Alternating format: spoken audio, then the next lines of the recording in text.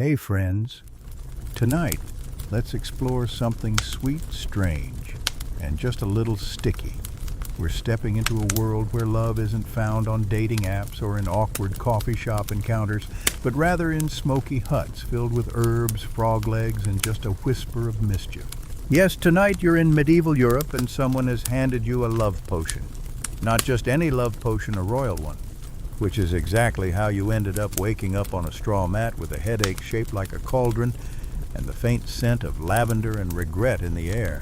So before you relax, take a second to like and subscribe if you find value in what we share. And hey, let me know where you're watching from and what time it is right now. I'm always curious how close you are to dreamland. Dim those lights, fire up a fan for that cozy background sound, and let's settle in for the journey ahead. You're in a thatched roof hut somewhere on the edge of a village that isn't on any map. You're not sure what day it is. You're not even sure what season.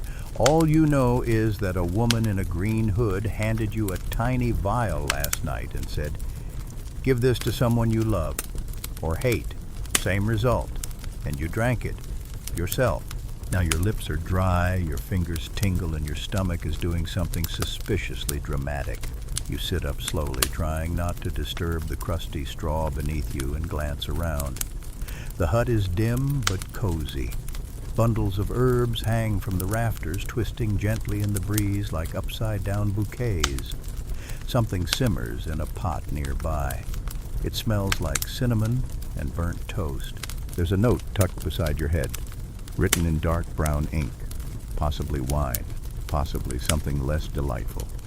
It reads, "Stay hydrated. Side effects may include dizziness, illusions of grandeur, or uncontrollable poetry. Good luck." You've made better choices, but not many. Outside, the sun has just started to climb over the trees, casting gold stripes across the mossy path. You hear roosters and the distant whinny of a horse. Someone yells, "That's not my goat." You choose to ignore that. You step outside, still holding the note, and take a breath of crisp morning air.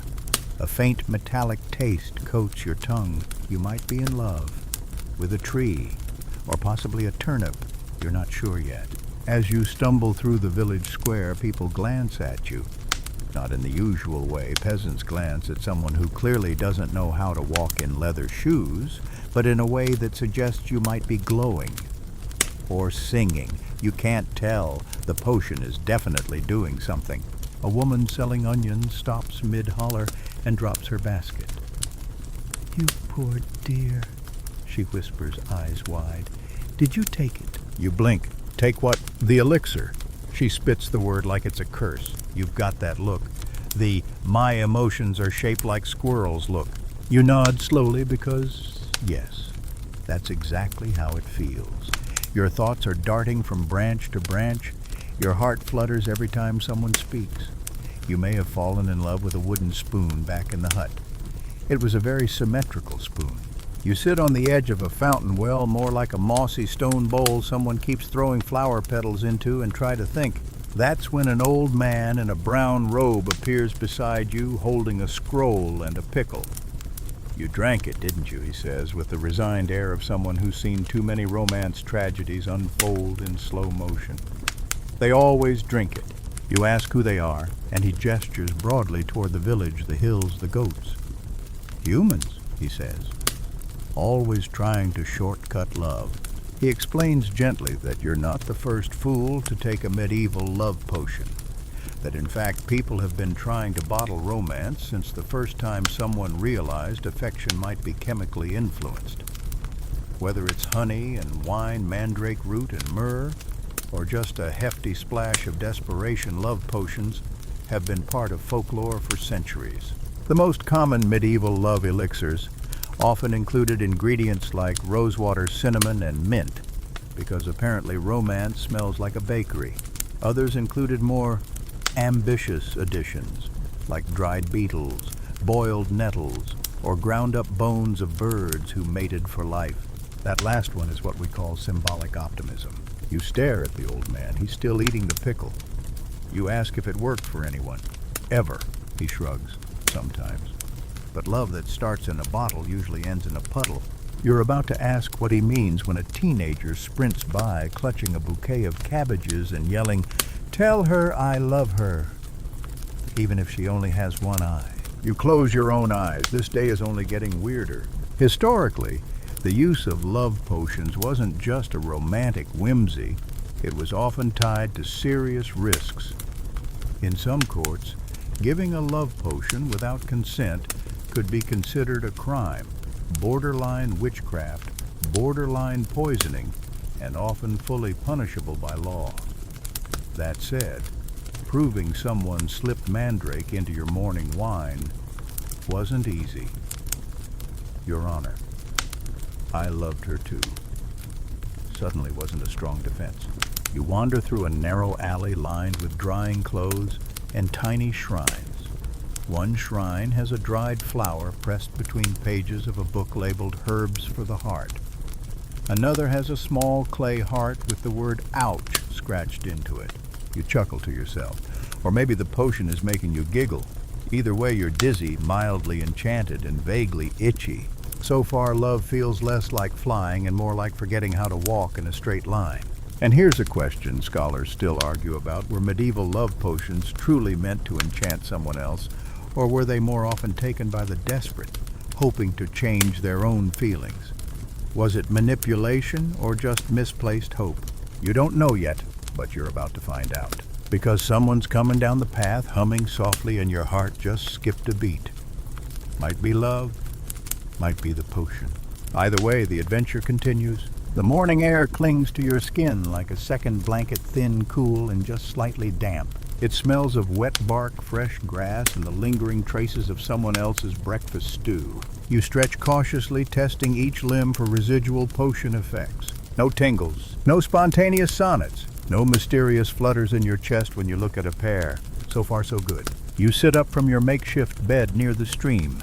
The stranger who joined you yesterday is gone, but a neatly folded leaf holds 2 early cherries and a pebble that's been polished smooth by water and time. You're not sure what it means, but it feels like a farewell, or a polite thank you for not turning into a goat overnight. You tie the lavender pouch around your wrist like a bracelet, just in case. The village is waking up around you, roosters clanging pans and someone arguing with a fence. You follow the scent of warm bread and find your way to the market square again, where a line of stalls sells everything from roasted hazelnuts to handmade combs. At a table near the well, a woman in a thick wool cloak gestures you over. She looks like someone who's been in love more times than she's been wrong. You join her curious. She asks if you've ever heard of love tokens. You hesitate. You're pretty sure you've heard of something similar, rings, scarves, ribbons soaked in perfume. She leans in and whispers, "Tooth." You blink. "Sorry." She nods solemnly. "I once received a molar from a man who claimed it had fallen out while he was thinking of me. Said it was a sign of devotion. Said the ache reminded him of longing. You're not sure whether to be horrified or impressed." She smiles faintly and continues. "In the old days, love tokens weren't always pretty. Sometimes it was hair, sometimes it was a button. Once I got a piece of fabric someone had used to blot their tears. Said it had my name in it. It didn't." You thank her for the story and wander off, mentally logging Tooth under things not to use in a proposal. It gets you thinking, though. Not about teeth specifically, but about the strange ways people in medieval times tried to hold on to love, make it visible, tangible, collectible.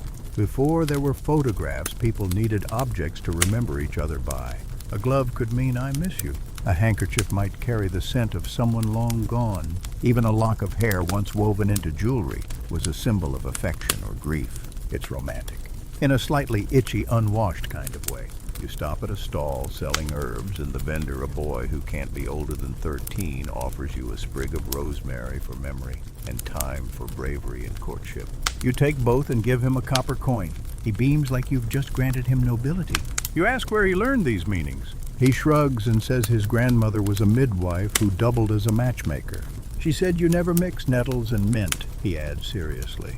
That combination causes heartbreak, or itchy elbows. She was never very specific. You nod, pocketing the sprigs. Just around the corner, a crowd is gathered. You edge closer and find a performer standing on a barrel. He's dressed in brightly dyed wool with ribbons tied around his wrists. His voice rings out across the square. She gave him a cake with cinnamon sweet, but forgot the salt. And now he's on his feet, running to the woods, heart in his hand, chasing a baker from a faraway land. The crowd claps and tosses coins. You watch amused. The poem is silly, but it reminds you of something important. Words matter. In love, perhaps even more than potions. Historically speaking, the medieval world adored love poetry. From troubadours in France to wandering bards in England, declarations of devotion were often wrapped in rhyme. Courtly love and idealized, often impossible passion was celebrated in verse, usually involving a knight sighing under a tree while a lady refused to make eye contact. Some scholars argue these poems were never meant to reflect reality. They were theatrical, more about the idea of love than the experience of it. Others suggest they were emotional training wheels, a way to practice what you wanted to say in a world where feelings weren't often shared out loud. You wonder, as the performer bows dramatically, how many of those poems were written under the influence of things stronger than wine. How many declarations of eternal love were just the result of poorly labeled herbs or an overcooked pheasant? You turn down a quieter street, one lined with carved wooden signs and ivy-covered windows. The buildings lean in close as if they're eavesdropping on each other. Somewhere a lute is being tuned or tortured. It's hard to tell. You spot a small doorway etched with symbols. Above it hangs a faded placard, The Binding Heart, scribe for hire. Inside, the air smells of ink and aged parchment. A man sits behind a desk hunched over a scroll. He looks up as you enter and gestures toward a stack of blank sheets. Looking to commission a love letter, he asks. You start to say no, but then you pause, because maybe, just maybe, writing it out would help clear your head. Not to send, of course, just for yourself. The scribe provides you with a quill and steps away, giving you space. You stare at the blank parchment. Your mind wanders to the stream, to the stranger's quiet laugh, to the apothecary's dry sarcasm. You don't write a poem, you write a note. Just a few lines, honest ones. I'm not sure if it's real, but it feels calm. And for now, that's enough. You fold the parchment, tuck it in your pocket, and thank the scribe. He nods. Most people don't send them, he says. They just need to say it, even if only to paper. You step outside, the sky now a soft wash of blue and gold. The village is quieter. The potion's effects, if any remain, have gone subtle. A gentle hum rather than a fanfare. You pass the fountain again and sit for a while, not to be dramatic, but to simply be still. And for the first time since this began, you don't feel bewitched or lost. You feel available, not to magic, but to the moment. The morning air clings to your skin like a second blanket, thin, cool, and just slightly damp. It smells of wet bark, fresh grass, and the lingering traces of someone else's breakfast stew. You stretch cautiously, testing each limb for residual potion effects. No tingles, no spontaneous sonnets, no mysterious flutters in your chest when you look at a pear. So far, so good. You sit up from your makeshift bed near the stream. The stranger who joined you yesterday is gone, but a neatly folded leaf holds 2 early cherries and a pebble that's been polished smooth by water and time. You're not sure what it means, but it feels like a farewell, or a polite thank you for not turning into a goat overnight. You tie the lavender pouch around your wrist like a bracelet, just in case. The village is waking up around you, roosters clanging pans and someone arguing with a fence. You follow the scent of warm bread and find your way to the market square again, where a line of stalls sells everything from roasted hazelnuts to handmade combs. At a table near the well, a woman in a thick wool cloak gestures you over. She looks like someone who's been in love more times than she's been wrong. You join her, curious. She asks if you've ever heard of love tokens. You hesitate. You're pretty sure you've heard of something similar: rings, scarves, ribbons soaked in perfume. She leans in and whispers, tooth. You blink. Sorry. She nods solemnly. I once received a molar from a man who claimed it had fallen out while he was thinking of me. Said it was a sign of devotion. Said the ache reminded him of longing. You're not sure whether to be horrified or impressed. She smiles faintly and continues. In the old days, love tokens weren't always pretty. Sometimes it was hair. Sometimes it was a button. Once I got a piece of fabric someone had used to blot their tears. Said it had my name in it. It didn't. You thank her for the story and wander off, mentally logging tooth under things not to use in a proposal. It gets you thinking, though. Not about teeth specifically, but about the strange ways people in medieval times tried to hold on to love, make it visible, tangible, collectible. Before there were photographs, people needed objects to remember each other by. A glove could mean I miss you.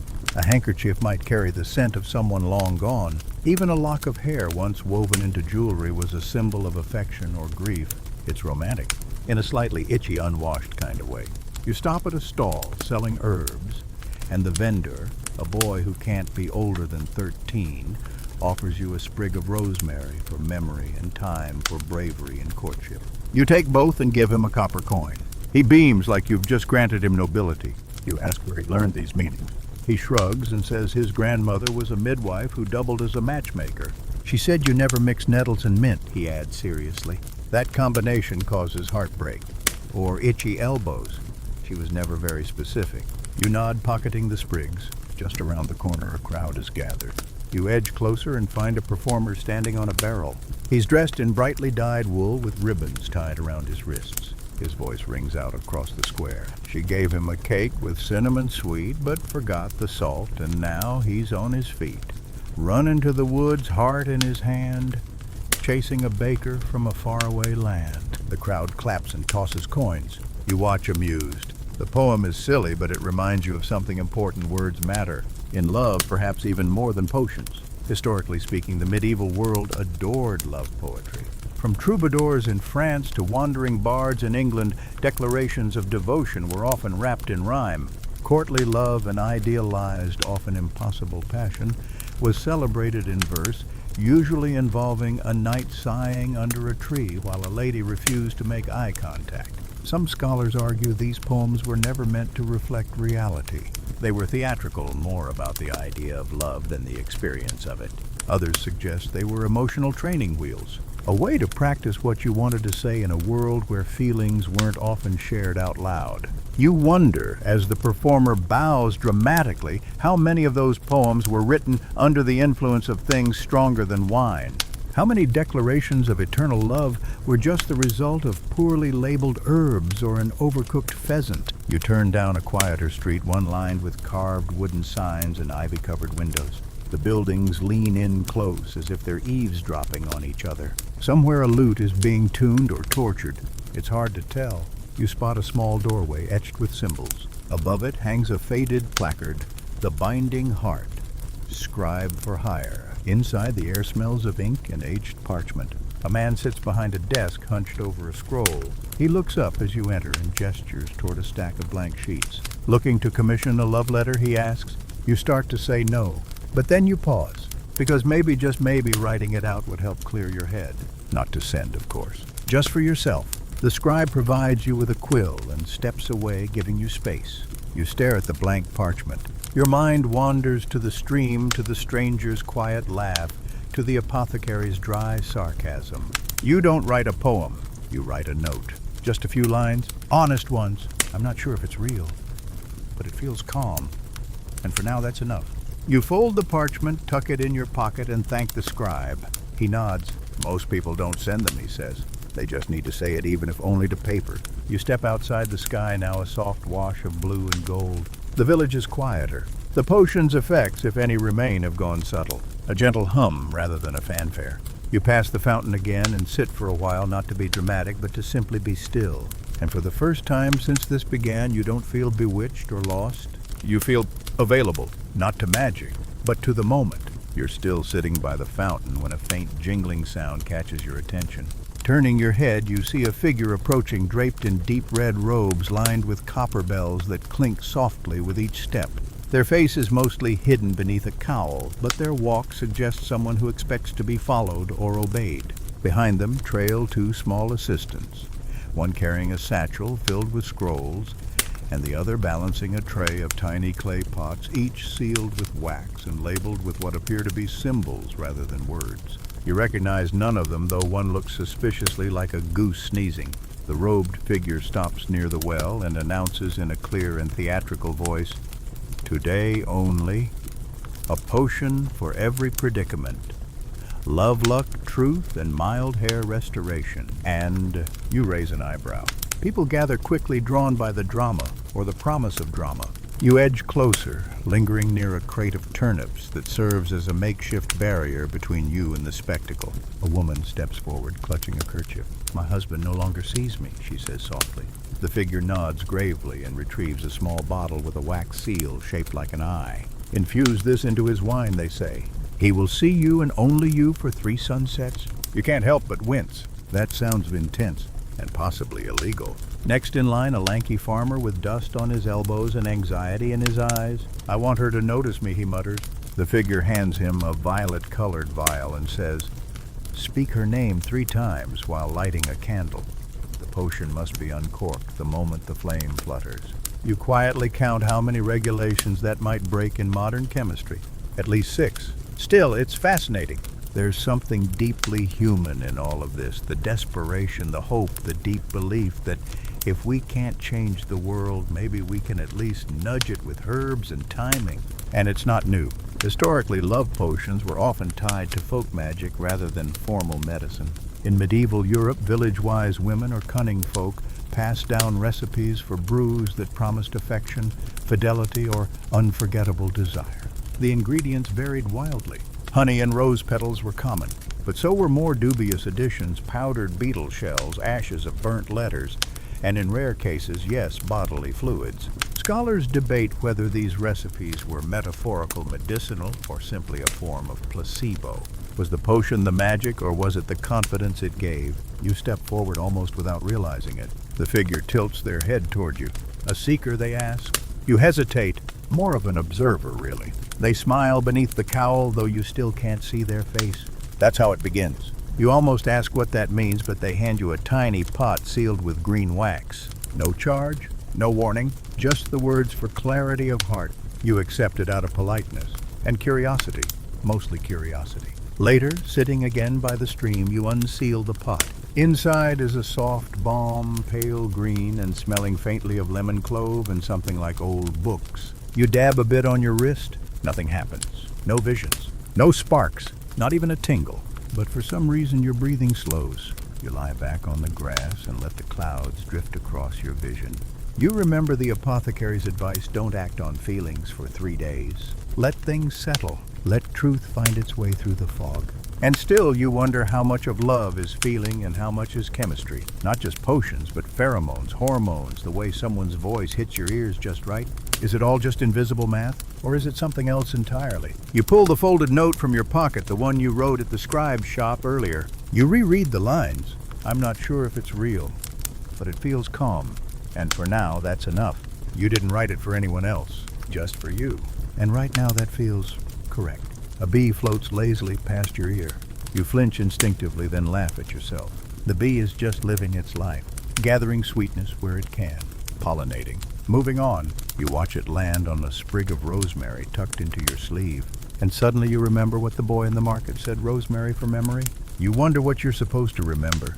Then you realize it's not about a specific memory.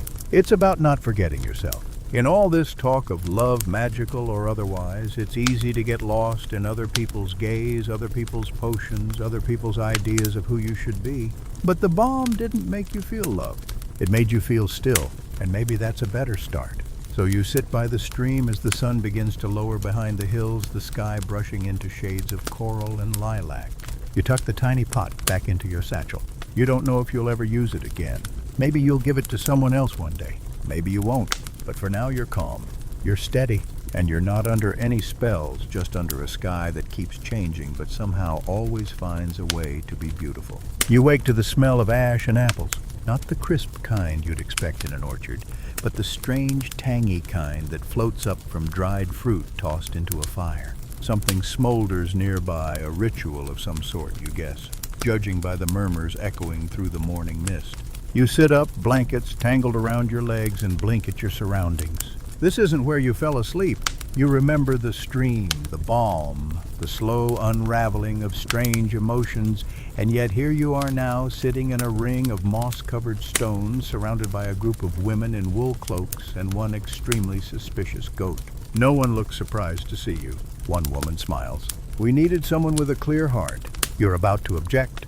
You're not sure your heart is particularly clear. It's mostly confused and mildly scented like rosemary, but then someone hands you a wooden bowl. Inside is a dark red liquid, warm and steaming, with a slice of what might be dried plum or possibly beetroot floating on top. This is the heart blend, she says. To test truth, not love, truth. You ask if you can just observe instead. They ignore you politely. A second woman adds a sliver of root to the bowl. Made from elder bark, sweat root, honeycomb, and a piece of your own hair, she says. You glance at your head. Someone must have snipped it while you were sleeping. That's unsettling, but efficient. They begin chanting softly, not ominously, just like people trying to remember a recipe without looking it up. You're still holding the bowl! The goat stares at you. You take a cautious sip. The warmth slides down your throat, leaving behind a tingle that's not unpleasant. The flavor is strange, earthy, slightly bitter, with an aftertaste like burnt sugar and citrus. You close your eyes, just for a moment, and suddenly everything slows. You see the woman from the fountain, the apothecary's lavender pouch, the note you wrote, the stranger by the stream. Each one floats through your mind like petals on a pond. Then comes the sharpest image of face. Not beautiful, not dramatic, just kind. Laugh lines, tired eyes, a familiarity you can't quite name. You gasp, blinking hard. The women around you nod. Truth reveals in layers, one says. Not answers, just direction. Historically, love potions were often conflated with truth serums. Many believed that under their influence, someone's true desires would be revealed. But what if that was never accurate? What if the potion didn't uncover truth, but fabricated clarity, manufactured emotion that felt convincing in the moment? That's what some historians suggest. Others argue that potion making was symbolic, like dream interpretation or tea leaf reading useful. Not because it was real, but because it gave people space to confront what they were too scared to name on their own. You open your mouth to ask if this is safe, but the ritual is already ending. The goat sneezes. The moment passes. The women pack up the herbs, the stones, the chants. One pats your shoulder. It won't tell you who to love, she says, but it will help you notice who listens. You thank her, and you mean it. You walk back to the village slowly, the taste of the potion still faint on your tongue.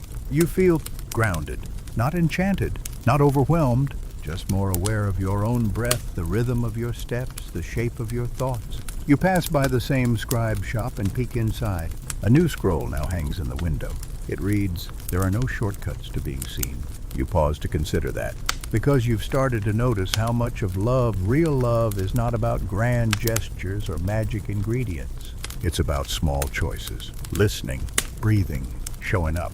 Still, there's a question in the back of your mind, one you haven't answered yet. What happens when the potion wears off completely? Will you still feel anything at all? You turn down a lane lined with broom shrubs and crushed flowers. At the end of it is a familiar figure, rope-tied sleeves, dust on their boots, a small satchel slung over one shoulder. They're leaning against a fence, watching birds hop between branches. You stop. They look up. No spells, no shimmering music. Just a moment. You both smile. They wave you over. And maybe that's enough. You join the stranger by the fence. Neither of you speaks right away, which feels surprisingly natural. A few birds rustle in the nearby bushes, and somewhere in the distance someone drops a metal bucket. The clatter echoes, fades, and all that's left is the quiet comfort of shared space. They glance at you sideways, then back to the birds. "I thought you left," you say. They smile. "I did, but not far. Some mornings are worth circling back for." You try not to overthink what that means. They offer you a piece of bread wrapped in cloth. It's still warm, fresh from someone's oven. You accept it with a quiet thank you, and together you lean on the fence, slowly tearing off bites in sync like two oddly choreographed trees. You wonder if this is what love actually looks like in the real world. Not potions, not poetry, but casual sharing of carbohydrates and silence. After a while, they speak again. "There's a story they tell in my village. They begin about a woman who made a love potion that worked too well. The man she gave it to followed her everywhere, never left her side. At first she thought it was devotion. Then she realized he was just under the spell." You nod. "What happened to them?" "She left," they say, "and he just stood in the same place for years, forgot how to want anything else." You let the silence settle between you again. That story is almost too familiar, because that's the real danger of love potions, not that they make someone love you, but that they replace love. Like cheap perfume that only smells sweet because it overwhelms everything else. It's not just magic that can do that, though. Sometimes we chase love the same way, trying to control it, freeze it, force it into a shape. And in doing so, we forget that real affection requires something potions can't create: permission, choice, change. You glance down at the bracelet on your wrist, the lavender pouch now faded and faint smelling. You haven't needed it today. Maybe that's a good sign. The stranger is watching your hand, still using the charm. Only when I think I'm about to recite bad poetry, you say. They grin. Dangerous habit. You both fall into step, wandering aimlessly toward the outer edge of the village where tall grass sways in slow motion. It's quiet here, away from the noise of merchants, street singers, and potion sellers. You pass an old well, half covered in ivy, and pause when you see a strip of red cloth tied to one of the stones. You recognize it instantly. It's the kind of love token the market woman mentioned yesterday. Someone tied it here, likely while making a wish, that their feelings would be returned, that the right person would pass by, that something would change. Your companion reaches out and runs a finger along the fabric. Do you believe in it, you ask? They think for a second. I believe in symbols, they say. Not because they cause change, but because they remind us that we want it. You nod. There's a long-standing tradition of placing objects at well shrines or trees as a form of love magic. In some parts of Europe, red ribbons tied to trees were supposed to bring fidelity. In others, heart-shaped tokens were dropped into fountains to bind one's desire to fate. And while many dismissed these practices as superstition, some modern scholars argue they offered something rare in medieval life hope. When arranged marriages and social restrictions left little space for romantic freedom, small rituals gave people a private sense of control. Even if the magic didn't work, the act of doing something mattered. You stare at the ribbon. I think someone was hoping for more, you whisper. Maybe they got it, the stranger replies. Maybe they're still waiting. You walk on, passing sheep, chewing thoughtfully, and a child pretending to duel a tree with a stick. The sky is beginning to shift again, colors softening into afternoon hues. You feel less like you're waiting for something to happen and more like you're already inside whatever it is. That's when you see him. A man standing beside a stall at the edge of the green holding a vial in one hand. He's arguing with the seller, a loud woman in a feathered cap, about whether the potion she gave him worked. She insists it did. He insists that his wife fell in love with the neighbor's goat. Everyone nearby pretends not to listen, while absolutely listening. You and the stranger share a glance. Should we intervene, they ask? You shake your head. I think it's already too late. The man tosses the potion to the ground. It doesn't shatter, it bounces. That seems even worse somehow. He storms off, muttering curses that include several farm animals. You both walk on, trying not to laugh too loudly. Eventually the road curves around a field of wildflowers where bees hum lazily and the grass smells like a memory you can't quite place. You stop for a moment, just to breathe. I don't know what the potion did, you say softly, but I think I'm starting to feel normal again. The stranger looks at you, head tilted. What's normal? You smile. Less dramatic? They nod. That's a shame. I liked dramatic. You laugh. It's a quiet laugh, the kind that sneaks up on you. Then you both keep walking. Not toward a spell, not away from one, just forward, together. The sky has turned to a pale, sleepy gold by the time you return to the village square. A gentle hush has settled over the stones and stalls, like the marketplace itself has yawned and decided to take a short nap. The perfume of wilted flower garlands, roasted nuts, and something very garlicky lingers in the air. You stretch your arms, noticing that for the first time in days your joints don't feel like they're arguing with each other. Whatever strange brew has been coursing through your veins, whether magical, emotional, or just highly fermented, seems to have mellowed. You wander toward the edge of town and spot a group gathered in a low courtyard, surrounded by clay pots and drying herbs. At the center, a middle-aged woman in a heavy apron stirs something thick and purple in a cauldron, her brow furrowed with scientific seriousness.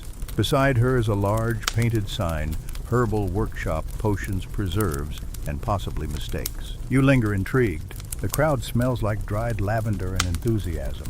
The woman announces that today's lesson is about boiling love down to its base ingredients. You're not sure if that's metaphorical or literal. She points to several ingredients laid out in neat rows: dried rose hips, crushed wild strawberries, a slice of honeycomb, and a single human hair. You instinctively pat your head. Someone hands you a mortar and pestle. You blink. Apparently you're participating now. Love is chemistry, the woman says, grinding berries with dramatic flair. But chemistry requires balance. Sweetness, acidity, depth. Too much of anyone and it curdles. You nod like that makes perfect sense. Honestly, it kinda does. As you work the mixture, she tells stories of famous love potions gone wrong, one that caused hiccups every time the recipient heard their beloved's name, and another that turned a passionate fling into a lifelong addiction to goat's milk. It wasn't even magical, she admits, just a very strange allergic reaction. There's laughter and someone spills dried elderflower onto the cobblestones. The mood is light, the kind of communal activity that feels like therapy disguised as cooking class. Historically, this blending of herbalism and emotion wasn't rare. Medieval Europe had entire professions built around plant lore and matchmaking herb wives, cunning folk, and green women. These were not full-blown witches in the theatrical sense, but often local experts on everything from healing salves to wedding charms. The line between medicine and magic was blurry. A tisane for calming nerves could be passed off as a courage brew. A tincture for digestion might be sold as a confidence drop. What mattered wasn't just what went into the mixture, it was what the buyer believed about it. Some scholars argue that these community rituals were less about potion efficacy and more about agency. In a world with limited personal freedom, particularly for women crafting or drinking a potion, however symbolic, was a small act of control. A choice. You finish grinding your mixture and pass it to the woman who ladles it into a tiny ceramic pot. She seals it with wax and hands it back to you. It probably won't make anyone fall in love, she says, smiling, but it smells nice, and it reminds you that you can make something gentle with your own hands. You tuck the pot into your bag and thank her. You feel oddly proud. Back outside, the light is turning orange. The shadows stretch long and playful across the stone paths. You wander with no particular destination, letting your feet follow curiosity.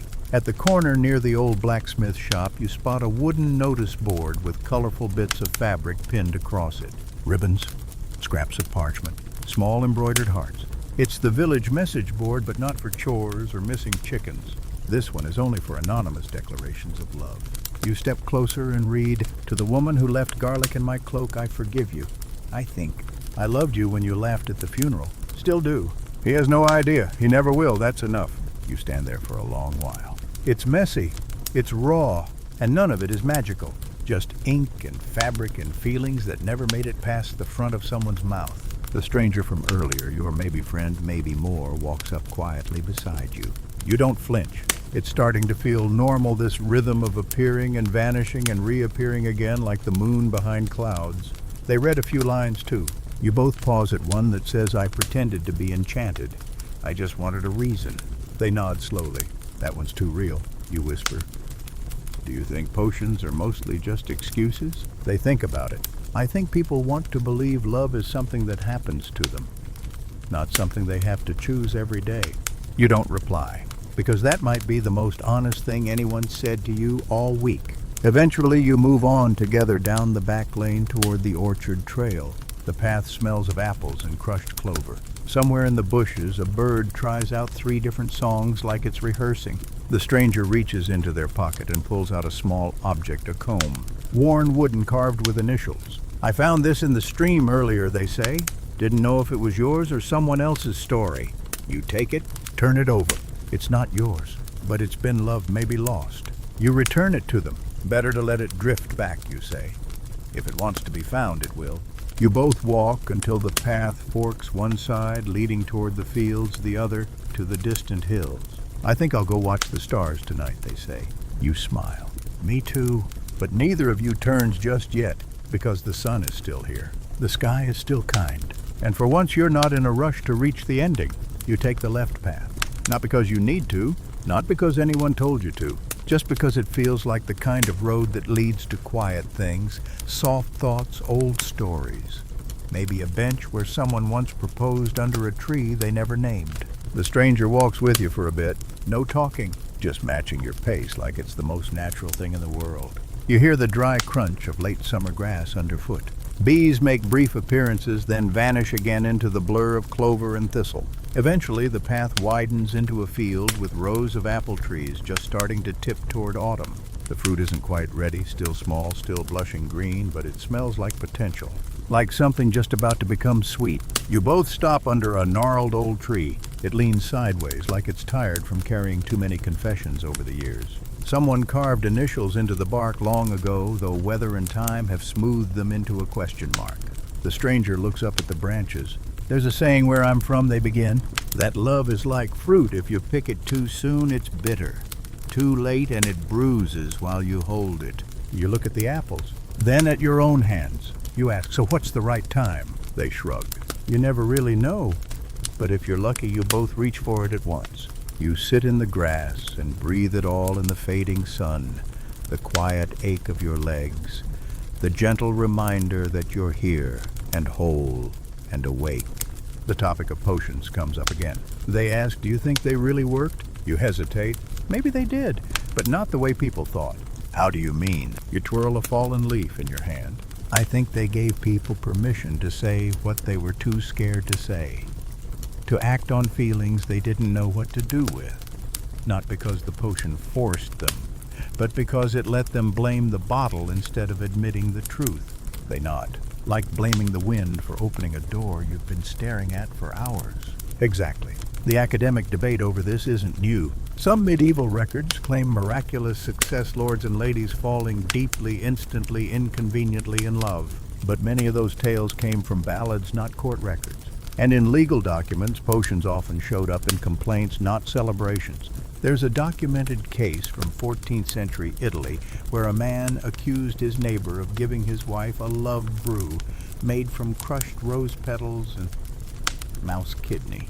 The wife denied everything except that she thought the neighbor's voice was pleasant in the mornings. The case was dropped, but the record remains. Did the potion work? Or did the idea of it simply shift how she saw the world? You lie back in the grass and stare at the sky. A hawk glides overhead, barely moving its wings.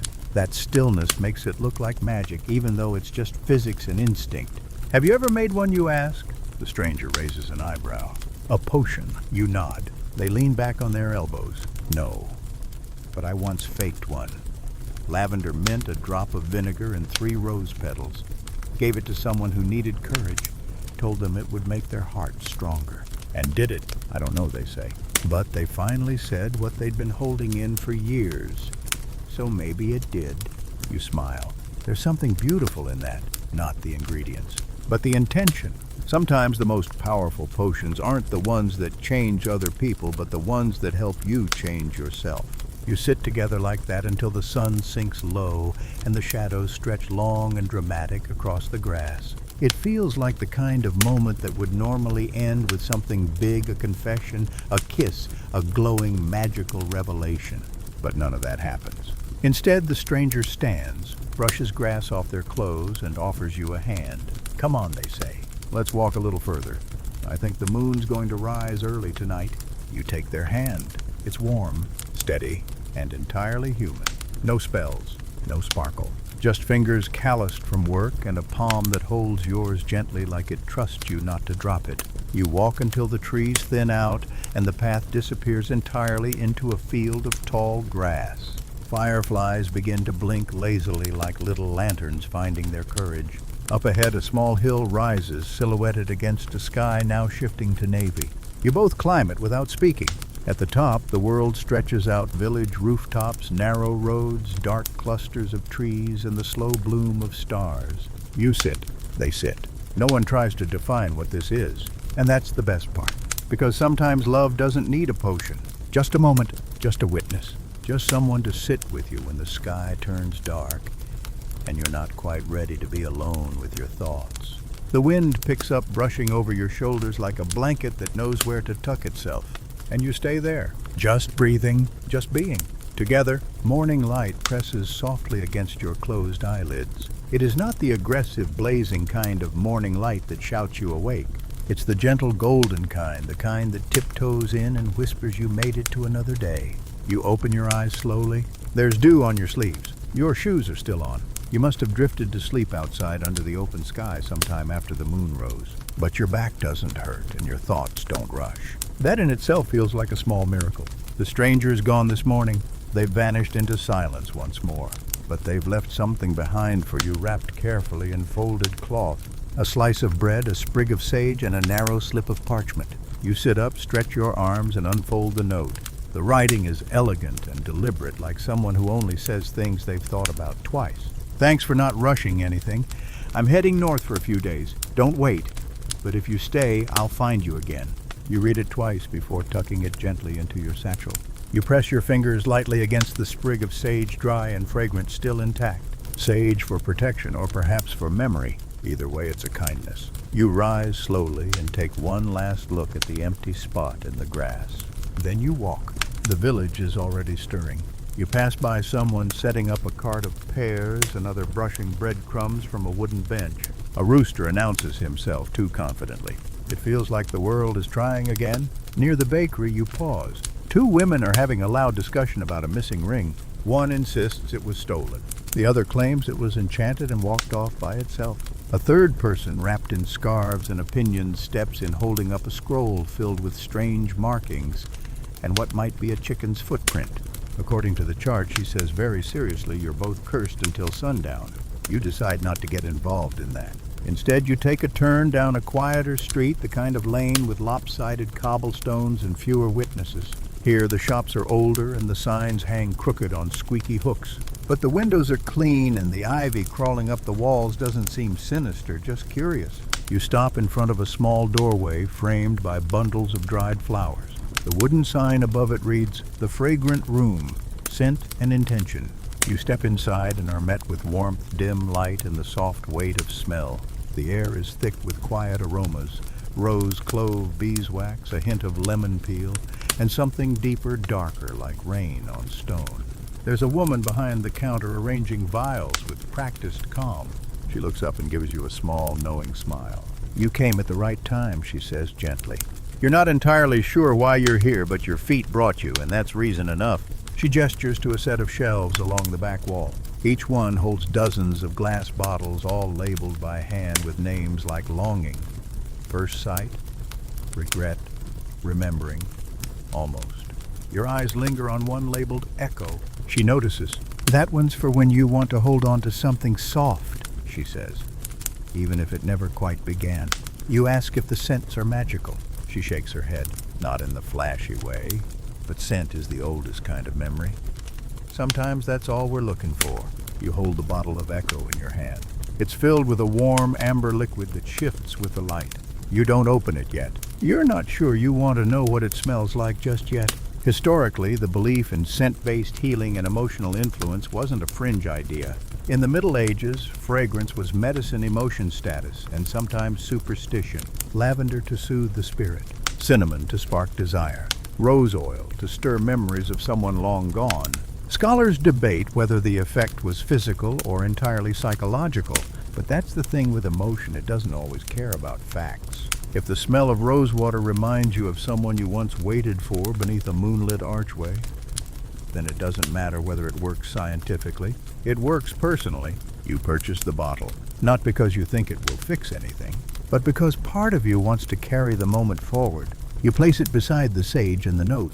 Your satchel is starting to feel less like a bag and more like a story. As you step back outside, a breeze picks up. The air has shifted slightly. The sun is higher now. The light is stronger, less hesitant. You find your way past the ivy-covered wall near the chapel ruins. There's a corner where villagers post anonymous notes. Some are scraps of ribbon, some are folded paper, and a few are simply words etched in charcoal. "I didn't speak, but I saw you. You asked about the cat. I said no. I lied. Love does not vanish. It just changes clothes." You stand in front of it for longer than you mean to. You don't add anything, not yet, but you do feel something settle in your chest. Not closure, not clarity, but maybe the beginnings of direction. That's enough for now.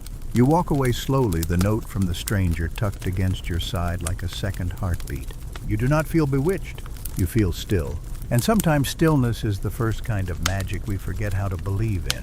The sun climbs higher as you leave the wall of secret messages behind. Your feet follow the stone path out of habit more than direction. You don't have a destination exactly.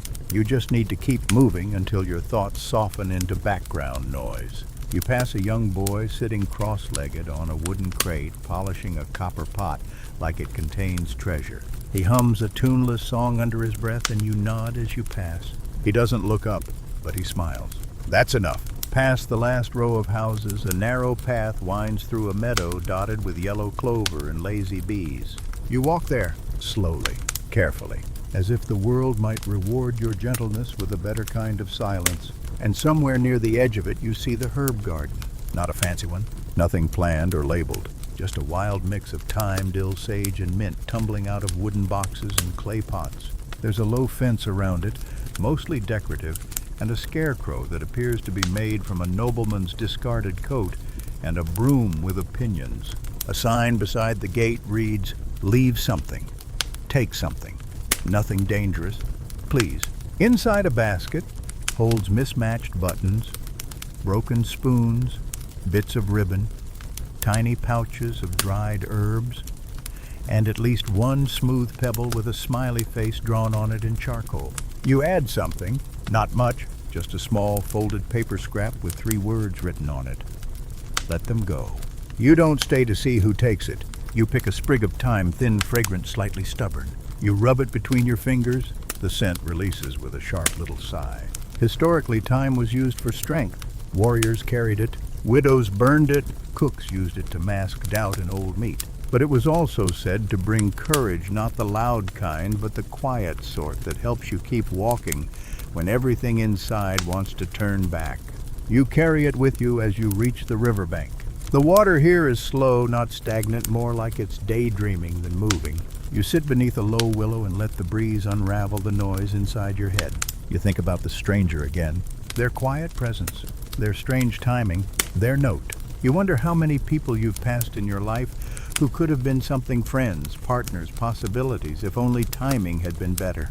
If only you'd said something different, or sooner, or at all. You wonder how often love is missed, not because it wasn't there, but because you mistook the pause for the ending. You lean your head back against the tree and close your eyes. Then you hear a rustle, a soft step. You open your eyes and see a figure sitting near the water, not facing you, just there, cloaked in brown, back slightly hunched. They toss something into the stream, a petal, maybe a leaf. You say nothing, but they speak first. "I used to believe in potions," they say. "Real ones, love ones." Their voice is tired, not old. Like someone who's carried too many stories too carefully. "I made one once," they continue, or thought I did. Just herbs and heat and a whole lot of hope. Gave it to someone who didn't even know my name. Thought it would change everything. You say nothing, just listen. They smiled. Said thank you. Said it tasted like soup and regret. Then they left with someone else that same afternoon. The figure chuckles softly. Sometimes the only magic in a potion is the story we attach to it. You nod, even though they aren't looking. After a while, they stand dust off their hands and begin to walk away. But before they vanish behind the tall grass, they pause. Just so you know, they say, still not turning around, you don't need potions. You're already doing the brave part. And then they're gone. You sit for a long while after, watching the water, holding the time, letting that idea settle deep inside your ribs. Maybe bravery isn't some big gesture. Maybe it's sitting in the aftermath of almost love and choosing not to harden. Maybe it's packing your bag again even when you don't know where you're going next. You return to the village as the sky begins to dim. People are lighting lanterns and laying out cloths for evening meals. The air smells like lentils, wood smoke, and whatever hope smells like after a long walk. You pass a musician tuning a lute with a stubborn string. You pass an old man asleep on a bench, snoring like he's dreaming of dragons. You pass someone tying a ribbon to a tree branch, and someone else untangling a knot that's clearly been there too long. And for the first time in days, you don't feel like you're waiting for the potion to wear off. You feel like you've already moved past it. You reach the door to the inn where a candle burns softly in the window. Inside, you'll sleep in a real bed, maybe dream about nothing. And when you wake, you'll decide again who you want to be. No potions, no spells, just time in your pocket, lavender on your wrist, and something new, something calm rising in your chest. You open the door, step inside, and let the evening hold you. The next morning arrives in quiet layers. No bells, no barking dogs, no chaotic villagers arguing about cursed muffins or missing chickens. Just a soft breeze sneaking through the cracks of the window shutters and a golden light that spills gently across the floorboards like it's apologizing for waking you. You blink slowly. The mattress beneath you creaks like it's telling a secret. Your feet miraculously don't ache.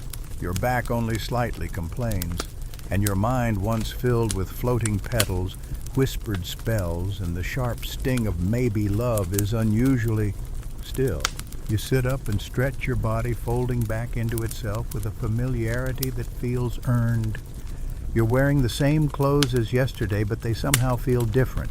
Maybe it's the sleep, maybe it's the clarity, maybe it's the absence of magical interference. You take inventory of what's in your satchel, the lavender sachet still faintly fragrant, the folded note from the stranger now soft at the edges, the bottle labeled Echo untouched, the sprig of thyme slightly bruised but proud, and a coin someone must have slipped in while you weren't paying attention.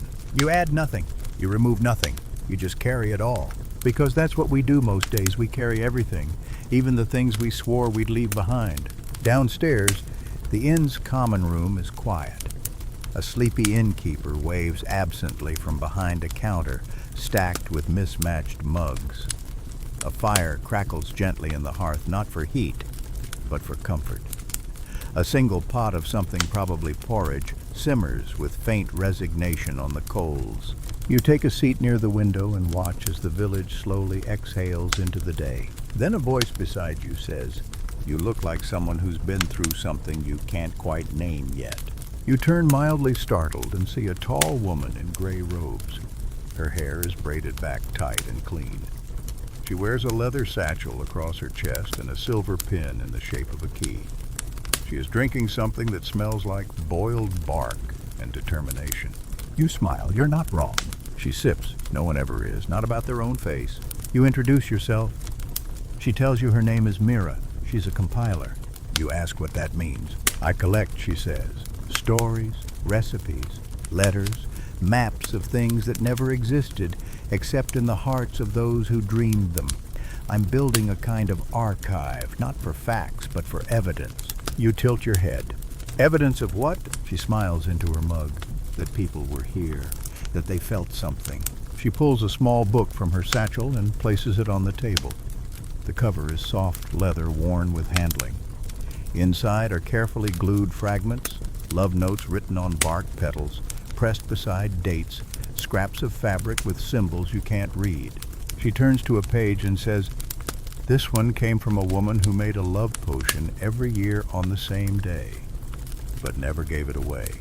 Just bottled it, labeled it, and stored it on a shelf. She made 17 of them before she stopped." You ask what happened in the end. "She opened the last bottle," Mira says, "smelled it, then poured it into the river and married someone who hated the idea of spells." You both sit in silence for a while. It's not sad, it's just a little tender. Then she looks at you with curiosity. "Do you have something worth saving?" You think about it, not just the objects in your bag, but the moments. The stream, the stranger's quiet voice, the feeling of wanting something without needing to own it, the understanding that sometimes being close is enough, that sometimes the almost was the entire point. You pull out the note and slide it across the table. She reads it, smiles, and carefully copies the words into her book, adding the date and a small drawing of a sprig of sage in the corner. "I'll label it Patience," she says. "That feels right." Then she finishes her drink and stands. "If you find more stories," she says, "send them." You ask how. She taps the table once, then points to the window. The wind knows. And then she's gone. Just like that. You finish your own breakfast slowly, watching as villagers walk past the window carrying baskets of eggs. Small children, or the day's first doubt. You don't rush, because you've started to realize slowness is a kind of love too. Historically, the idea of love potions being preserved rather than used is not unheard of. In some medieval households, people created charms or brews for themselves not to cast spells on others, but to mark moments they didn't want to forget. These were known as emotional records or sometimes soul jars. There is debate among scholars about what these vessels truly meant. Were they private rituals, silent prayers, memory anchors, or just a way to feel like you were doing something about feelings too large to carry unbottled? You step out into the morning light. A crow caws once from the chimney. A breeze curls around your ears like a soft whisper. You realize you still have the bottle of Echo. You could open it now. You could breathe it in. You could try to feel something intentional. But you don't. Not yet. You walk past the bakery where someone is hanging bundles of rosemary from the doorframe. You nod to them. They nod back. You keep walking, down the lane, past the ribbon tree, past the message wall, toward the hills. There is no plan in your feet, just rhythm and trust. You don't know if the stranger will come back. You don't know if you'll wait. But you do know this. You're not lost. Not today. By the time the sun reaches its peak, you've made it halfway up the nearest hill. Not the tallest one, not the one with the dramatic view, just a modest rise, easy on the knees, covered in soft grass and flowering weeds that smell vaguely of honey and persistence. You sit beneath a bent pine tree, its branches shaped like someone once asked it to stay humble. The wind here is louder but not cruel. It carries the scent of faraway fires and something faintly sweet like baked apples, maybe, or baked promises. You open your satchel and take out the bottle labeled Echo. You still haven't uncorked it. It's warm now from the sun and your body. The golden liquid inside moves slowly like it remembers what it used to be. You hold it up to the light. It casts a small reflection on your shirt, just a shimmer, nothing magical. You set it back down. You're not quite ready. Instead, you lie back and watch the clouds.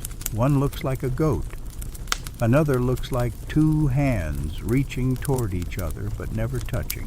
You try not to read too much into that. Your mind drifts. You think about that woman from the fragrant room, the one who said scent was memory. You wonder if she ever forgets the recipes, or if they're stored somewhere in her bones by now. You wonder how many heartbreaks she's bottled for other people while hiding her own behind shelves and dried citrus peels. The thought makes you sit up again. You write something, just a short note. 5 words on a torn bit of paper. Let this be enough today. You weigh it down with a pebble and leave it under the tree. You're not sure for who. Maybe for you, maybe for the next traveler, maybe for no one. That's the beauty of love sometimes. It doesn't always need an audience. You follow a smaller path leading down the far side of the hill. It's lined with white stones, clearly placed by human hands, deliberate, uneven, hopeful. The path leads to a low stone bridge. Moss creeps along the edges, and someone has carved a heart into one of the support beams. Inside the heart, the initials are unreadable. Weather has softened them into mystery. You stop in the middle of the bridge and look down at the water. It moves gently, not a stream, not quite a river, just a body in motion making its way slowly around obstacles, not in a rush. You take out the bottle again. Finally, you pull the cork. A soft hiss escapes like the bottle exhaling after being silent too long. The scent rises. It's not dramatic. It smells like rain-soaked parchment and old wool, like citrus tea left too long on a windowsill, like someone familiar humming in the next room even though you can't see them. And beneath it all, lavender.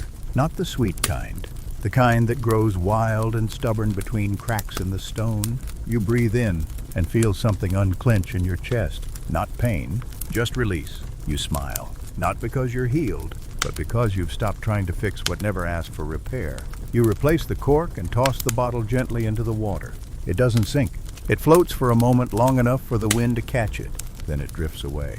You stay there for a while longer, hands resting on the bridge's edge, elbows damp from moss. You don't cry. You don't sigh dramatically. You just rest.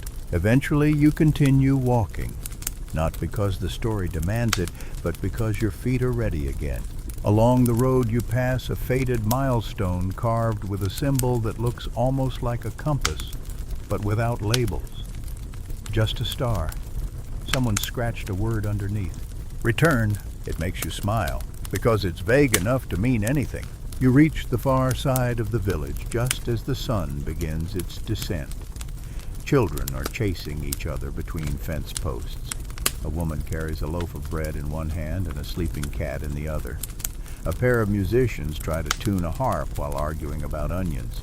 You pass them all. The world continues turning without asking how you feel about it, and somehow that feels right. You stop outside the inn where you stayed last night. There's a fresh bundle of rosemary hanging from the doorframe. You pluck a small sprig and tuck it behind your ear, not for memory, not for luck, just because it feels like a small kindness to yourself. Inside, the innkeeper looks up and raises an eyebrow. You again. You nod. Just one more night. They hand you a key without asking further questions. Upstairs, your room is quiet. There's a candle already lit. A folded blanket waits at the foot of the bed like a loyal dog.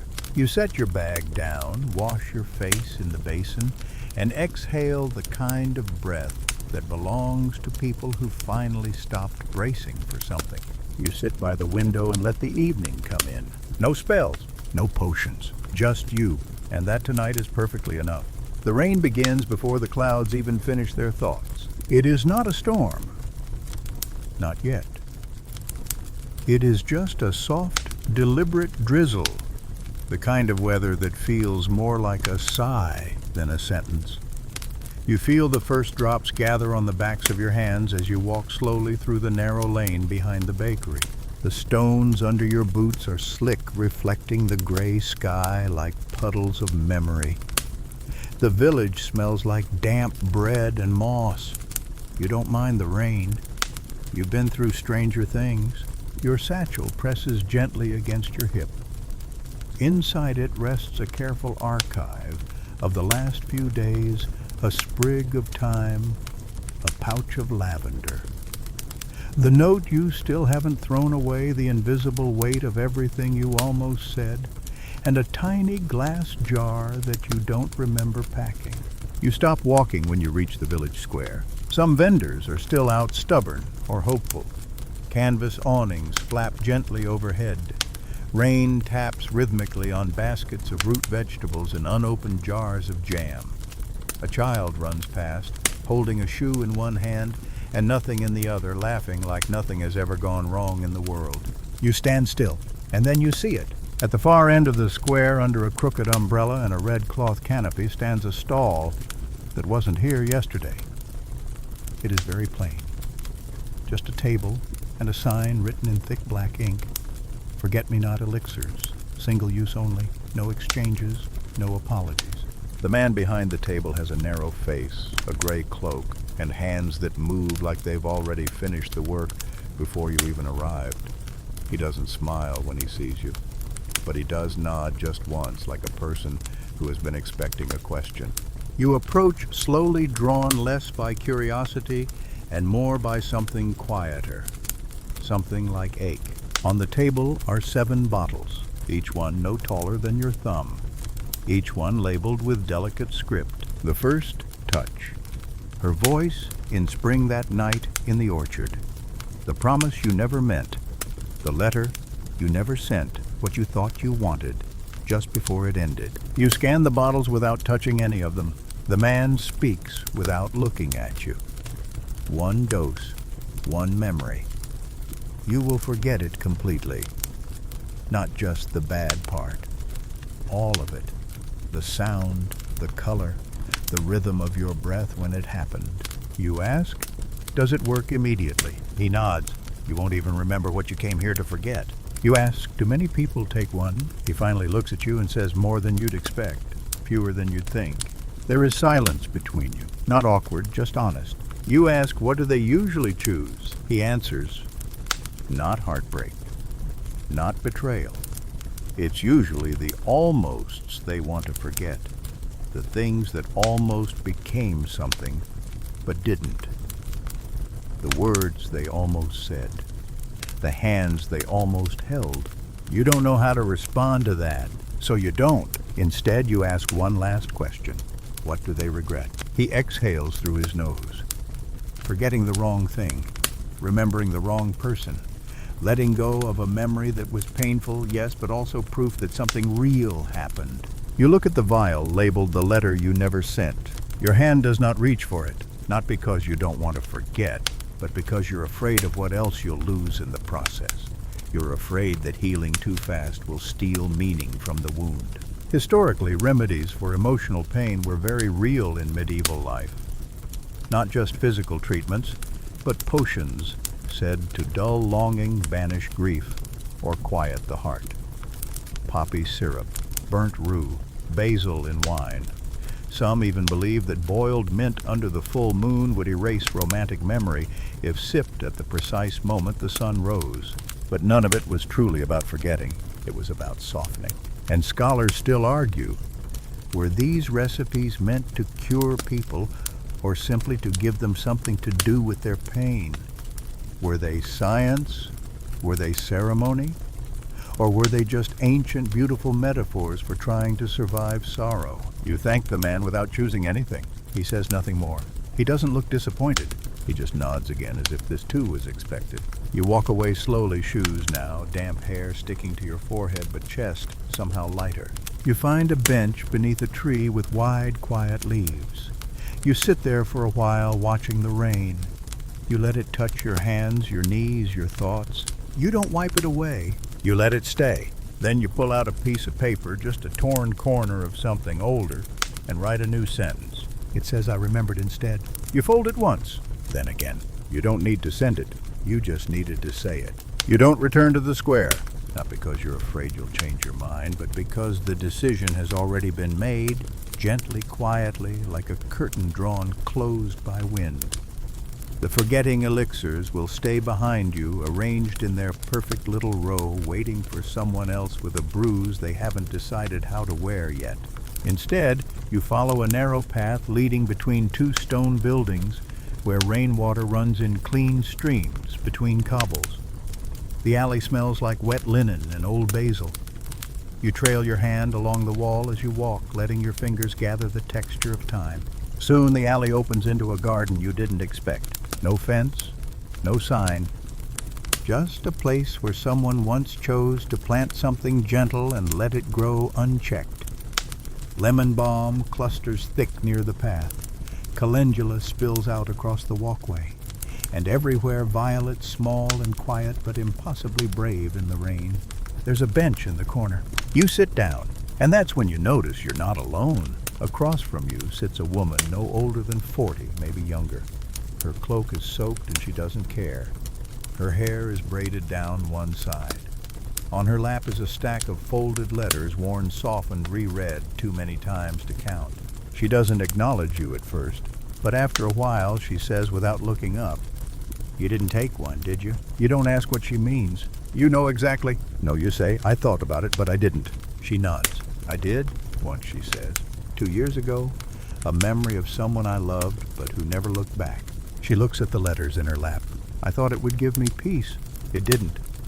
I forgot their voice, yes, but I also forgot why I loved them. I couldn't even remember what I lost."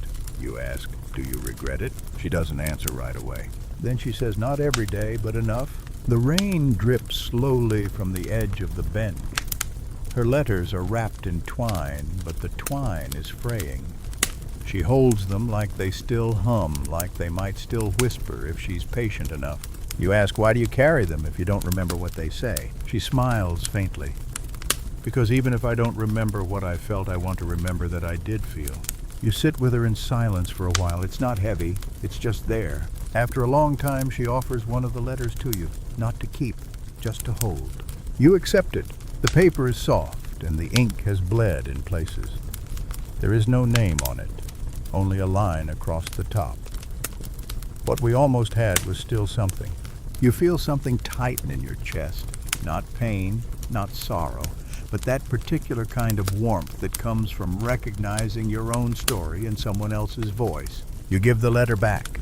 She nods once and stands. "I'll forget again someday," she says, "but not today." She walks into the rain, slowly disappearing behind the curtain of mist.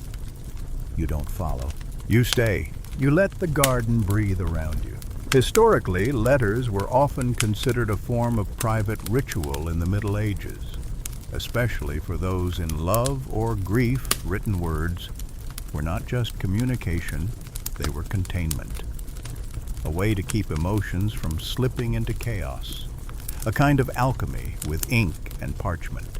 Some scholars believe that letters, especially those never sent, acted as a form of safe magic. They preserved intention without consequence. Others argue that unsent letters were just emotional clutter, unfinished spells with nowhere to land. But maybe they were both. Maybe some things are meant to live only in the space between heartbeats and handwriting. You rise from the bench and walk the edge of the garden, running your fingers along the tops of the plants. The lemon balm smells sharp and clean. The calendula sticky with sap. The violets bow gently under the weight of the rain, but they do not break. At the far end of the garden, you find a low wall, and beyond it a slope of grass that leads down to a small stream. You follow it, because that's what your feet do now. They follow what doesn't hurt. The rain finally begins to fade. Not all at once, just one drop at a time until the air holds more memory than moisture. The world smells green again, and soft. You sit by the stream and remove your boots. You let your feet feel something other than distance. The water is cold, honest, uncomplicated. And you laugh, not because anything is funny, but because you're tired of holding everything too carefully.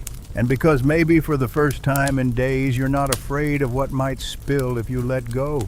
You lie back in the grass, watch the clouds break apart, and whisper one last sentence, not to the sky, not to anyone listening, but to yourself. I still remember. And I'm still okay. Then you notice something odd. There's a new stall at the edge of the square, tucked between the honey vendor and the shoemaker's table. It's draped in burgundy cloth, and tiny glass vials glitter on the surface like morning dew. No sign, no banner, just a single carved word on a wooden slab. Affinitas. The woman behind the table doesn't look like a merchant. She looks like someone who once gave up speaking to learn how to listen better. Her cloak is embroidered with subtle green threads. You can't tell if it's moss or ivy, but either way, it suits her. She's measuring something into a vial using a spoon no larger than your thumbnail. You approach slowly, more out of instinct than decision. Are these love potions, you ask, toned somewhere between skeptical and amused? She looks up and studies you with eyes the color of melted amber. Then she says, without blinking, "They are not potions. They are calibrations." You blink. Calibrations of what exactly? She tilts her head slightly. Of longing, of compatibility, of direction. You try to decide whether this is the strangest sales pitch you've ever heard, or the most honest one. She continues. Each one is tuned to a specific aspect. Some clarify affection, some dissolve fantasy. Others simply make it easier to say what you already know. You look at the vials. They don't shimmer or glow. They don't pulse or hum. They're just liquid, clear, red, green, blue, one the color of overcast sky. You ask what's in them? Herbs, she replies. Intent, memory, a touch of metaphor. She offers you one, and the label reads "Truth When Tired." You ask what it does. She says it makes people honest when they're too weary to pretend otherwise. You think about that for a moment too long. Medieval records show that love was often viewed as both an ailment and an imbalance. According to the humoral theory, romantic obsession was linked to an excess of black bile melancholy. Love was a kind of emotional fever, sometimes requiring cooling herbs like lemon balm or violets to treat. In some texts, love is even described as a condition curable only by reciprocation or divine intervention. But there was another tradition too, more literary, more courtly. The idea that love, real love, was an ennobling force, a kind of madness that lifted the soul. Troubadour poems, chivalric vows, the idea that suffering for affection made you more virtuous. And between those two extremes, the quiet, unspectacular love of daily acts, the way someone remembers how you like your tea, the way they wait for you to tie your shoes. You ask the woman, do they work? She replies, only if you let them. You hesitate, then ask, do people come back for more? She nods, the brave ones do. You don't take a vial, not yet. But you do pick up the one labeled Clarity at dusk, hold it to the light, and notice it has a faint shimmer like fog catching fireflies. You ask what it's for. She smiles gently and says, it helps people realize whether what they feel is real or just the idea of what they wish was real. You set the vial down. You say thank you, and you walk away, your hands empty but your chest somehow heavier. You return home with nothing in your hands. No potion, no vial, not even a pressed flower or a borrowed metaphor, just air between your fingers and questions in your ribs. The streets behind you seem quieter now, as if the village itself is waiting for you to decide what story you're about to enter next. Inside, the fire has gone out. You don't rush to relight it. Instead, you sit by the hearth and pull your knees up to your chest, letting the silence arrive like a guest, Who doesn't need to be greeted to feel welcome? Outside, the rain returns, but now it's slow ceremonial, like someone washing the corners of the world in preparation for something gentle. You open your satchel. You take out the chamomile you actually came for. And then, almost without thinking, you take out the tiny glass jar, the one you don't remember packing. Still empty. Still faintly glowing, like it remembers something you haven't admitted yet. You set it on the table and just stare. There's a quiet pull to it. Not magical, not urgent, just familiar, like a voice you haven't heard in a while that still knows your name. You whisper, "What are you?" The jar doesn't answer. Of course it doesn't. But the question lingers in the room anyway. Maybe you've misunderstood this whole love potion thing. Maybe it was never about making someone fall in love. Maybe it was about finding out what already lives inside you, and whether you're ready to name it. You get up and walk toward the cupboard. You take out a wooden box filled with herbs you haven't touched in months. Not since the last time you tried to make something for someone who never came back for it. You thought about throwing them away once, but couldn't. Now you're glad you didn't. You lay everything out on the table. Linden, rose, thyme, fennel. You don't measure with spoons, you measure with breath, memory, hope. You don't have a recipe. You just listen. As the kettle begins to hiss on the stove, you crush the herbs, slowly whispering nothing into them, just letting them hear your heartbeat. That's enough. You pour the hot water, let it steep, and you don't call it a potion. You call it something warm. Historically, recipes for love elixirs often blurred the line between medicine and poetry.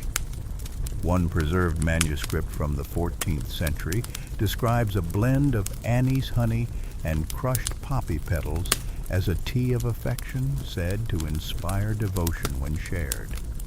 Another includes powdered amber and saffron, meant not to summon love, but to sweeten the disposition. A reminder that sometimes healing begins with becoming more lovable to oneself. But no matter the ingredients, these concoctions were rarely taken alone. They were shared, offered, symbolic, a gesture. You sip your blend. It's not strong, but it is kind. And that's what you needed. You sit at the table for a long while, watching the steam rise and dance the way smoke used to rise from candle rituals, the way breath rises when you finally say the truth out loud. Then, without any grand decision, you reach for a scrap of parchment. One you've been avoiding. It holds a name, a phrase, a sentence that once mattered more than you wanted it to. You pick up your pen, not to rewrite the past, but to acknowledge it. You write what I felt was real, even if it didn't last. You fold it once, then again, you place it in the tiny jar. Suddenly, it's no longer empty. It's not glowing, it's not magical, but it's full, and that matters more. You put the jar back in your satchel. You breathe, and this time it feels like you're not just exhaling tiredness, you're releasing something you've held too tightly for too long. Outside, the rain stops. Just like that, as if it too was waiting for this moment. You don't need to chase anyone. You don't need to forget. You don't need a potion. You just need to keep walking forward with both hands open, and maybe if you're lucky, someone will meet you there with something honest in return. You don't mean to follow the old road, but your feet decide before your thoughts do. There's something about this morning light, like watered milk, wind, like a breath held too long, that makes every path feel like a memory waiting to be revisited. You leave the town behind without packing, without warning anyone, without even checking the weather. You just go. The old road is rarely used anymore. Once it led to a monastery. Now it mostly leads to stories. Twice burned, once abandoned, rumored to house secret texts, ghostly monks, a tree that blooms only when someone tells it the truth. None of that has ever been proven, but that's the thing about legends. They don't care if they're real. They only care if you keep repeating them. The path is overgrown in places, but still walkable. You let your hand brush against the tall grass. Tiny yellow flowers bow as you pass, like courtiers greeting someone who doesn't yet know their royalty. You don't rush. Today isn't about speed. It's about attention. It's about noticing what you've ignored too long. Halfway up the slope, you find a stone marker, uncarved, unpainted, just placed. It's the kind of thing someone would only leave if they wanted people to wonder why. You do. And then you see it beyond the bend, through the trees, a ruin that isn't quite a ruin. The walls are mostly standing. The roof is mostly gone. Ivy claims one side like a rumor too persistent to uproot. But even in its collapse, the place feels intentional. You step inside. Dust lifts, but not in protest, more like greeting. In the center of what was once the nave, a single wooden bench remains. The wood is warped, but not broken. Someone has placed a book on the seat, and the book is wrapped in red cloth. You hesitate, then you unwrap it. Inside, no words, only pressed flowers. Page after page of them. Wild thyme, cornflower, foxglove, yarrow, each carefully preserved, flattened into memory, stitched into silence. No labels, no explanations. But on the inside cover, a sentence written in tight, careful hand, each one was given, not taken. You sit. You don't open more pages yet. You just hold the book, letting the warmth of your palms pass into its cover as if you could wake it from a long sleep. Medieval herbals often blurred the lines between science symbolism and superstition. Flowers weren't just medicine, they were metaphors. A gift of rosemary meant remembrance. Lavender stood for devotion. Rue meant regret. Some historians argue that entire romances were conducted silently through bouquets, what you gave, what you refused, what you kept. Others insist that's a romanticized myth, a projection of Victorian flower language onto an earlier age. But even then, they agree on one thing: to preserve a flower is to preserve a moment. You breathe slowly and open the next page. Foxglove, a warning, beautiful but dangerous. You remember someone who once smiled like that. You turn the page. Marjoram, soft and simple, for happiness, for contentment that doesn't shout. You close the book not because you're finished, but because you understand what it's for now. It's not a record. It's a ritual. And rituals aren't meant to be completed all at once. You wrap the book again, place it back on the bench, and write something of your own on a scrap of paper. The ones I loved left roots. You tuck it between the pages and stand. The ruin feels less empty now, or maybe you just feel less hollow. You step back into the light, into the breeze that carries time and ash, and something older than both. You follow a different path out of the ruin, one that wasn't marked on any map, and perhaps wasn't a path until you walked it. The ground is soft beneath your feet, spongy with moss and old leaves. Light filters down in golden slants through the trees. Everything smells like quiet. You pause beside a crooked elm, its bark carved faintly with overlapping initials, some sharp, others softened by time like echoes you can touch. It feels like love lived here once, not loudly, not forever, but long enough to be remembered. You keep moving. Eventually the trees thin and you reach a clearing with an overgrown stone circle at its center. The stones are not tall, knee-height at most, but arranged in a deliberate spiral, tight coils of memory laid into the earth. At the center, a sundial cracked in half. You walk to the middle, sit down, and wait. You don't know what for. That's part of the ritual. Time passes like it's unsure whether to flow or pause. After a while, you feel it shifting in the air. Not magic, not wind, just presence. Someone sits down beside you. You don't turn to look. They don't speak. But after a while, they open a small pouch and pour dried petals into their palm. They scatter them across the stones, and you recognize the scent: immediately dried elderflower, crushed mint, something like citrus. It's not a love potion. It's a memory blend. For mourning, for letting go gently. You whisper, "Was it recent?" They nod. You don't ask who. You don't ask why. You just say, "I'm sorry." They say nothing for a while, then it was real. That's what makes it hurt. You both watch the petals stir in the breeze.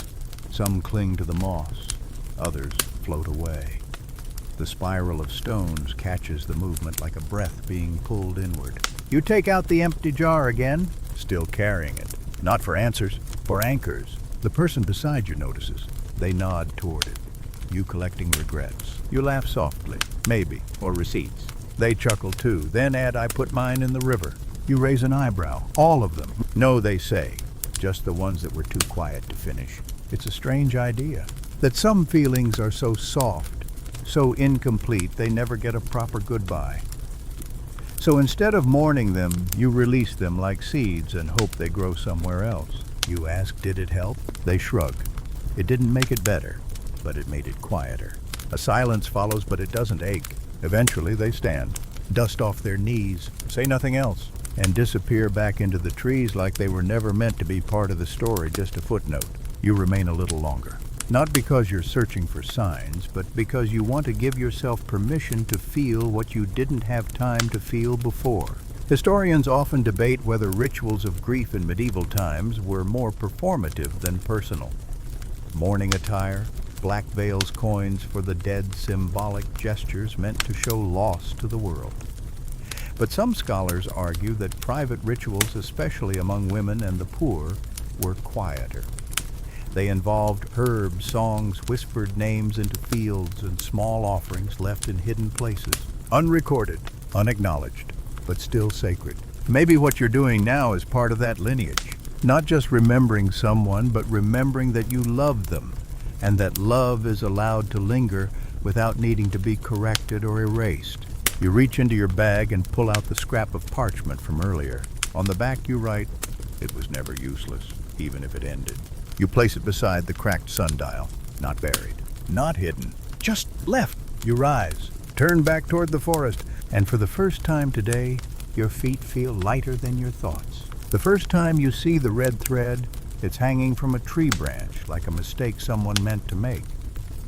Not accidental, but not fully deliberate either. Like a sentence that started with emotion and ended in hesitation. It doesn't look new. The color's still there, still vividly red, but it's softened at the edges like cloth that's been touched too often. Faded in the way feelings fade, not because they weaken, but because they settle. You can tell it's been there through at least one season of wind, maybe more.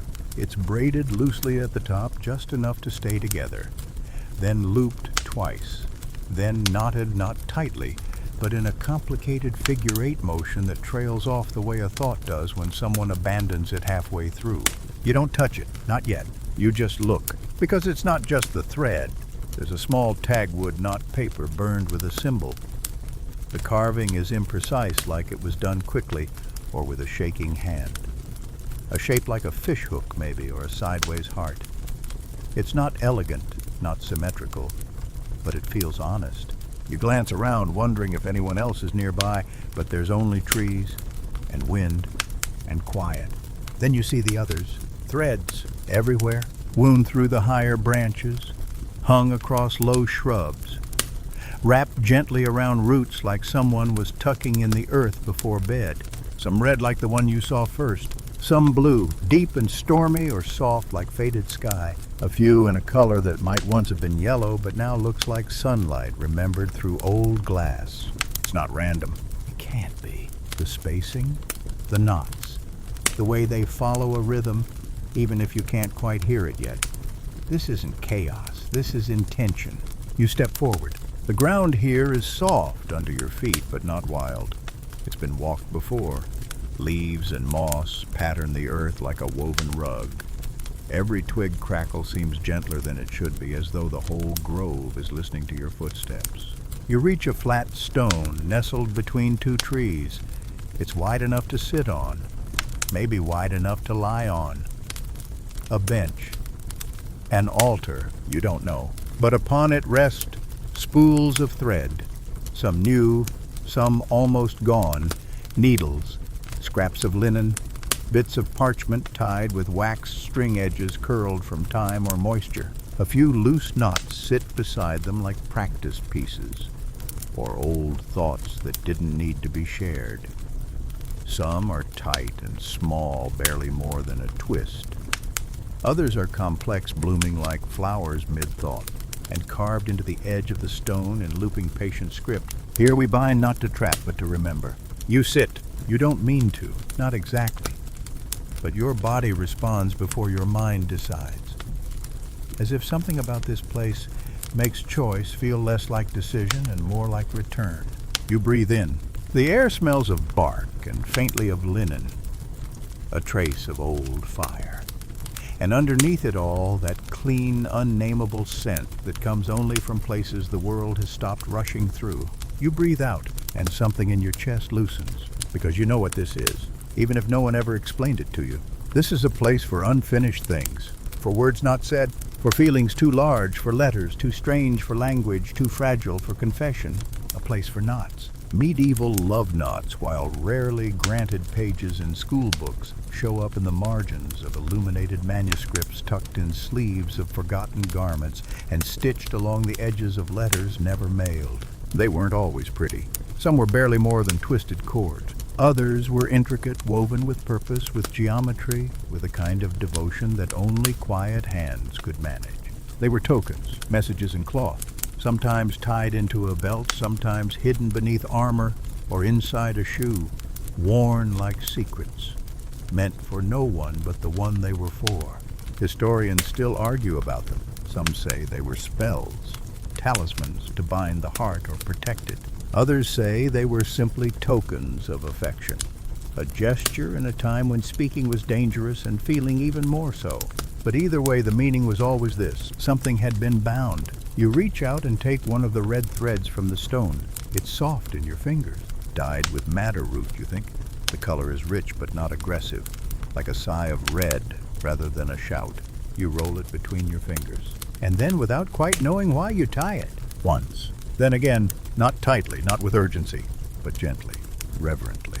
Not to trap, but to mark something. A memory, a heartbeat, a moment you lived that no one else witnessed. Maybe it was the day you almost said something but didn't. Or the time you stood in a doorway, goodbye on your tongue, and chose silence. Or maybe it was a moment that never actually happened but should have. You tie it. Then with care you lift it to a branch and place it there among the others. It swings slightly, then stills. You whisper not loudly, "This was real to me."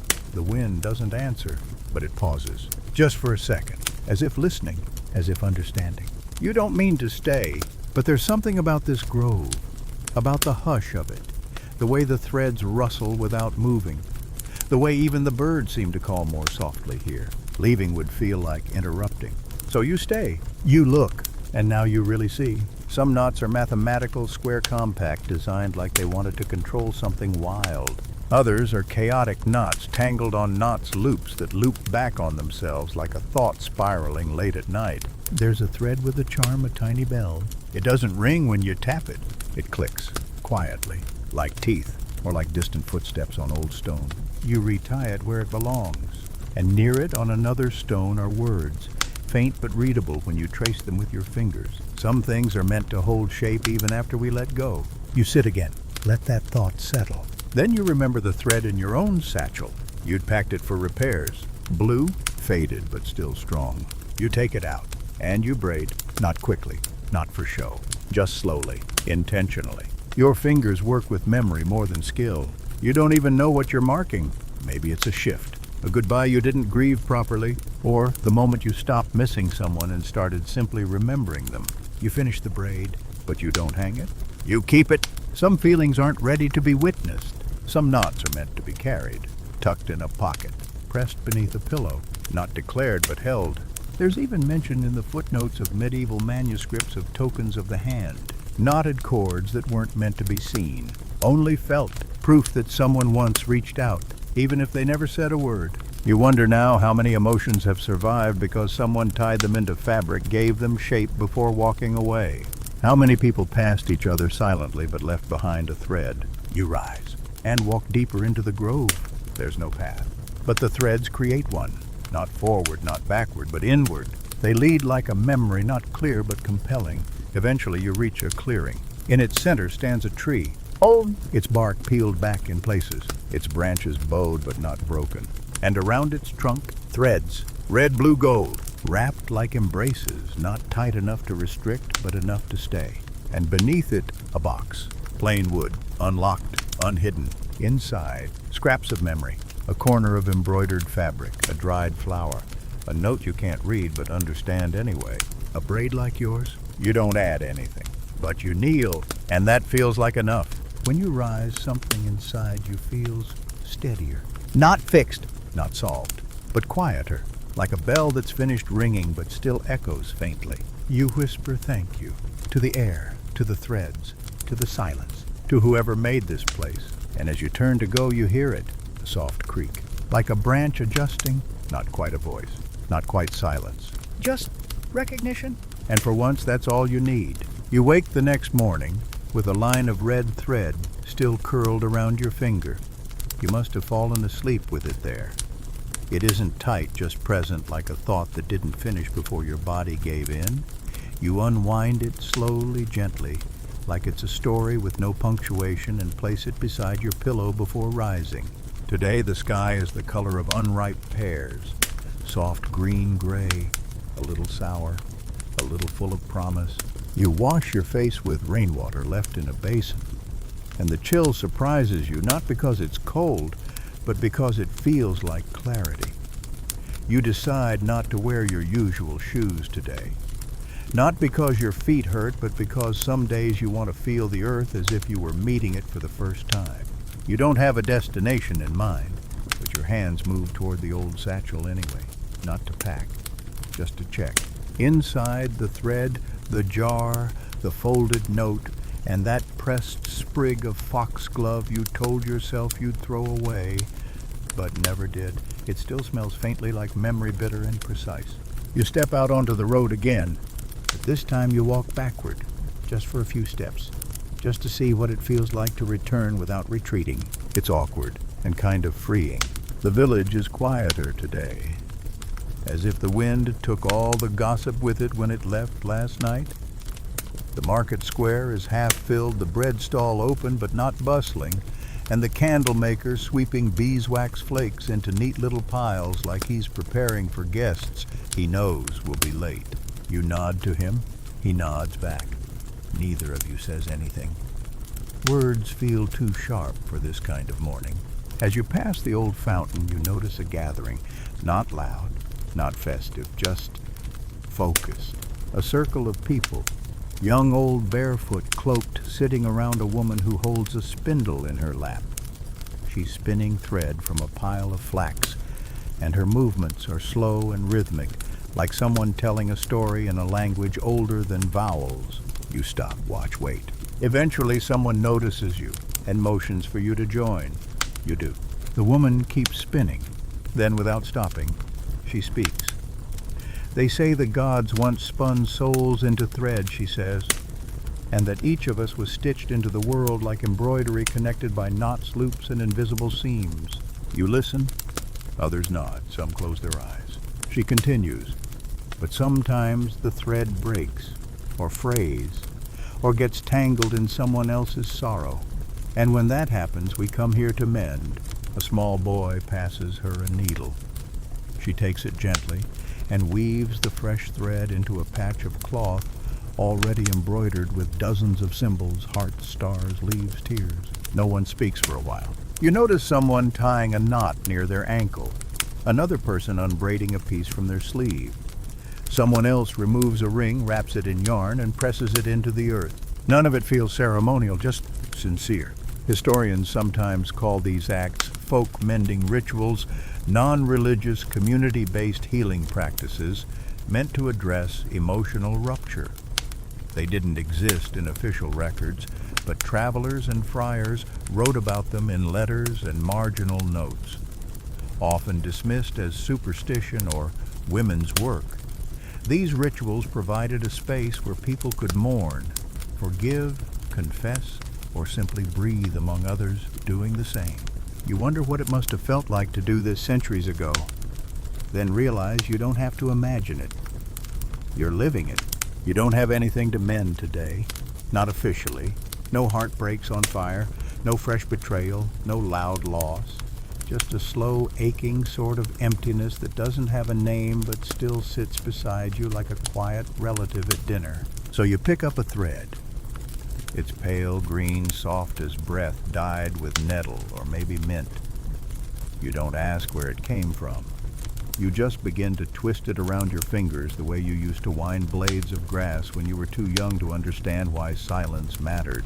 Someone passes you a scrap of cloth, worn, frayed at one corner, already covered in tiny stitched symbols, a snail, a moon, a single tear outlined in silver thread. You look up, they nod. No words, just permission. You think about what you want to add. A name, no. A date. Not this time. Instead, you stitch a spiral, Not perfect, not even symmetrical, but steady, like growth, like a thought that keeps turning inward until it finds something it recognizes. You anchor the last loop with a tiny knot and pass the cloth back into the circle. Someone else will add to it later. That's the point. No one finishes these alone. Across from you, a girl no older than 10 is braiding 2 threads, blue and white, into a tiny loop. She ties it to a button on her coat, then quietly tucks it under her collar. You wonder what story she's hiding there. Probably something simple, or enormous, or both. Because sometimes at that age you fall in love with someone just because they shared a seat with you, or looked at you like you weren't invisible, or said your name the right way. You lean back on your hands, watching the way the sun slips through the branches above like a lazy cat. The ground is warm, your feet are dirty, and you feel a strange calm settle into your bones, not because everything is okay, but because for now, nothing has to be. Someone begins humming, low, steady, like a lullaby with no words. You don't join in, but you feel your breath match its rhythm. And in that moment, the ache in your ribs softens. Historians often debate whether emotional healing practices like this were truly widespread or just isolated village phenomena. Some believe they were remnants of pagan rites repurposed for daily grief. Others say they were purely personal rituals invented by individuals who needed a structure for sorrow. Either way, the debate misses the point. If it helped, it happened, and if it happened, it mattered. You rise quietly. No grand farewell, no thank you needed. You press your palm to the stone bench as you leave, letting its coolness linger against your skin like a reminder. You follow the path down past the thread trees and the stone with its carved mantra. Your steps feel heavier than when you came, but in a grounded way, like weight you're finally willing to carry because it's yours. Near the edge of the grove you stop. There's one last spool on a stump, unclaimed. It's red, of course it is. You hesitate, then pull a short length from it. Just enough to tie around your wrist, not tight, not loose. Just enough, just right. You wake up with red thread still tied around your wrist. It hasn't loosened overnight. It hasn't shifted. It just is like a breath that waited beside you while you dreamed. You run a thumb over the knot. It's imperfect, a little lopsided, but it holds. Outside, the air smells different today, sharper, cleaner. Like it rained before dawn, then stopped just in time to let the earth exhale. You step outside barefoot, and the stones under your feet are slick with dew. Not unpleasant, just real. You don't plan your route. You let your feet guide you again. Past the whispering trees, past the market that hasn't opened, past the old dog with the missing ear who watches you with disinterest and deep wisdom. Eventually your feet bring you to the river. It's not the same one from earlier in the story. This one is wider, calmer, the kind of river that doesn't demand anything from you except attention. You follow the bank until you reach a spot where the current slows. There's a little dock there, just a plank really lashed to 2 stones, half rotten, half charming. And sitting at the end of it, hunched over a basket of small bottles, is a man in a faded green robe. He hums softly, stopping every few seconds to dip one bottle into the water and seal it with wax. You don't interrupt, not at first, you just watch. Eventually he glances over his shoulder. "You're early," he says, "but that's all right. Time doesn't start until someone notices it." You blink. "I wasn't planning to visit." "No one ever is," he replies, smiling without looking at you again. "But the river calls when it's ready." You step closer, curious. "What are you doing?" He holds up a small glass bottle. Inside, nothing visible, just a shimmer. "Messages," he says, "tiny ones, for later." You wait. Eventually, he explains. "They're not letters, not exactly, just feelings." You whisper into the bottle, seal it, and let the river take it. If it finds someone good, if not also good. The river never loses anything. It just waits. You ask, "What if I don't know what to say?" He shrugs. "That's the best kind. The river listens better when the words are tangled." He hands you an empty bottle, small, cool in your hand. It smells faintly of mint and rust. You kneel at the dock's edge, holding it close. You think about everything you haven't said. The apology you rehearsed too many times. The thanks you whispered under your breath too late. The truth that never felt urgent until it was. And you say, not all of it, just enough, just a thread's worth. Then you seal it, you hand it back. He doesn't ask what you said. He just places it in the basket, hums a note, and drops it into the river with a quiet splash. The bottle bobs once, then vanishes downstream, gone but not lost. Historians rarely mention river rituals in official texts, but they crop up in travelers' journals and the margins of sermons. Some believe rivers were used for emotional confession before written language was widespread. People would place words into water not for magic, but for release. A ritual with no witness, a prayer with no response expected. You stand slowly. You don't feel lighter, but you do feel clearer, as if your chest has finally stopped echoing. He hands you another bottle for next time, he says. You tuck it away, no promise, no timeline, just the idea of another moment when your feelings might need somewhere to go. You walk back toward the trees. This time the wind smells like thyme and fresh pine. And for the first time all week, you think about the future without flinching. You don't return to the river, not right away. Some things need time to settle before you stir them again. Instead, you follow a footpath that curls behind a row of juniper trees where the air feels denser, quieter. Even the birds here sing like they're trying not to wake the past. The path ends at a low stone arch. It's not a door exactly, more like an invitation. Beyond it, a garden. Not the neat prim kind with trimmed hedges and labeled herbs. This one is wild, purposeful in its chaos. Foxglove grows beside fennel. Roses twist up the sides of old wooden beams. Mint spills across gravel, and someone has left flat stones as stepping guides, each one carved with a name. Not people's names, names like before if, when I meant to still. You step lightly across them, as if each might whisper if stepped on too hard. At the garden center stands a trellis wrapped in flowering vines. Hanging from it are small objects, bits of cloth, dried oranges, bones, etched with symbols, even a spoon tied with golden string. Offerings, reminders, something like hope, but more complicated. You pause before a pale blue ribbon. It's faded, stained at one edge. Someone has stitched a line of text into it. The words are crooked but clear. She said she'd stay until spring. You don't know who she was. You don't know if she ever came back. But the thread still holds. A young woman appears from the far side of the garden, carrying a clay pot filled with honey and petals. She dips a finger into it, paints a swirl on a stone, then begins humming low and steady like she's singing to the bees even though none are visible. You nod a greeting. She nods back, says nothing. You don't need to explain why you're here. She doesn't need to explain what she's doing. That's the kind of place this is. A patch of earth meant for memory and maybe mourning, but not for loud grief. This is for the feelings that never found the right exit. You kneel near a lavender bush. The scent folds around you like a soft cloth. You take out your bottle, the empty one he gave you, and for some reason you bury it, just a little, just enough that it won't roll away. Not everything needs to be sent downstream. Some feelings are meant to stay, to root, to compost. Historians debate whether medieval memory gardens ever truly existed. Some say they were metaphorical, mentioned in poetry and love letters, but never actually built. Others point to fragments in abbey records, references to enclosed plots maintained by widows, monks, or midwives, where certain plants were tended not for medicine but for remembrance. Lavender for longing, rosemary for clarity, rue for regret. Maybe it doesn't matter if they were real.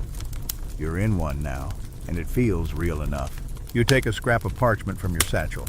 No words this time, just a drawn spiral. You tuck it under a loose stone near the lavender and pat the soil twice like sealing a promise you'll never say aloud.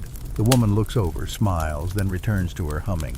You leave slowly, not because you're done, but because the garden will keep the rest for you. Somewhere between the bones and the blossoms you've planted something. Not a solution, not a conclusion, just a quiet thread in the story of being alive. You wake in the middle of the night, not because of a dream, not because of fear, just stillness. That kind of silence so complete it starts to feel loud. The kind that makes your breath sound like thunder and your heartbeat feel like footsteps on tile. You sit up slowly, letting the room settle around you. Your red thread is still tied, unbothered, still holding. But you notice something new. Your fingers smell faintly of lavender and something smoky like burnt parchment or the memory of a candle. Outside your window, the moon hangs low and full, almost unnaturally so. It rests just above the treetops like it's eavesdropping. You don't dress fully, just throw a cloak over your shoulders and step outside barefoot. The ground is cold, damp, but welcoming in that waystone sometimes is when it's been waiting for a story to walk across it. There's a path you've never seen before, or maybe you've always seen it and never noticed. It's narrow, made of crushed shell and salt. It shouldn't shimmer in the dark, but it does. You follow it.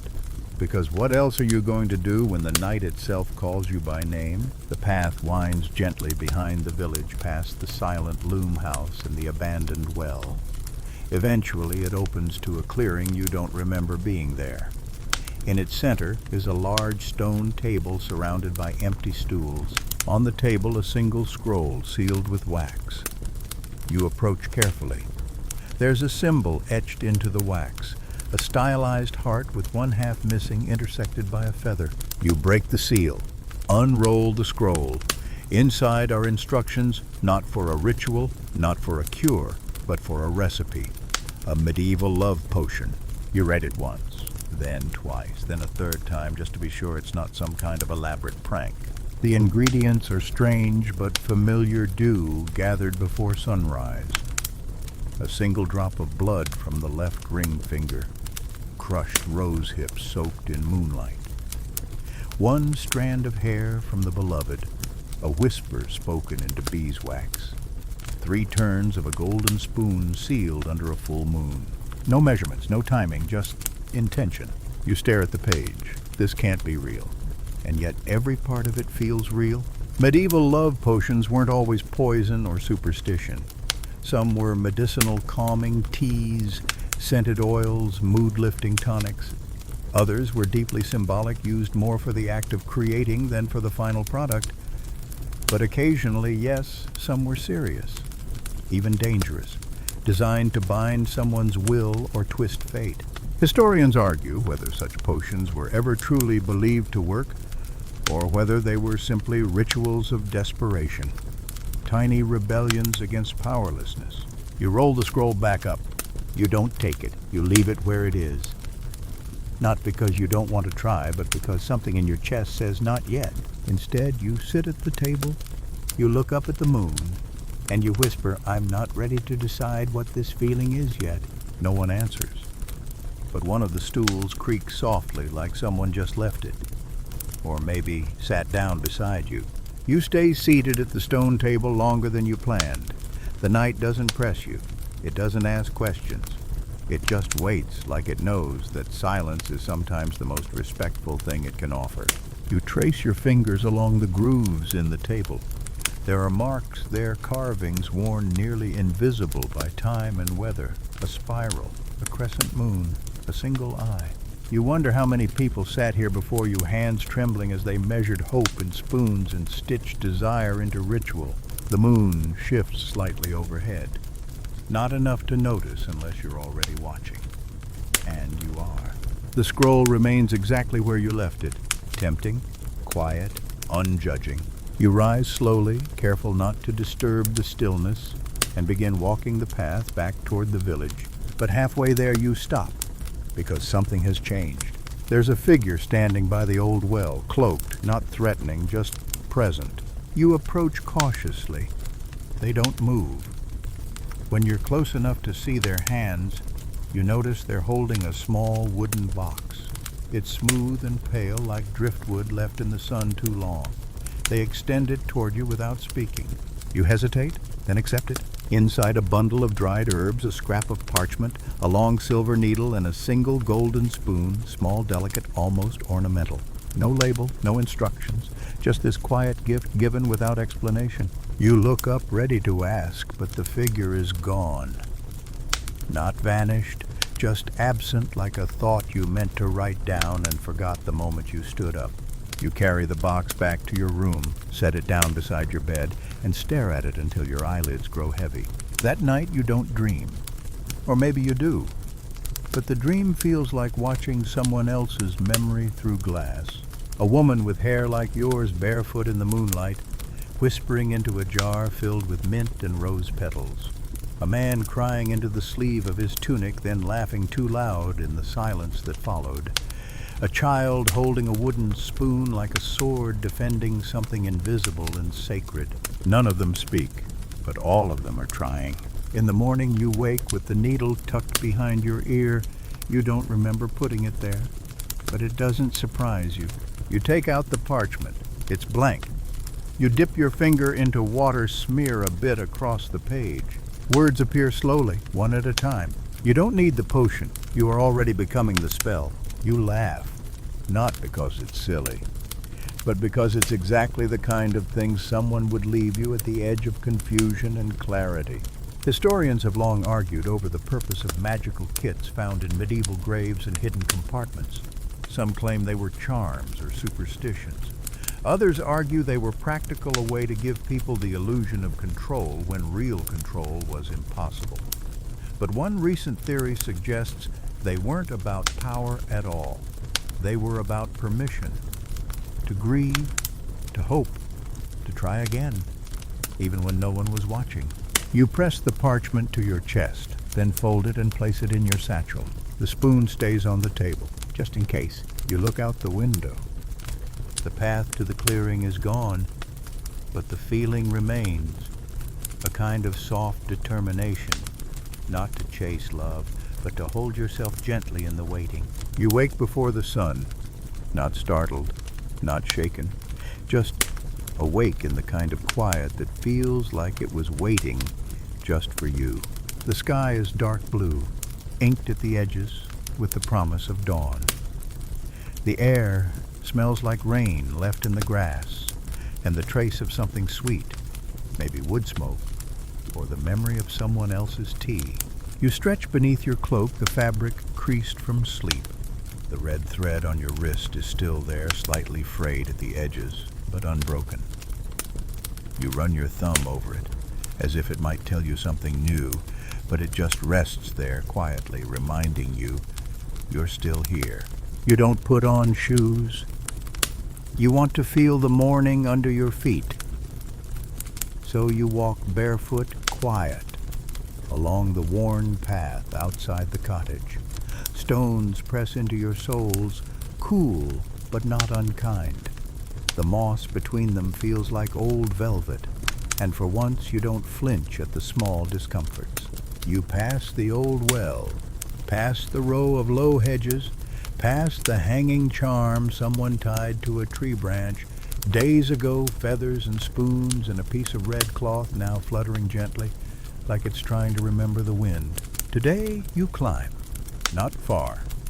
Just up the small hill behind the orchard, the one with the broken wall and the stunted pine tree that leans like it's trying to hear a secret.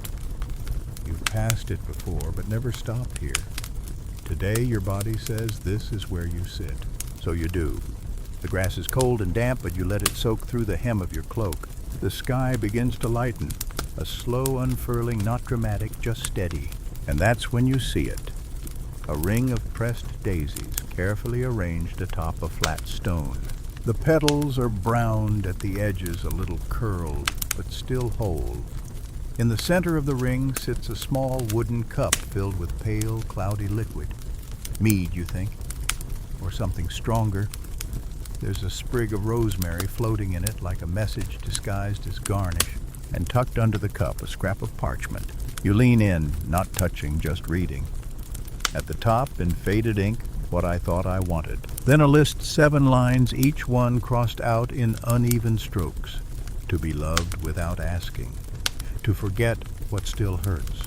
To be seen and not studied. To stop comparing everything. To never feel replaceable again. To be enough without effort. To be someone else's home. And under all that one final line left uncrossed, to feel whole even alone. You don't know who wrote it. You don't need to. But the words sit in your chest like a weight that doesn't hurt. It just makes everything inside shift to make room. You don't write anything in return. Instead, you pick up a stick and draw a spiral in the dirt next to the stone. Not because it's deep, not because it's clever, but because your hands needed to say something without using words. As you sit, the wind picks up slightly, enough to carry the scent of the rosemary toward you. It smells sharp and alive, like memory and clarity and a very old kind of sadness. And you realize you haven't thought about the love potion all morning, not because you've moved on, not because the idea no longer tempts you, but because for the first time you feel less desperate for answers. You breathe in slowly the way the garden girl did. One breath for the past, one for the present, one for whatever might come next. The grass shifts behind you. You turn half expecting to see someone. No one, but a strip of red cloth is now tangled in the branches of the pine. You didn't see it before. It's thin, delicate, like the kind used to tie small boxes or mark a place in a book. You stand and approach it slowly. It flutters once in the breeze, then stills. You untie it gently, cradling it in your hands. On one side, stitched in thread just slightly darker than the cloth. Not everything broken needs fixing. You blink, then laugh. A quiet, surprised sound like air finally escaping a room that's been sealed for years. You tie the ribbon around your wrist next to the red thread. They don't match. They don't need to. Historians rarely mention these personal offerings in the margins of medieval life. They write about kings, wars, policies, but not about the person who walked barefoot up a hill to cry beside a wall. Not about the ones who left their hope written in lists and their healing stitched into cloth. But there is growing research into the anthropology of grief practices during this period. Some evidence suggests people carved emotional vows into wood or stone, not for religious purposes, but for the sake of feeling heard. Not every heartbreak was solved with prayer or potion. Some were simply placed somewhere, given to the wind, given to the hill. You step back from the pine. The sun has crested the far hills now. The mead still sits inside the daisy ring untouched. You don't drink it, you bow your head to it, just a nod, nothing dramatic, and walk back down the hill. The grass dries behind you as the sun rises. The wind shifts again, and for the first time in a long while, it doesn't feel like it's pushing you forward or pulling you back. It's just moving, and so are you. You return to your room just as the village begins to stir. Chickens cluck behind wooden fences. Doors creak open as sleepy hands lift iron latches. The baker throws open his shutters and releases the scent of yeast and ash into the street like a blessing. But inside your room, everything is still. The wooden box from before rests where you left it, unopened, unchanged. You sit beside it, not to open it, not yet, just to be near it. Sometimes that's enough. You let your fingers rest lightly on the lid, as if listening to a sleeping animal breathe beneath the wood. It doesn't hum, it doesn't glow, but it feels alive in the way quiet things sometimes do, like a closed book on a nightstand, or a glove still warm from someone else's hand. Eventually you stand, stretch, breathe, and turn toward the mirror, not out of vanity, but out of curiosity, because something inside you has shifted, and you want to see if it shows. Your reflection stares back, softer maybe, less tight around the eyes. The red thread is still wrapped around your wrist, and beside it, the cloth ribbon from the hill. Two quiet promises. Neither broken, neither fully understood, and somehow that's okay. You open your window to let in the morning breeze. It carries with it the scent of thyme smoke and something faintly citrusy, maybe someone's breakfast or a forgotten spell in the making. You step outside, drawn by instinct. No direction, just movement. Past the neighbor's drying linens, past the well that's no longer as mysterious as it once seemed, and toward the apothecary. again. The same woman is behind the counter. She lifts one brow, half amused. "You've got the look," she says. What look, you ask, trying not to smile? The one people get when they've either made peace with something or are about to make a really poor decision. You set the box gently on the counter between you. "I think I want to finish it," you say. She doesn't open it. She doesn't even look inside, just nods once, then disappears into the back. You stand there for a while, touching the box's edge, feeling the grain of the wood under your palm. When she returns, she carries a vial, clear glass, filled with something that shimmers like morning fog over dew. She sets it beside the box. "This isn't part of the recipe," she says. "Not really. But sometimes it helps to have a symbol. Something final." "What is it, you ask?" She shrugs. "Rainwater, touched by moonlight. Probably just water now, but maybe not." You don't ask for more, you already understand. Symbols are what you make of them. Love potions in the medieval period weren't always functional or even believed to be. They were acts of transformation. Rituals not for altering someone else's will, but for reshaping your own fears, hopes, or longings into something physical, something holdable, something you could put down.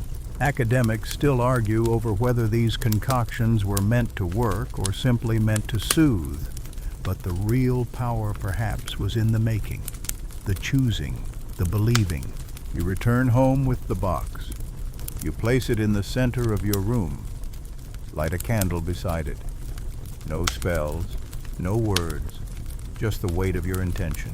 You take out each item slowly, the herbs, the spoon, the folded paper with the line that said, "You are already the spell." You breathe, then carefully you begin. There is no rush. There is no guarantee. But there is something soft and real in the act of crafting, not to control love, but to reflect it, to honor it, to face it. By the time the candle burns low, the mixture is complete. You place it in a small vial. You don't label it. You don't hide it. You don't even decide what to do with it. You just let it be. Because tonight wasn't about casting something. It was about meeting yourself in the quiet and staying.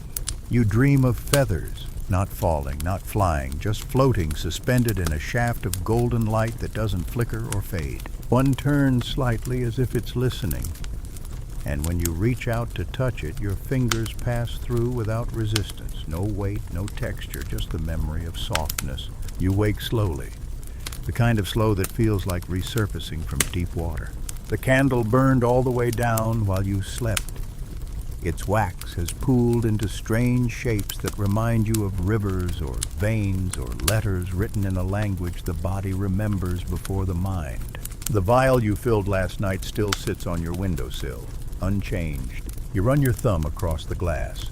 It's cool, but the heat of your palm warms it instantly. You don't know what to do with it yet, but you do know this: it doesn't scare you anymore. You dress slowly, moving through the motions like you're learning a dance someone once taught you in a different life. Cloak, boots, finger to the thread. Breathe in, step out. The air outside is bright and dry. One of those mornings where the sky looks like it's been freshly scrubbed. Villagers are already at work. Someone's singing near the baker's stall, a low rhythmic tune that sounds like a lullaby for grown-ups. You walk past them with a nod. They smile like they know something you don't, which, to be fair, is probably true. Today you don't have a destination, you let your feet decide. They take you down to the southern edge of the village where the river curves like a question mark, and the trees arch overhead like they're trying to protect something fragile. It's quiet here, not empty, just quieter than usual. You follow the path until it opens into a clearing you've never noticed. In the center stands a figure. They're facing away from you, wearing a deep green cloak embroidered with tiny golden stitches shaped like vines. You approach slowly, not out of fear, out of respect, because some moments aren't meant to be rushed. The figure turns when you're a few steps away. It's the old herb keeper. She's holding a bundle of lavender in one hand and a set of wooden tongs in the other. At her feet, a fire pit made of river stones, smoke rising in soft spirals that vanish before they reach the leaves. "You came," she says. "It isn't a question. You nod. She gestures for you to sit beside the fire. You do. The stones are warm. The air smells like something both bitter and sweet. Lavender, ash, and something older, like paper that's been folded and refolded for generations. She adds a pinch of something to the coals. They crackle. A puff of greenish smoke wafts upward. This is where we decide, she says. Decide what? If you keep it, she says, glancing at your satchel, or if you let it go. You don't answer right away, because the truth is you still don't know. The potion was never about changing someone else. It was about asking the question, am I ready to want again? And some questions don't deserve quick answers. The herb keeper doesn't pressure you. Instead, she tells you a story about a girl in another village long ago who made a love charm out of clover and burnt sugar. Not to make someone fall for her, but to remind herself that sweetness could still exist in small places. She carried it in her pocket for years, not as magic, as memory, as permission. Then one day she left it on a windowsill and never returned for it. And that was enough. Historians rarely catalog these stories. They don't make it into official records or royal chronicles. But these were the real rituals of the heart. Not just what was done, but what was felt, then buried, then remembered again. The herb keeper looks at you. I won't tell you what to do, she says, but I will ask you, this is the person you made it, or the same one who needs it now? You blink, because the answer isn't obvious. You made the potion for someone else, or at least that's what you thought. But sitting here watching smoke curl into questions, you wonder. Maybe it was always for you. The coals crackle again. A pop echoes in the smoke, startling a crow from the trees above. You and the herb keeper sit in silence, but it's the comfortable kind, the kind that wraps itself around your shoulders like a blanket that fits just right. She begins to grind something in a small stone bowl. It smells like orange peel and old letters. You don't interrupt. Not because you're afraid, but because it feels like interrupting would bend time in the wrong direction. I used to think love had to arrive loudly, she says, not looking up. That if it didn't arrive like a storm or a poem, it wasn't real. She chuckles. It's funny how long it takes to realize that love, real love, tends to whisper. You nod, because you understand that now in a way you didn't before. Your hands rest in your lap, folded. The vial in your satchel suddenly feels heavier. Not dangerous, just full. Full of everything you couldn't say. You close your eyes for a moment, and when you open them, the light has changed. Golden now, threaded with warmth. The fire's smoke has thinned. The bundle of lavender has burned down to a brittle stick. The herb keeper doesn't speak again. She simply hands you a cloth, soft, worn, with a tiny embroidered heart in one corner, barely noticeable unless you're looking. You understand what to do. You take the vial from your satchel, uncork it. Pour the contents gently into the cloth, letting it soak in slow, careful lines. It darkens the fabric, spreading like a blooming flower. Then wordlessly you fold the cloth around it, tie it with the red ribbon from your wrist, and press it between both palms, not as an offering, not as surrender, but as something closer to truth. The herb keeper nods once, then reaches into her basket and pulls out a second cloth.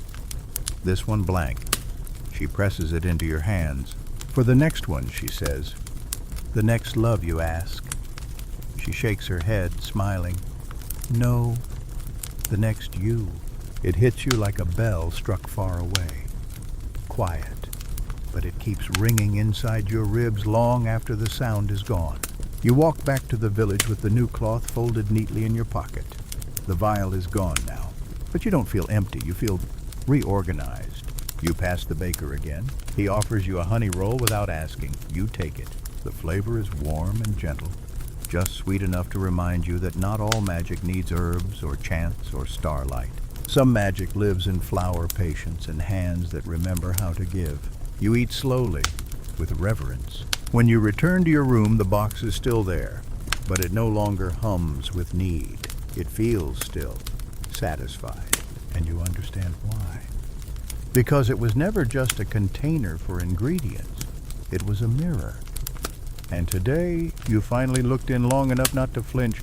There's a debate among historians about what love potions were really used for. Some argue they were acts of desperation. Others say they were rooted in practical chemistry, aphrodisiacs, mood enhancers, things to stimulate the senses. But a growing number of scholars propose something else entirely, that these mixtures weren't designed to create love, but to process it, to contain it, to mourn it, to name it. You light a candle, just one. You set the new cloth beside it, blank, waiting. And for the first time in what feels like years, you don't reach for ink or thread or anything at all. You let the space stay open, a pause, a breath, a promise. You lie down, pull the blanket up to your chest, and close your eyes to the sound of the flame flickering in rhythm with your heart. Not because the story is over, but because this chapter has finally said what it needed to say. You wake with the sun directly on your face, which is both rude and kind. Rude because it ignores your plans to sleep late, kind because it means the day is clear and warm. You sit up blinking. There's a strange calm in your chest. Not the kind that feels numb, the kind that feels like something heavy was lifted while you weren't looking. You stretch your arms overhead. Something falls from the windowsill and lands with a soft plop on your blanket. You look down. It's a petal, dried, pressed flat, delicate and golden at the edges like parchment that's been kissed by fire. You don't remember putting it there, but you do remember dreaming of fields, endless ones, filled with plants you don't know the names of, but which seem to know you. There's a word some medieval herbalists used, plant friends, not just because the herbs helped people, because people helped herbs too. You gather your cloak and satchel and make your way outside. Everything feels just slightly slower, in a good way, like the village is breathing with you, not ahead of you. You make your way toward the garden, the one by the outer wall, the one you've always passed but never entered. It's not public, not exactly, but it's not closed off either. Today you push the gate gently and step inside. It creaks, but no one calls out. The garden is small but wild, clearly tended but not controlled. Tomatoes grow beside sage. Chamomile crowds next to nettles. There's a rhythm here that doesn't follow rows, it follows affection, like someone planted by instinct, not diagram. You kneel beside a cluster of mint. Brush your fingers through it. It releases that clean, sharp scent instantly. Awake. Present. You reach into your satchel and pull out the new cloth, the one the herb keeper gave you. Still blank. Still waiting. You press it against the mint. Just lightly. It leaves no mark, but it gives you something anyway. Later, when you return home, you'll place the cloth on your desk, beside the empty vial, beside the burned-out candle, beside the list you never finished writing, not because the story ended, because it opened. Medieval texts rarely capture this moment, the quiet one. The one where someone leaves the ritual not triumphant or tragic, but thoughtful, changed. Not because the potion worked, but because you worked. You still don't know what you'll do with the cloth, or the petal, or the dream. But you know this. You've stopped waiting for the answer to arrive outside of you, and that changes everything. The cloth stays on your table all day, folded, untouched, but not ignored. You glance at it each time you pass, like you're waiting for it to speak first. It doesn't, but it does listen. You can feel that. Later in the afternoon, you pull your chair beside it and rest your chin on your hands. You sit there for a long time, not writing, not planning, just being, like you're keeping vigil for something inside yourself. Eventually, you open your window. The wind is changing. It carries the scent of damp bark and something metallic like rain over iron. A storm is coming, but it's not here yet. That in-between moment hums in your chest like a held breath. You light a candle, not for magic, for company. The flame flickers but holds steady. You take the cloth in your hands, run your fingers along its seam. It's plain, soft, human. There's a comfort in that, no spells, no symbols. Just fabric that's been held by other hands and now rests in yours. You fold it into a small triangle, then unfold it. Fold it another way, unfold it again. Each time it leaves creases, marks of intention, like maps forming without ink. You don't mind? Creases are how cloth remembers touch. You think back to the herb keeper's words. Is the person you made it for the same one who needs it now? You don't know. But the question feels less threatening than it once did. Now it feels curious, open, a window, not a wound. You rise and begin pacing slowly, not restlessly, methodically. It's a habit you've developed when something is building a decision, a realization, or simply the shape of the next step. Your feet move in slow arcs across the wooden floor. The creak beneath your right foot, the way the corner catches wind.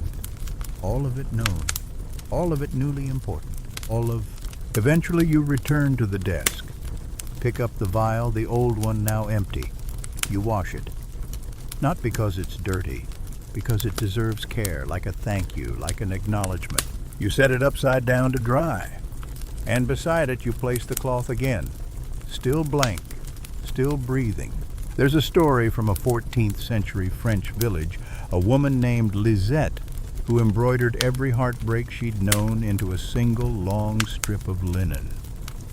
Each symbol was personal. A crooked rose for silence, a broken wheel for goodbye. She never told anyone what they meant, but when she died, they found the cloth in a wooden chest rolled and tied with horsehair thread. Some called it madness. Some called it art. Some called it magic. No one could agree. But the cloth survived even when her story didn't. You think about Lisette now, not because you want to copy her, because you understand her. You fetch a needle and some red thread from the drawer. You don't start stitching yet. Just thread the needle. Set it beside the cloth. Sometimes preparation is a kind of ritual. You hear thunder in the distance, not loud, just low and steady, like a voice clearing its throat. Rain will come soon. You step outside one more time, the village smells like dust and oak. Someone's baking again. You pass a child hopping between puddles that don't yet exist. They laugh and the sound makes your ribs ache in the best way. Back in your room you sit again, lift the needle, touch it to the cloth, then stop. Because before you stitch, you want to be sure. Not of the design, of the feeling. You close your eyes and listen to the storm arriving, to the candle burning, to yourself no longer asking for proof, just space. And when the first drop of rain hits the window, you know you're ready to begin again. The next morning arrives like a whisper. No bells, no bird song, just the soft patter of leftover rain easing itself off rooftops and tree branches. Your room smells like damp wood and cooled wax. You sit up slowly, your blanket still clinging to your shoulder, like it's not quite ready to let go. The cloth is still on your desk, exactly where you left it. Folded once, needle still beside it. Thread wrapped around like a question waiting for breath. This time you don't hesitate. You sit down, light a small lamp, and begin your first stitch. No pattern, no plan. Just instinct. The thread pulls through with a small, satisfying tension, and the cloth accepts it, like it always knew this moment would come. You make a simple curve first, then a line that loops back.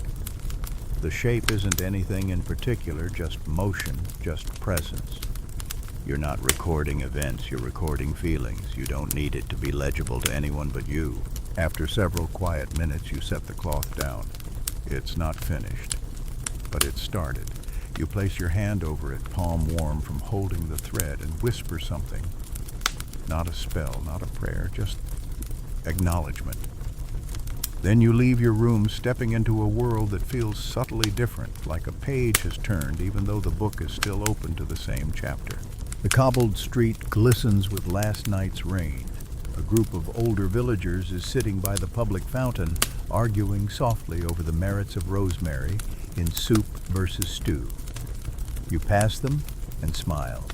They ignore you in that affectionate way small towns do when you've become part of the background rhythm. As you reach the far end of the village, you notice something you hadn't before: a door. Small, narrow, tucked between two timber-framed houses. It has no handle, just a ring of polished stone where the knob would be. It glows faintly, or maybe that's just the way light plays off its surface. You hesitate, then lift your fingers to touch it. Warm, not burning, just aware, as if the door itself has been waiting. You don't open it, not yet. You sit beside it instead. The stone of the threshold is cool beneath you, even through your cloak. From here you can see the entire street bend slightly, following the slope of the land. A cat watches you from a window across the way. It blinks slowly, then disappears behind a curtain. There's an old legend about doors like this, hidden in plain sight, only visible when you're not looking for them. They weren't made for travel. They were made for rest, spaces between, shelters for when the road or the heart got too heavy. Some people believed that if you pressed your ear to one and stayed still long enough, you'd hear your own voice speaking back, but calmer, clearer, kinder. You lean in cheek to stone. At first you hear nothing. Then a breath, not yours, not anyone else's, just the sound of the world being alive. That's enough. You stand and walk back toward the garden path. The sky is shifting clouds, beginning to part sunlight, pushing gently through the edges. You stop by the mint patch again, touch a leaf, press its scent to your fingertips. The cloth will be waiting when you return. You don't have to finish it today. There's time now, time you didn't think you had before. Inside your room, you sit once more. You pick up the cloth and trace the thread with your thumb. A historian might call this superstition. A scholar might say it's symbolic therapy dressed in folklore. But to you, it feels like breathing with your hands. And sometimes, that's all healing is. You keep stitching that afternoon, not in a rush, not to finish, just to follow the shape of where your hands want to go. The thread loops gently through the cloth, forming curves that almost look like wind patterns or waves, organic, indecisive, but sure in their movement. You don't worry about what it means. Meaning can come later, or not at all. That's not the point. Outside, the sky has settled into a silver stillness. Clouds drift like blankets with no corners, and the village is quieter than usual. You hear someone chopping firewood in the distance. A goat bleats, then silence again. A comfortable, wide silence that doesn't need to be filled. The candle is down to half now. You don't relight it. You let it fade naturally. There's something respectful about that. As the light dims, you think about that door again, the one with the stone handle. You wonder if anyone else sees it.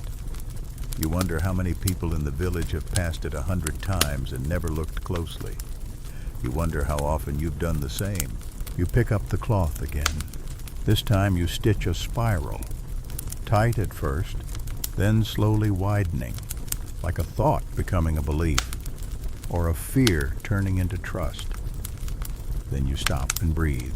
There's no rush. No one's asking for this to be finished. It exists because you decided it should. That's all.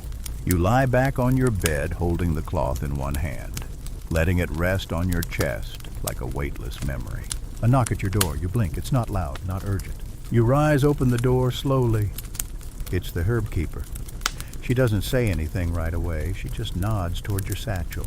"I left something for you," she says, and hands you a small wooden box.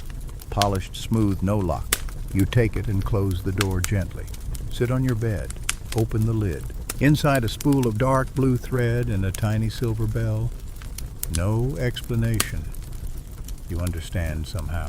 Blue for stories that aren't ready to be spoken. The bell for moments that need to be heard anyway. You smile. This isn't an assignment, it's an invitation. Later that night, you tie the bell to the edge of your cloth. Let it dangle softly, catching the breeze when you open your window. The bell chimes, once faint, almost imaginary. You leave the window open. Let the air come in. Let the stories drift out. That evening, you reread the note you left yourself weeks ago. The one tucked under your mattress. You don't even remember writing it, but the ink is yours and the words are unmistakable. If I forget who I was, I hope I remember who I've become. You fold it again, place it inside the cloth, stitch the edge closed, not sealed, just tucked in, safe. Somewhere in the distance, someone begins to hum, a low, slow tune with no words. It winds through the streets like mist. You rest your head on your pillow and match your breathing to the rhythm. Inhale, exhale, let it go. Whatever it was, let it go. You wake to the sound of soft sweeping. Outside your window, someone is brushing leaves from the cobblestones. Not urgently, just enough to make a sound like silk brushing silk. You don't move yet. You lie still, watching dust motes in the morning light. Your cloth rests on the table, folded, the little silver bell beside it, unmoving. The blue thread glimmers faintly in the sun, like water caught in memory. Today doesn't feel like a day for stitching. It feels like a day for walking. So you dress quietly, pack your satchel, and step outside without a plan. The village is still waking. Curtains shift. Bread is sliced. A cart creaks down the lane with an old woman tossing carrots to children who run beside her. You take the long road east, past the blacksmith's empty forge, past the well, where someone has tied up 3 buckets with 3 different ropes. One of them is braided with dried lavender. You keep walking. Soon fields replace fences. The path thins. Grass creeps in from the edges like it's trying to reclaim a little space. You welcome it. Ahead is the meadow. It's not large or wild, just quiet. A low hill, some bee-buzzed clover, a few half-fallen stone markers. This place has no name, but people come here when they don't know where else to go. Not for answers, for stillness. You sit at the edge of the hill. The sun is behind a veil of cloud, but the light is warm. Your satchel is heavier than usual, not from weight, but from meaning. You open it. Inside the cloth, the bell, the blue thread, the vial still empty, and your old list. The list has changed. Not the words, just the way you read them. What once felt like a set of instructions now reads like an echo. Something you wrote while trying to remember yourself. You don't throw it away. You fold it smaller and tuck it into the side pocket. Maybe someone else will need it someday. You pull out the cloth. Lay it across your lap. The stitches curve gently. Not elegant, but true. You trace one spiral with your fingertip, then another. You take the bell and tie it to one corner. It rings once, softly. You breathe. A breeze lifts the edge of the cloth, then lets it fall again like a sigh. There's an old argument in medieval scholarship about the purpose of unmarked cloths found in graves. Some believe they were burial wrappings. Others think they were prayer tools.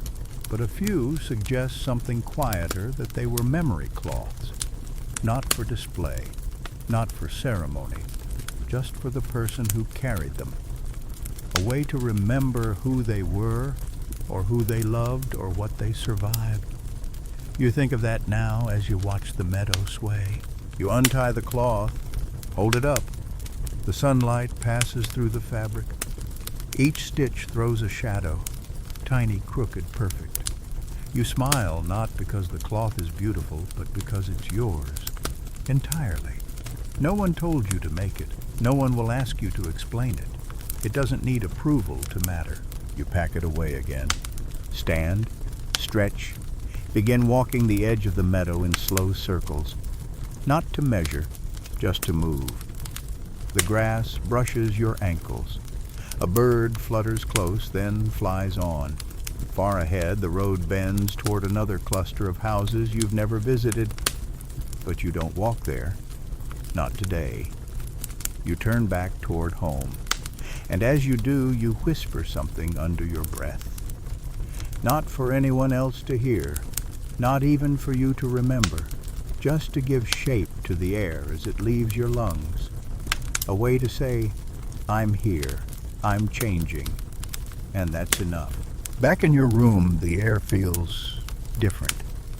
It's cooler than outside, with the faintest trace of mint and beeswax still lingering near the windowsill. You open the shutters just a little enough to let the light in, but not enough to let the world in too loudly. The cloth lies on your table again this time, unrolled bell glinting beside it like punctuation at the end of a slow sentence. You sit down and touch the blue thread still unused. It feels colder than the red, more patient somehow, less insistent. You thread your needle and wait, not for inspiration, just for the feeling to settle. You stitch a line along the edge of the cloth. Not a border. There are no borders here. More like a path. Not straight. Winding, pausing, turning back on itself before continuing forward. You pause after every few inches, not to rest but to breathe. The cloth is no longer just a reflection of what you've lived. It's beginning to reflect how you've responded. That difference matters. Outside, the light is shifting again. Afternoon moving toward evening. The warmth on the stone floor fades. You hear voices down the lane, someone selling apples, someone asking about a missing goat, someone laughing in a low, soft way. The kind of laugh that doesn't expect an answer. You don't rise to listen more closely. The village will hum with or without your attention. You pick up the vial again, turn it over in your hands. It's clean now, and empty, but not hollow. It feels like it's holding something invisible like time or decision or maybe just presence. You tuck it into the satchel again and return to your cloth. You stitch one curved line from the edge inward, ending near the bell, then one more spiraling the opposite way. They don't meet. They never touch. But they mirror each other enough to feel connected, like two memories that never spoke, but carried the same silence. There's a knock at your door. Not sharp, not urgent. Just a reminder that someone still knows where you live. You open it to find the steward, not the one who scowls the other one, the one who always smells faintly of pine bark. He doesn't say much, just holds out a folded note sealed with a pressed leaf instead of wax. You nod, take it, and close the door. You read it once, then twice. The writing is simple. The herb keeper has asked to see you when the sky turns gray. That's all. No time, no instructions. You place the note beside the cloth and return to your chair. You know what shade of gray she means. Not the storm gray. The soft one. The one that comes right before dusk. You have time. You spend it carefully. Stitching a final line, lighting a fresh candle, brushing the dust from your window ledge. You don't rush. You don't need to. You know the rhythm now. You know the moment will arrive without your chasing it. And when it does, when the sky turns from gold to pearl to that perfect shade of almost night, you gather your things. The cloth folded, the bell still tied, the vial packed. You sling the satchel over your shoulder and step into the cooling air. The village looks the same, but you don't feel the same walking through it. Not because something dramatic has happened, but because small, steady choices have settled into your bones. You make your way toward the edge of town where the herbs grow taller, wilder. The house is still there, crooked as ever, smoke curling from the chimney like a question with no punctuation. You knock once. The door opens before your hand falls away. She smiles, steps aside. No words yet, just space. You enter, and you feel for the first time in days that your story is not just yours anymore. The inside of her home is dim but not dark. Light from the fireplace spills across a low table covered in dried petals, folded parchment, and a bowl of what looks like warm salt water. There's no chair waiting for you, so you sit on the wooden floor without being asked. The herb keeper doesn't comment. She moves with the kind of ease that comes from long practice, her fingers busy with something small in a piece of cloth. Maybe nettle leaves, maybe thread. You watch her work, not needing explanation. The silence between you is easy now, like a well-worn path that no longer needs signs to navigate. After a few minutes, she glances toward your satchel. Did you bring it?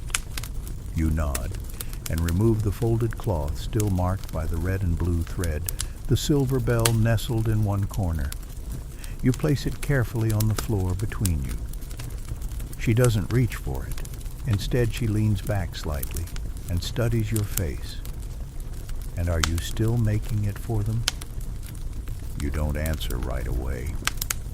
The question doesn't sting, but it does pull something loose. You open your mouth to respond, then stop. Not because you don't know the answer, but because for once you don't need to explain it out loud. She nods like she understands anyway. Then she points to the cloth. Do you know what it does yet? You hesitate. You think about how it's felt to carry it, how the stitching helped you remember things without fully naming them, how the weight of it on your chest has felt more like grounding than protection. You finally say, I think it helps me hold things without holding on to them. She doesn't smile, but her eyes soften. That's more useful than most potions I know. She picks up the cloth, carefully turning it over in her hands. She doesn't study the pattern. Instead, she listens to the way the bell chimes faintly as it moves. Then she places it back down, folds her hands in her lap and says, You should add something else. One more thing. You nod, waiting. She reaches into a small ceramic jar by the hearth and pulls out a dried leaf, not any herb you recognize. It's flat brittle with veins so pronounced they look like inked letters. She places it on the cloth. It's called whisper leaf, she says. It doesn't do much unless you need to say something you're not ready to speak aloud. You sew it in, not on. Tuck it between the layers. You take the leaf gently and turn it over. It crumbles a little at the edge, but you already know exactly where it belongs beneath the spiral that never closes. You place it there. Stitch it shut, she says, but don't tie off the thread yet. Let it breathe for a night. You nod. She stands and walks to the shelf by the window, then returns with something unexpected. A cup of tea, already steeped, already warm. She hands it to you and sits across the room watching the fire. You sip it slowly. It tastes like lemon balm and something slightly sweet, maybe apple peel, maybe dried violet. You don't ask. Some things are better left unidentified. The quiet stretches out, not empty, just wide. You rest your eyes on the flames for a while, then look back at the cloth. It seems different now, not heavier, not lighter, just fuller, like it knows you're almost ready. That night you don't sleep right away. The cloth lies beside your pillow, not under it, not folded, just there. The thread is still loose where you left it, a single line trailing off the edge like an unfinished sentence. The whisper leaf is sewn in now, resting invisibly inside the fabric, and you can feel its presence, not with your fingers, but somewhere quieter. It's strange how something so small, so fragile, can alter the way a thing feels in your hands. You keep thinking about what the herb keeper said. Let it breathe for a night. So you do. You don't rush to finish it. Don't try to close the last stitch. You just lie there, eyes half closed, letting the room fade into shadow. The sounds of the village are distant now. Somewhere a door creaks open, then shut again. A low whistle drifts up from the alley near the baker's wall, someone walking home late, maybe. The floorboards beneath your bed give a soft groan as the wood cools. You pull your blanket higher, not because you're cold, but because it feels like the kind of night that calls for softness. No decisions, no declarations, just stillness. No, the cloth shifts slightly when you move and the silver bell gives the faintest ring. It's not a sound that wakes. It's a sound that reminds. You close your eyes. When you open them again, it's nearly morning. The sky outside your window has gone from black to gray-blue, and you can hear the first breath of wind stirring the ivy along the walls. You sit up slowly. The cloth hasn't moved. The thread is still loose. But something about it feels done, not complete, but settled. Like it knows its purpose now. And maybe so do you. You reach for your needle and thread the final loop. The stitch is small, quiet, unremarkable, but it holds. You tie it off with one knot, not tight, not hidden, just enough. You run your thumb across the edge. The cloth is finished. You fold it carefully, not with precision, but with familiarity. You know its shape now. It knows yours. You tuck it into your satchel beside the vial and the bell and the little slip of paper with your old handwriting, and for the first time the weight of the bag feels right. Outside, the street is waking up. You hear someone drawing water from the well, someone singing softly while sweeping their doorstep. The smell of baking bread drifts through the morning air. You step outside and walk slowly, not toward any destination, just forward. The herb keeper's house is behind you now, the meadow beyond that, the door with the stone handle somewhere in between. You pause at the fountain where an old man is feeding breadcrumbs to 3 birds and humming a tune with no melody. He nods to you without looking up. You nod back. It's enough. You pass the edge of town and find a small rise where the grass is warm and the view stretches just far enough. You sit there with your satchel in your lap. You don't open it. You just rest your hand on the top and breathe. The morning light catches the threads of your sleeve. Red, blue. A little fray where you once pulled too tightly. You smile. You close your eyes again. Not to sleep, just to listen. The air carries no words, no music, no warning. Just presence. Just the steady rhythm of a world turning gently. You don't return to the village right away. You linger at the hill, the one just past the mill road, where the grass has grown high and golden, and the stones are half sunk into the earth like forgotten teeth. There's no ceremony to your sitting down, no deep breath, no dramatic pause. You just sit your satchel beside you, the morning light stretching long across the slope. From here you can see most of the rooftops. The thatched ones sag slightly with age. The newer ones, tiled in a reddish clay, shine a little in the sun. But your eyes don't linger on houses or chimneys, or even the faint trails of smoke curling upward. Instead, you watch the wind press its fingers through the barley fields, bending stalks in smooth, slow waves. It's hypnotic, no beginning, no end, just a rhythm that keeps going whether you notice it or not. You open your satchel, but don't take the cloth out. You touch it lightly through the linen wrap, then move your hand to the small wooden vial. Still empty, still sealed. You haven't tried to fill it again, not since that morning in the clearing. And now you're not sure it needs anything. Or maybe what it holds can't be seen. You shift and lie back against the slope arms behind your head, boots planted in the grass. The sky above you is wide and pale, not cloudless, but quiet. You remember the phrase the old steward once used when talking about good weather sky like milk left out too long. You didn't understand it then. You do now. Your mind drifts first to the cloth, then to the herb keeper, then further back to the first time someone handed you a charm and called it protection. You were younger, still trying to believe that objects had power just because someone said they did. You wore that charm until it fell apart. You never really believed in it. Not the way you believe in this cloth now. But maybe belief changes shape. Maybe it's not about magic or proof. Maybe it's just about what you return to over and over when you don't know where else to place your hands. You reach into the satchel again and pull out the paper, the one with your old handwriting. You unfold it carefully. The creases have softened with time, the ink a little smudged in places, but the words are still clear. If I forget who I was. I hope I remember who I've become. You trace the sentence with your thumb, not like a reader, like someone trying to feel the intention behind the ink. You fold it back again smaller this time and tuck it deep into the cloth's fold. Not hidden, just held. You stay on the hill until the sun is high and your stomach growls at you gently.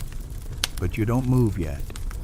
You let the day settle around you like a blanket pulled up, not for warmth, but for reassurance. In the distance, a bell rings, soft and slow. Maybe the midday call from the chapel, maybe a warning for the shepherds. The sound doesn't reach your bones, but it lingers in your skin. You imagine the bell on your cloth echoing back, not in sound, but in memory. A thought floats up unasked for, but welcome. What if the cloth isn't for keeping memories, but for releasing them? What if every stitch was a letting go, not a holding tight?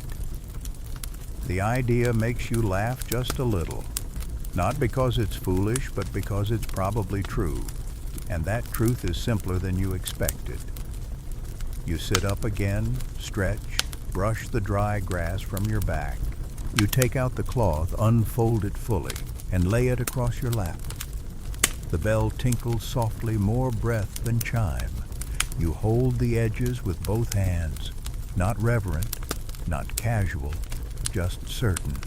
Then slowly, you lift it into the wind. You don't let go. You don't need to. It flutters like it's ready, even if you're not. The spiral of stitches catches the light. The whisper leaf shifts ever so slightly inside the fabric. You feel the weight of it, and then you don't. Not because it's gone, but because you've stopped resisting it. You lower it back down and fold it once, then again. You wrap the cloth in another layer of linen and tuck it carefully into the bag. You add a sprig of something fresh thyme, maybe, and close the satchel. Then you rise. Not dramatically, not slowly. Just rise and start walking again. Back toward the road. Back toward whatever comes next. The road back to the village curves gently like it's trying not to startle you. It winds through low hedges and over two wooden footbridges, both slightly crooked, both painted in a peeling white that never seems to chip all the way off. You don't rush. Your feet follow the familiar dips and rises without needing thought, and your satchel swings lightly against your hip. It's heavier than it used to be, not from weight, but from meaning, from memory, and still it swings easily, like the cloth inside has found its shape. As you pass the second bridge, you see the baker's child crouched beside the stream, piling pebbles into careful towers. She doesn't look up when you greet her, but she lifts one hand and waggles her fingers in a silent hello. You keep walking, the sound of the stream fading behind you, replaced by the soft hum of the market square. The village is alive now, not loud but busy in that steady way that makes time feel thick and calm. Someone is mending baskets in the corner. Someone else is arguing over the price of leeks. You pause at the fountain where the birds gather. One of them hops onto your boot, considers you for a moment, then flies away. You don't take it as an omen, just a greeting. You cross to the small building beside the weaver's hut, the one with the painted door, and no sign. It's not a shop, not quite a home, just a place people go when they've finished something and don't know what to do next. Inside, it smells like sun-warmed clay and crushed mint leaves. There's no one at the front, but you're expected.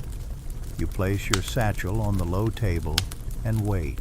The woman who emerges from the back room is not someone you know well, but you've seen her hands before, always moving, always tying, folding, mending things other people gave up on. She doesn't speak at first, just unties the satchel and lifts the cloth with careful fingers. She doesn't ask questions. She doesn't praise. She runs her thumb along the stitching like she's reading a language she's never studied but somehow understands. "This is yours," she says, not as a question, but it's ready to be seen. You nod. You don't ask what that means. You don't ask where it will go. You only ask, "Will I get it back?" And she smiles, not kindly, not cryptically, just gently. If it comes back to you, it's because it wants to. Some things do, some don't. You nod again. It's enough. You leave the satchel behind. It feels strange, but not wrong. Your hands are empty now, and they feel lighter, not lonely. You step back into the square. A bell rings somewhere in the distance, its tone clearer than usual, sharper at the edges. You pause, half turning toward the sound, but you don't follow it. Not this time. You walk the opposite way. Down the alley, past the perfumer's door, you spot the old steward again. He's sitting on a crate, whittling something small from a block of wood. A tiny spoon, maybe, or a bird. He doesn't look up, but he says, "Still breathing, I see." You smile and reply, "Some days more than others." He nods as if that's the correct answer. Maybe it is. You keep walking. Your feet know the way now, even if you don't. Past the ivy-covered wall, past the well where the rope has been replaced with something newer. You stop for a moment there. Draw a small sip of water. It's cold, metallic, exactly as it always is. But it tastes different somehow, like you've earned it. You pause at your door. Not long, just enough to feel the key between your fingers before you turn it. Inside, the room greets you with silence. Dust dances in the light again, just as it did before, but now it feels like something alive, not just something waiting. You set your boots by the hearth, light a candle, sit. Your table is bare now, no cloth, no thread, just wood smooth from use. You run your hand across it, not searching for anything, just acknowledging. Then you pull out a fresh square of linen, lay it flat. You don't reach for needle or dye. You don't have to. You simply press your hand to the center and whisper, "I'm still here." The next morning arrives not with sound, but with color. The soft golden hue of early light slipping through the gaps in your shutters, painting long bars across the floor like paths leading somewhere you haven't yet been. You lie still for a moment, not because you're tired, but because there's a calm in this particular hour that doesn't ask for movement. You let it stretch out. Let the warmth creep slowly across your blanket, reaching your shoulder, your collarbone, the tips of your fingers. You don't reach for the cloth. You know it's not here. And that absence feels strange but not wrong. Something inside you is already adjusting to the quiet it left behind. You rise slowly, kind of slow that isn't hesitation, just permission. Your feet find the floorboards with familiar weight, and the coolness of the stone wall where your hand rests as you stand is enough to make you blink, to breathe deeper, to remember where you are, not just physically, but in the story you're living. There's a pot of dried lentils soaking in a bowl near the window. You set it out yesterday and forgot about it. Now they look different, swollen softer, like they've been listening. You don't light a fire. Instead, you step outside, still barefoot, and walk the short path down to the stream. Morning mist clings to the grass, not heavy, just there, like breath made visible. You kneel and dip your hands into the water, cold enough to wake something behind your eyes.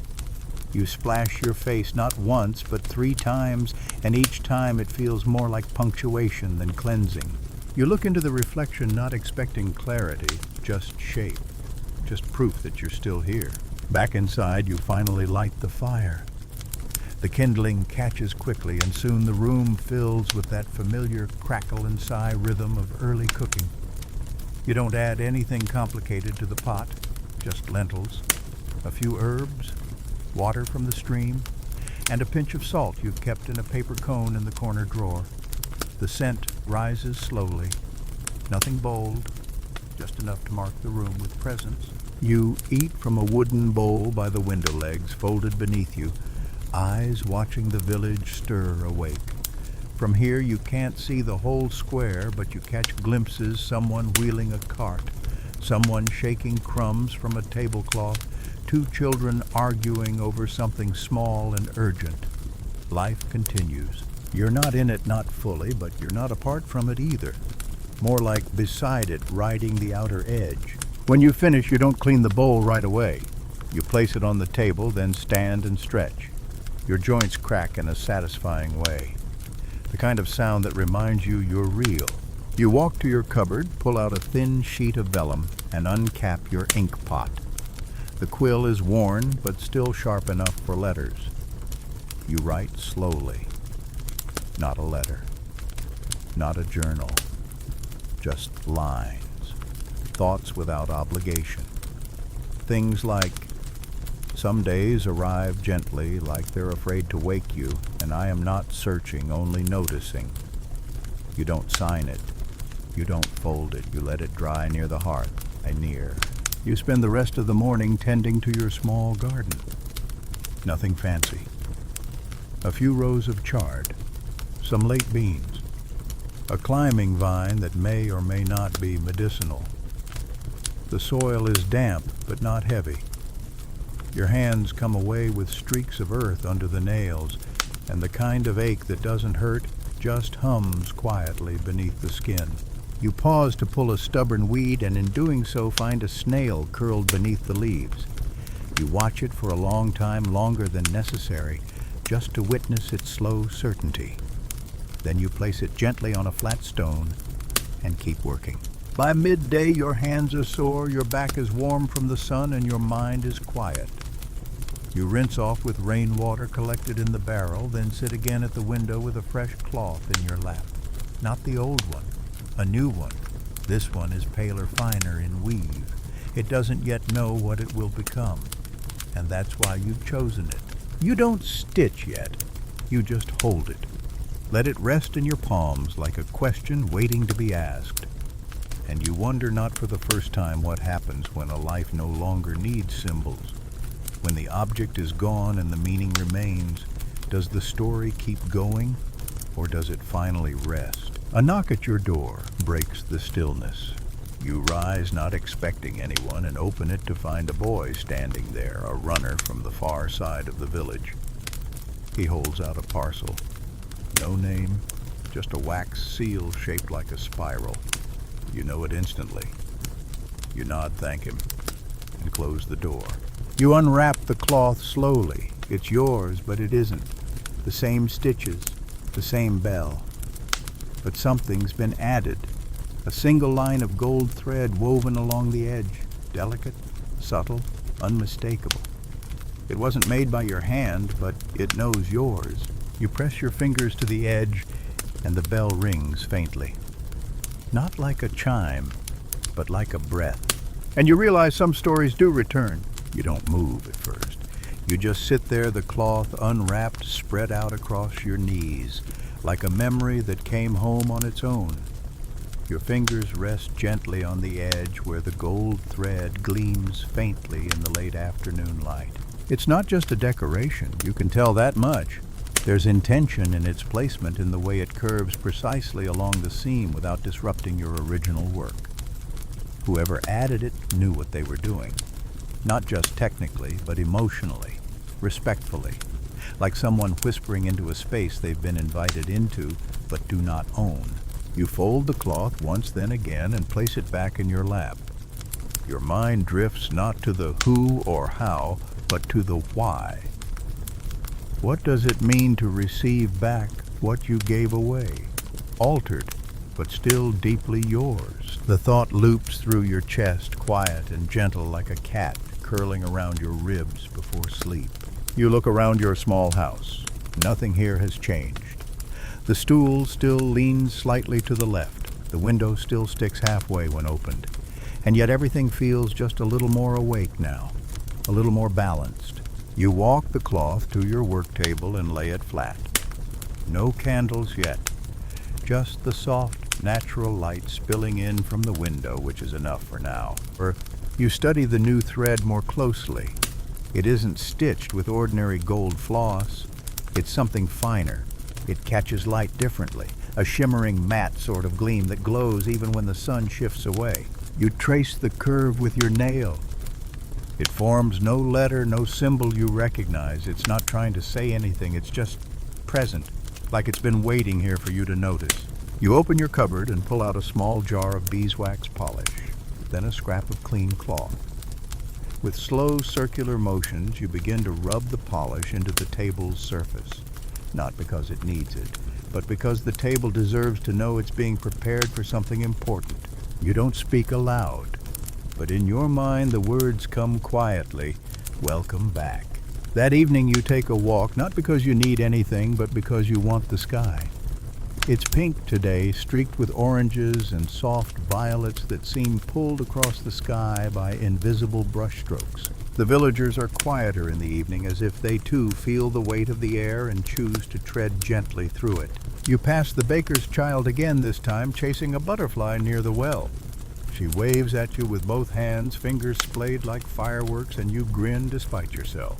You make your way past the edge of the village to the place where the path splits, one side leading up to the old shrine, the other toward the forest line. You pause there for a long time, not because you don't know where to go, but because both directions feel true. You reach into your satchel, not for the cloth, but for something else. The note, the one with your old handwriting. You unfold it again. The ink hasn't faded, but it feels older now, like a letter that's been read aloud many times and has begun to absorb the voices of its readers. You add one more line beneath the others. Just 6 words, I am ready to return now. You fold it again, smaller this time, and tuck it into the pocket inside your tunic. Not the satchel, not the drawer, close to your chest. You take the path toward the shrine. It's quiet there. Always has been. The stone arch is partially collapsed, and the altar is more moss than marble now. But the air still carries a stillness that demands respect. You kneel not in prayer, but in presence. And you place the folded cloth gently on the stone. You don't say a spell. You don't offer a request. You simply close your eyes and place both hands over the cloth. 1 heartbeat, 2, 3. The wind rises, not a gust, just a breeze, but it carries something, a scent. You inhale deeply. Lavender, number clary sage, faint but clear. A plant often used in old remedies for truth-telling, for opening hidden thoughts. You open your eyes. There beside the cloth rests a small object, not placed by you, not carried in. It's a single silver thimble. Old, dented, familiar. You lift it carefully.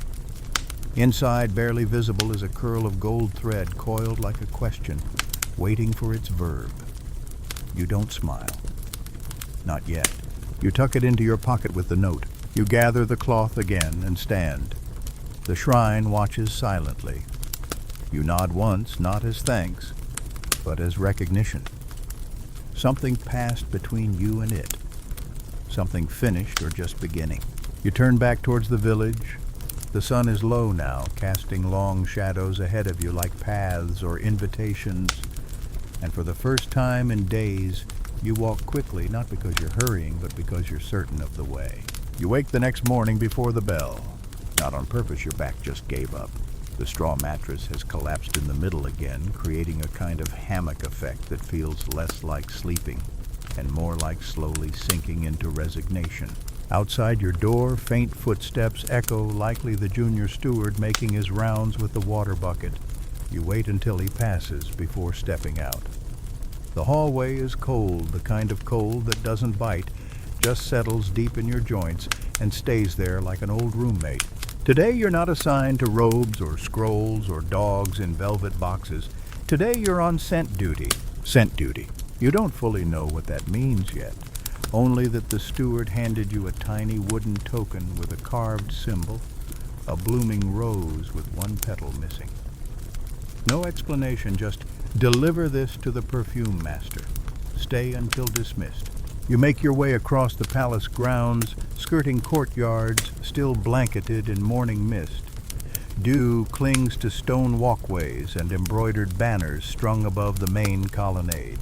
The air smells like wet cloth and crushed herbs. It's oddly pleasant.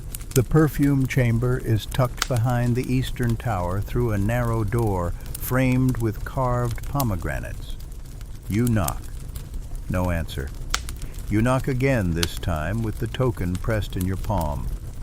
A voice calls out, "Enter," but quietly. I'm boiling thought. You step inside and immediately understand why the room was sealed. The air is thick, warm, dense with layered scents you can't untangle, floral metallic citrus. Maybe something bitter at the back of your tongue.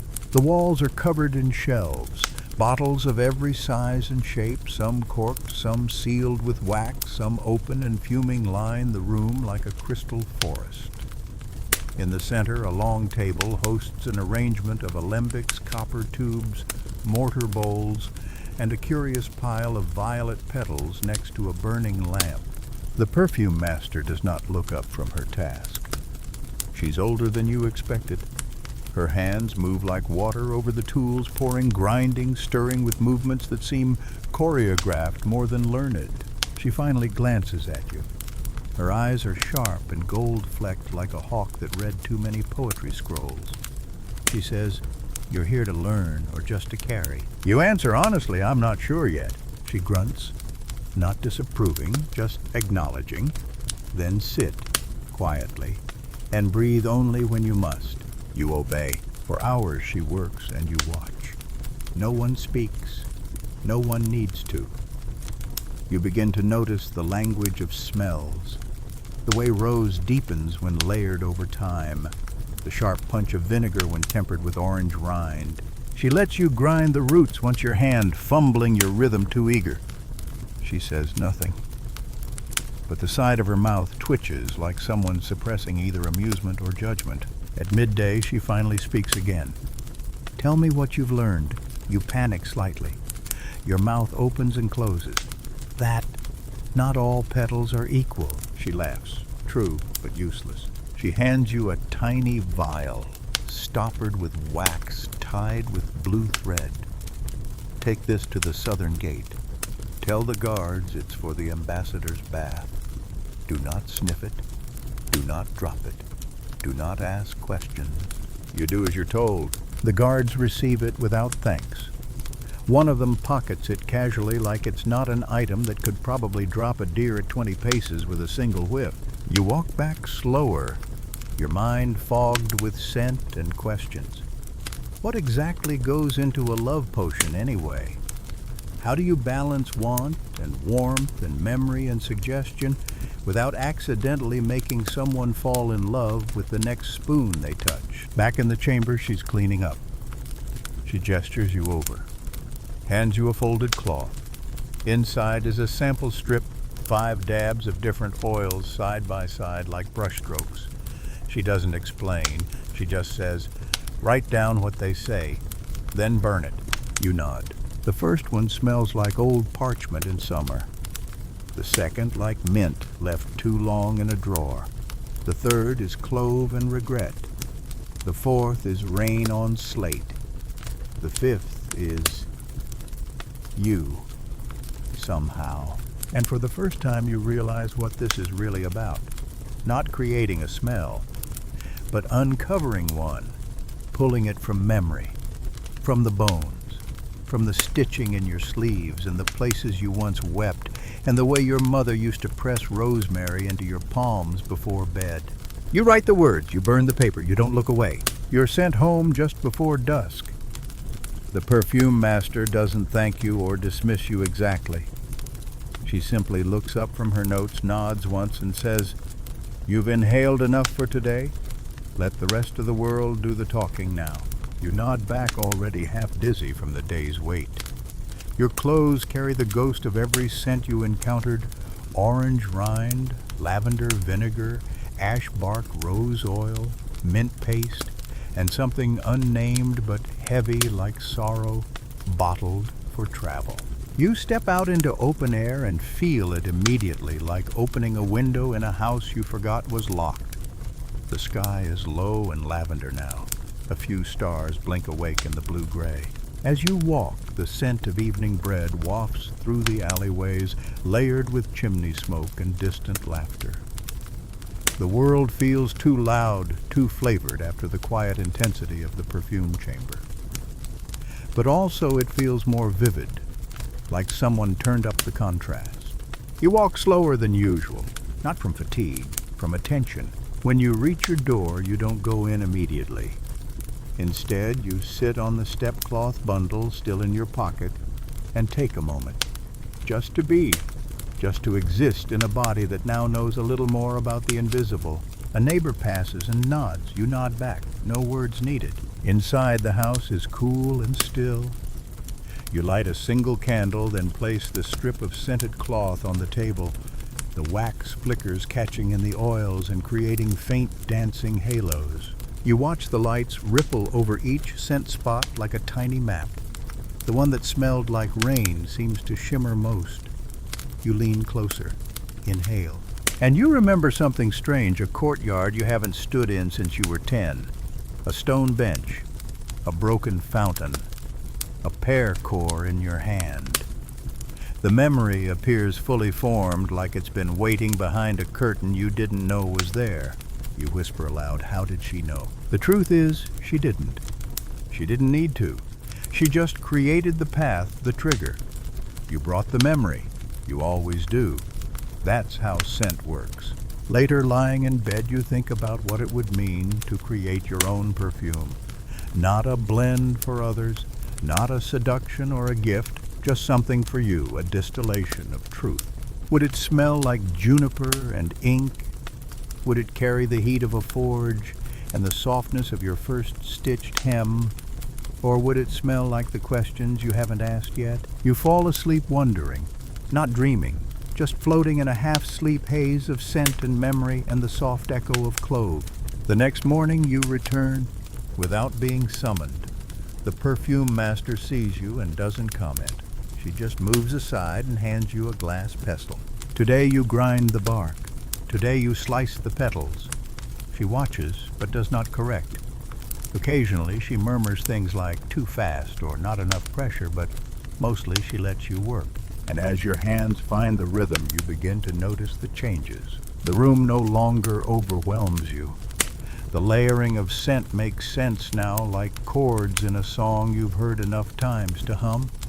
You learn that violet oil always hides in the middle of a blend like a shy guest at a banquet. That pine oil, if overused, can drown every other note. That sandalwood softens everything, even regret. You also learn the rule of 3, no more than 3 core notes in a true potion, or it turns chaotic. Like a sentence with too many commas, she makes you write that down. Midway through the day, she opens a drawer and pulls out a box. Inside are tiny bottles. Dusty.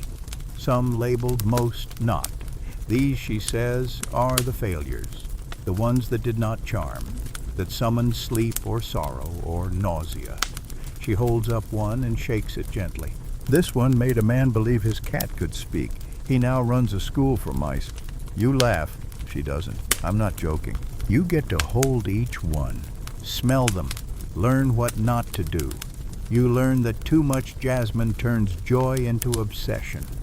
That cedar, if paired wrong, evokes funerals. That marjoram is oddly effective at making someone weep, though why no one knows. These are lessons no book could teach. By sundown, she says, tomorrow you begin your own. You blink. My own, what your own blend. Your own bottle, your own mistake or miracle. You don't argue, you simply nod. Back home, you clear the table entirely. Not just to make space, but to prepare a kind of altar. You place your candle in the center. You lay down a fresh cloth. You unfold a square of vellum. Then you pick up your pen. At the top you write one word, longing. Then top note, bergamot for light. middle sage for clarity, base smoke for memory. Then you stop writing, you sit with those words, let them rise like scent from warm skin. Tomorrow you'll mix them, but tonight you breathe them in, imaginary yet real as anything else you've held. You don't sleep much, not out of worry or fear or even excitement, just stillness. Like your body understands the threshold you're standing on and refuses to fully rest until you step over it. You lie awake, not fidgeting, not planning, just listening. To the breeze pushing against the shutters, to the creak of the rafters above, to the soft hum of your own heartbeat, steady and patient, like it's keeping time for something important. When the light finally turns gray, you rise. You move slower than usual, not from tiredness but from reverence. This day feels ceremonial even if no one but you knows it. You wash your hands with rosemary water. You change into your cleanest tunic. You eat a single apple sliced into quarters, then each piece chewed deliberately like it holds a message you need to hear. You walk to the perfume chamber just as the sun begins to rise. The door is already open. The perfume master is seated, not working, just sipping something from a black cup. She doesn't greet you, but she does slide a single glass bottle toward the edge of the table. It's empty clear, stoppered with wax and bound at the neck with a pale thread. Yours. You may begin, she says simply. Try not to embarrass the ingredients. You nod, and for a moment you freeze. All the practice, all the observations, and suddenly your mind is blank. But then your hands move. You begin with the bergamot peel. You crush it gently, inhale the crisp citrus, and measure out 3 drops, 1 for light, 1 for opening, 1 for memory. Then the sage, not fresh, dried, ground coarsely to maintain bitterness. 3 more drops. This one steadies, grounds, clears away the cloying sweetness left behind by the fruit. Finally, you reach for the vial of smoke essence, just a single drop, enough to anchor, enough to whisper of fire without letting it take over the room. You swirl the bottle. You don't shake it. That would bruise the notes. Instead, you warm it with your hands, cradle it like a secret you're about to share. Then you remove the stopper and bring it to your nose. And there it is. Not perfect, but yours. It smells like walking home in winter with something to say and no one to say it to, like the moment right before someone knocks at your door. Like holding on to a letter you wrote but never sent. You look up. The perfume master is watching you, one brow raised. She says, "It doesn't smell awful," which in her language might be the highest praise possible. You seal the bottle with wax and carve your symbol into the top. Not a name, just a marked 3 slashes forming a crooked triangle. Personal, private. You place the bottle into a cloth pouch and tuck it into your satchel. She doesn't say goodbye, neither do you. You leave the chamber for the last time. Outside, the light is full now, the village awake. You pass the baker's window and see the same child pressing their face to the glass. You smile. You keep walking. At the crossroads, you pause. There are many places to go, but only one feels right. You take the road that leads away, not toward the shrine, not toward the palace, but toward the lower valley. A place you haven't been since you were younger, since before the claw, since before the bell. You don't go there to find something, you go to release. The hill rises slowly, and at the top you sit. You take out the bottle, hold it in both hands. Then without drama, without hesitation, you pull the stopper. The wind catches the scent immediately, carries it, lifts it, spreads it like a ribbon, unraveling into the air. You don't try to capture it again. You don't try to follow. You just breathe and let it go. You stay on the hill long after the scent has vanished. The wind has long since quieted, settling into a hush that seems to stretch between the trees. You sit still, bottle in hand, wax seal warm from your fingers. It's empty now, utterly and without regret. You don't feel loss. You feel relief. The kind of clean ache that follows a full breath held too long and finally let go. Around you, the world moves on. A cart rattles somewhere below. A bird calls once, then is quiet again. The scent you released has already faded, but you wonder, will someone catch a hint of it miles away? Will it curl around a child as they nap in a sunlit field? Will an old man pause mid-sentence because a strange longing just kissed his cheek? Or maybe it lingers not in the world but in you, shifted something inside you that can't be unsaid now. Eventually your legs remind you they are not made of stone. You rise, brush dust from your tunic, and walk back down the slope. You don't go straight home, you go to the river. It's wider than you remember. Maybe because you're taller now. Maybe because your memories never accounted for the way water always feels like it's moving toward something else. You sit on the old wooden dock legs dangling just above the surface. You remove your boots, roll up your sleeves, and lower your feet in. The water is cold sharp. It wakes you up in the right way. You lean back on your elbows and close your eyes. And just sit. It's the first time in weeks you're not carrying anything. No cloth, no potion, no task. Just your body and the day and a river that doesn't care what you've made or failed to make. You laugh softly to yourself. It's ridiculous, really. All that stress, all that focus over something that poof floats away in a few seconds of breeze. You wonder if this is why love potions were always so dramatic in old stories. Not because they worked, but because people needed to believe in something they could hold. Something they could uncork and say, here, this is what I feel, this is proof. And when the bottle is empty, when it's used, there's nothing left to argue about. No more ambiguity, just silence. But life doesn't work like that, does it? You think of your own longing. Not just romantic, deeper. The kind of yearning that doesn't point to a person or a place, but to a version of yourself you're trying to remember or become. You imagine bottling that. What would it smell like? Maybe burnt parchment. Or the sour-sweet tang of underripe cherries. Or the sharp, breathy snap of winter air on cloth freshly taken from the line. You laugh again. It's absurd. But you know you'll write it down later anyway. You stay by the river until the sun is lowered enough to gild the surface in bronze. Then finally you slip your boots back on and make your way home. When you reach your house, there's a folded scrap of parchment wedged into your door frame. You pause. It's not sealed, no wax, no name. You unfold it. The writing is rough, hurried, almost angry. It says, you're not done. Come back before dusk. Bring nothing but salt. You read it again. You look down the road half expecting someone to be watching. No one. You go inside, no rush. You wash your hands, you boil water, you drink a little tea plain. Then from the cupboard, you take a small pinch of salt and pour it into a clean linen pouch. You tie it shut. You don't know why she wants salt. Maybe for grounding, maybe for taste, maybe for something more symbolic. You don't ask, you don't plan, you just walk. Back at the perfume chamber, she's not there. But the door is open. You step inside. On the table is a new set-up copper pot, simmering gently over a low flame. A few petals floating lazily on the surface, a thin line of steam rising like a question. You inhale and instantly feel a tug behind your eyes. A memory not yours tries to bloom but falters. Then you hear her voice. You know how to draw things out of others, but do you know how to leave something behind? You turn. She's by the door, arms crossed, brow raised. You shake your head. Salt helps, she says simply. Try. She gestures to the pot. You step forward, take the pouch and open it. You let the salt trickle in slowly like it matters. You whisper nothing. But in your mind, you think of a moment you wish someone else could carry. Not a secret, just a truth. You think of the way your mother used to hum while cooking, the way your childhood home always smelled of thyme and ash.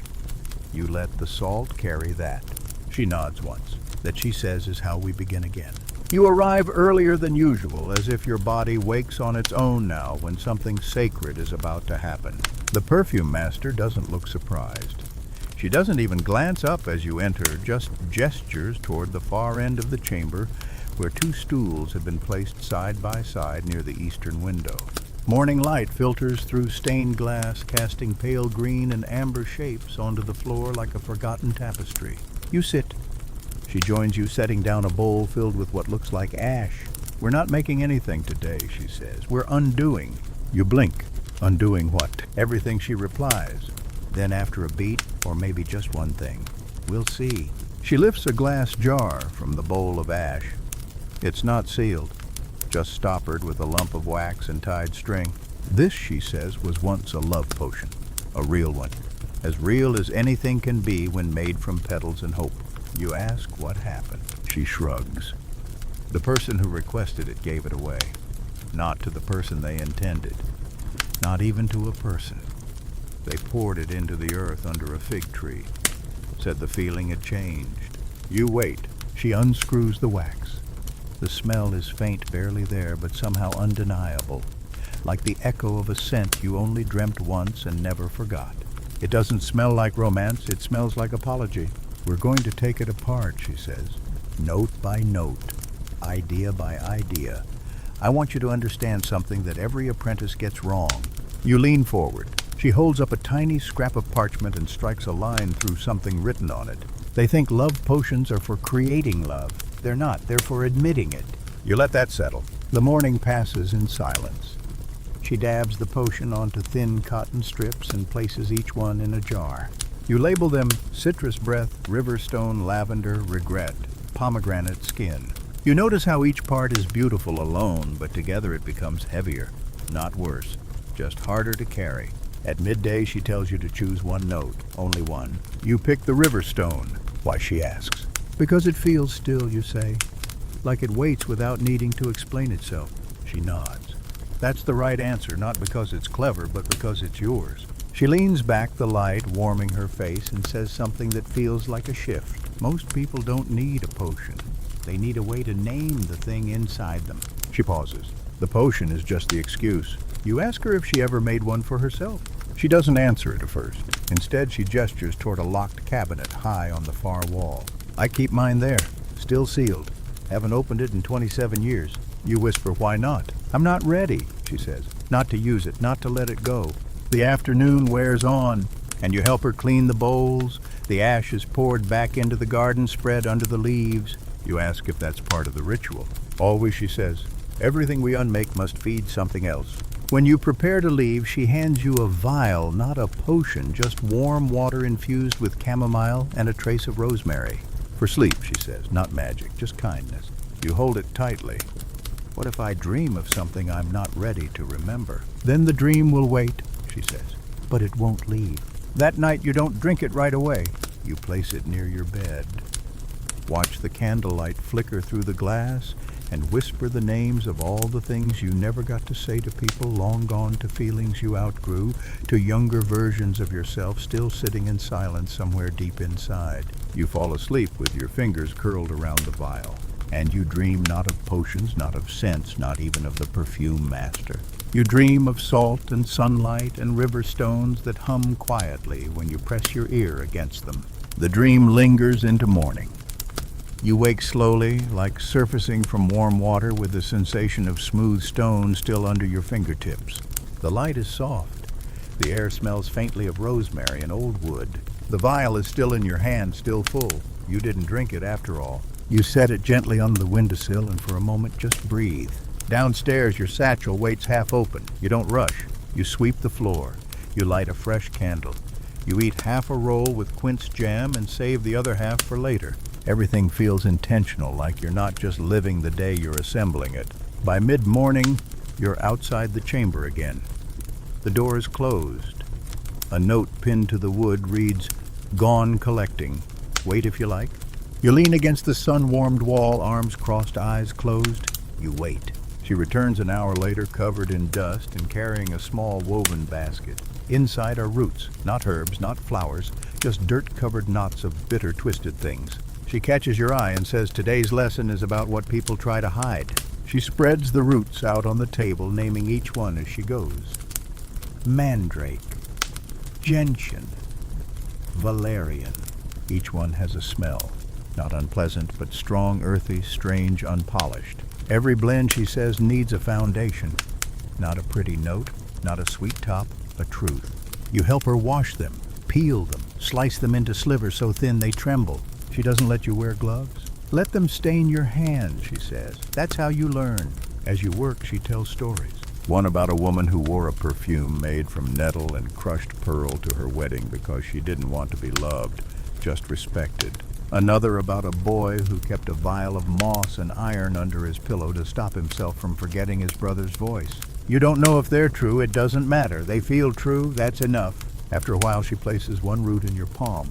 This is calamus, she says. Smells like old books and forgotten prayers. Use it sparingly. It makes people remember things they weren't sure they wanted to. You ask what happens if you use too much. She looks at you for a long time, then says, they remember things that never happened. That silence is heavier than the root. She lets you experiment with the smallest shavings, mixing them into neutral oil. You're not making a potion, you're exploring one. Each blend you try brings back something unexpected. The smell of your first brush with jealousy. The echo of someone calling your name in anger. The scent of rain on dust and the memory of a road you never took.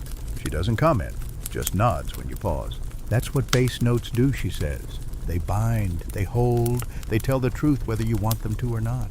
Later, she gives you a page of rules not written in ink but stitched into cloth with thread.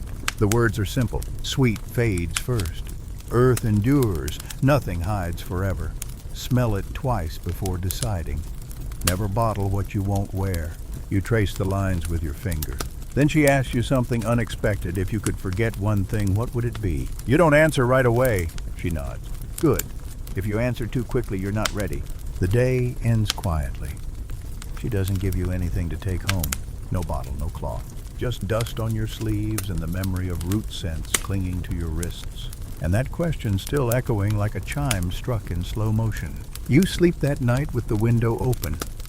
The wind carries in the scent of someone baking with cinnamon, and it curls around your dreams. You dream of a house made of roots with no roof, just sky. Inside, you sit at a table with a younger version of yourself.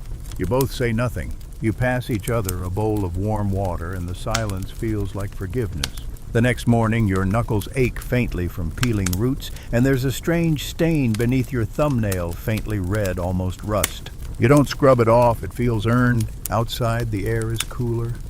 The season is shifting just a little, enough to bring a crisp edge to the wind.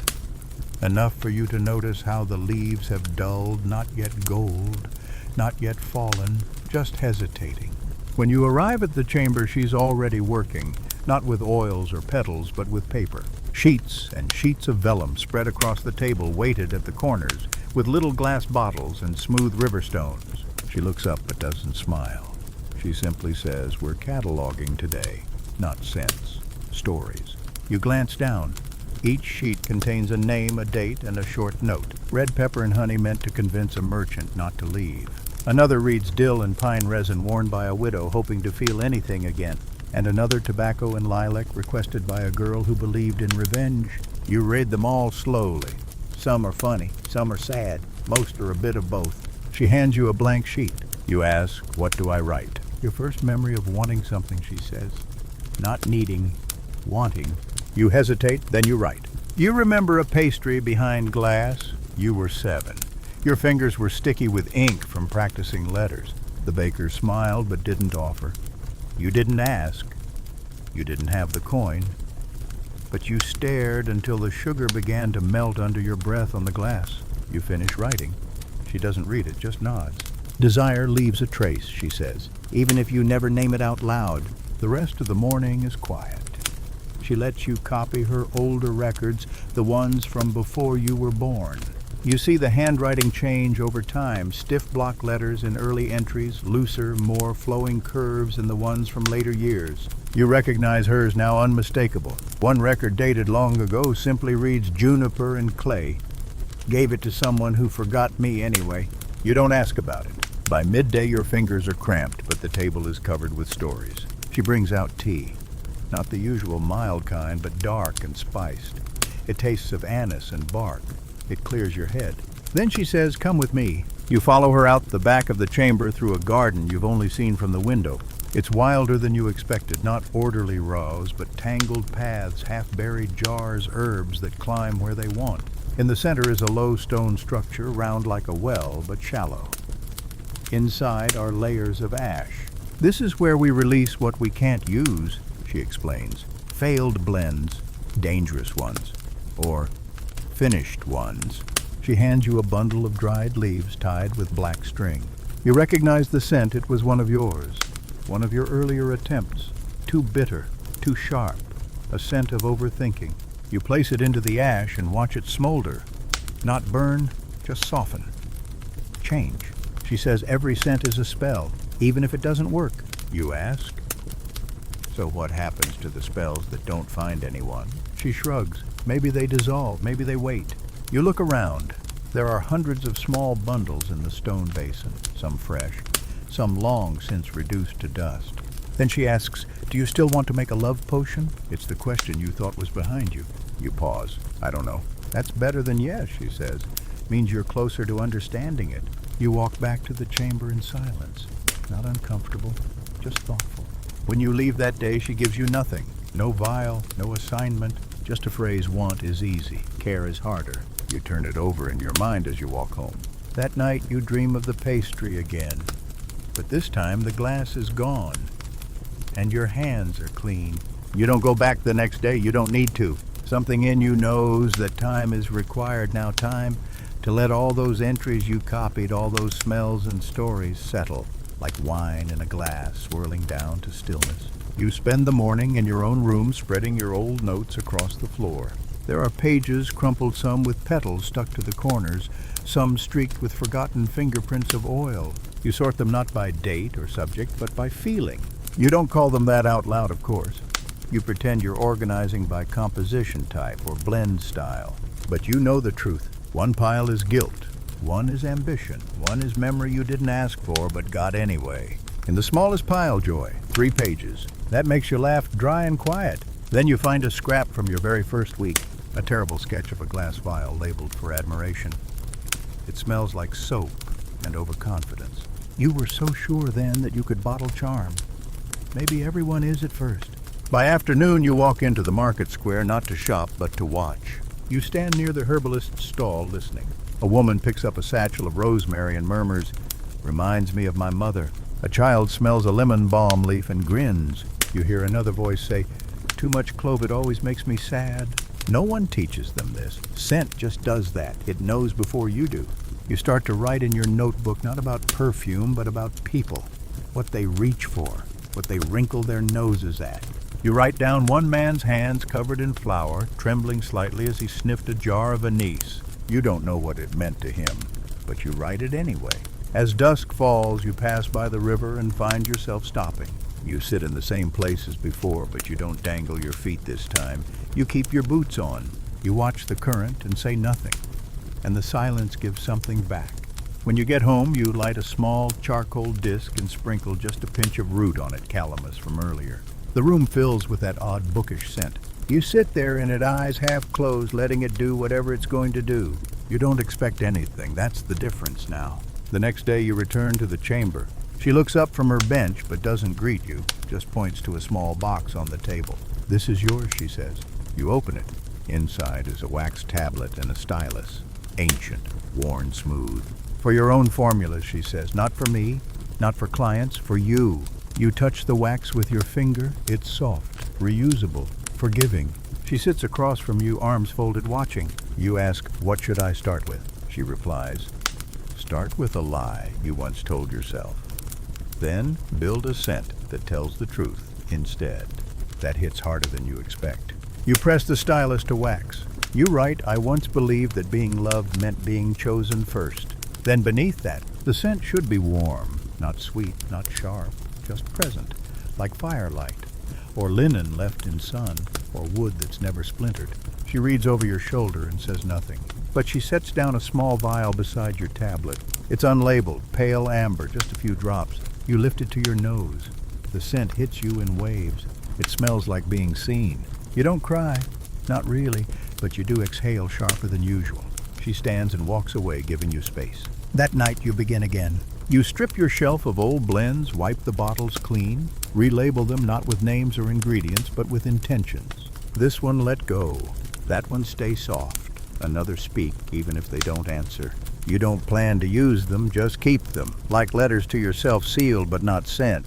Before bed you light nothing. You sleep in silence. And your dreams when they come smell like warmth and stone like stories not yet told. It's raining when you arrive, but the chamber smells like firewood and orange peel. A small brazier burns near the far wall, and over it hangs a copper pot, not for perfume, not today. For soup, judging by the scent. She waves you in without looking up. Wet days are good for grounding, she says. Everything smells closer, slower. You hang your cloak by the door water, dripping into a shallow basin that wasn't there before. She always prepares for things you didn't know needed preparing. She hands you a bundle of cloth thick hand-woven and says, "Today's lesson is about anchor notes." You already know the term, technically. Anchor notes hold a scent down. They're the parts that last longest, the ones that linger on skin, on memory. But she wants you to understand more than theory. She places 3 jars on the table, oak moss, ambergris, and labdanum. Each has a depth that feels almost too much. She opens the oak moss first. The smell is dark green and ancient. Forest floor, bark rubbed raw. You breathe it in and feel your chest expand, like something inside is unlocking. This is memory without words, she says. Then ambergris. You've heard the stories, it's whale vomit technically. But this one smells nothing like that. It's smooth, oceanic but soft, like wind on linen hung to dry. She says this is time, slow and inevitable. Labdanum is last. Sticky, resinous, deep brown and golden. It clings to the lid. Smells like warmth, like sunlit stone. This is longing, she says, but the kind that accepts distance. You look at her. So anchor notes are emotions. She smiles. Everything is emotion. We just pretend it's chemistry. She asks you to pick one. Not to blend with, just to sit with. You choose oak moss. She hands you a cloth and a tiny smear of the extract. Wear it, she says, all day, and write what changes. You hesitate. What am I watching for? She shrugs. Whatever shifts. In you, in others. You tie the cloth around your wrist. It smells strong at first, almost too strong, but after a few minutes it softens, warms, becomes less like a forest and more like the feeling of returning to one. Not being in it, but remembering you once were. As you walk through the market later that day, someone stops and asks, "What's that smell?" They don't ask unkindly, just curious, like they know it but can't name it. You say it's oak moss. They frown. Smells like my grandfather's coat. You smile. That's exactly right. Later, someone else leans closer when you pass, doesn't speak, just breathes in, then walks away. Back at the chamber, you describe all this to her. She nods. Anchor notes aren't loud, but they speak last, and sometimes longest. You ask, "Can they change how people feel?" She replies, "Not exactly, but they remind people of how they already feel beneath the noise." She tells you a story then. A customer once asked her for a scent that would make someone forgive them. She didn't ask why. She made the blend, used oak moss, myrrh, and rainwater. When the customer returned a week later, he said nothing about forgiveness, only that the person he'd given it to had cried without knowing why. You sit with that. Then she hands you a small stone bottle. It's opaque, heavy. This, she says, is the first perfume I ever made. Anchor heavy, all root and resin. You lift the stopper and inhale. The scent is deep, grounded, strange. It smells like waiting for something that will never come and choosing to be okay with that. Choosing to. You look at her and ask, "Did it work?" She says, "It helped me stay." That night you keep the cloth on your wrist. You sleep with your hand tucked close to your face. And in the quiet of your room, the oak moss turns into something else, not just a smell, but a space, a forest inside your chest. The next morning is gray, but not cold. You wake with the scent of oak moss still faint on your skin. Not strong, just a trace like the ghost of a memory that refuses to be scrubbed clean. You don't wash it off. You leave it there like punctuation at the edge of a dream. At the chamber, she's not alone. A man sits across from her, older, dressed in traveling robes with a tear at the hem. His face is weathered kind in a tired way. You hesitate, but she waves you in. He's here for a retrieval, she says. Watch if you like. You sit in the corner as she pulls out 3 small vials and 1 cloth-wrapped jar. The air is quiet, thick with expectation. He doesn't speak, but his eyes follow her every movement. She starts with civet. You know the scent, it's harsh, nearly sour when raw. But she blends it quickly with beeswax and sage. The room shifts, becomes warmer, heavier, like late summer. She adds clove next. Then a single drop of vetiver. The effect is immediate. The man leans forward, nostrils flaring slightly. His hands tremble not from age, but from recognition. She places the final bottle in front of him. Smell it. Don't speak. He does. Silence fills the room. After a long moment, he says, "That's what my wife wore before the illness." She nods. "I know." He doesn't cry. But something about his spine softens, as if grief had been holding him too tightly, and scent gave it permission to loosen its grip. After he leaves, you ask, "Did she leave a sample?" She shakes her head. "Just a shawl and memory." You're quiet after that.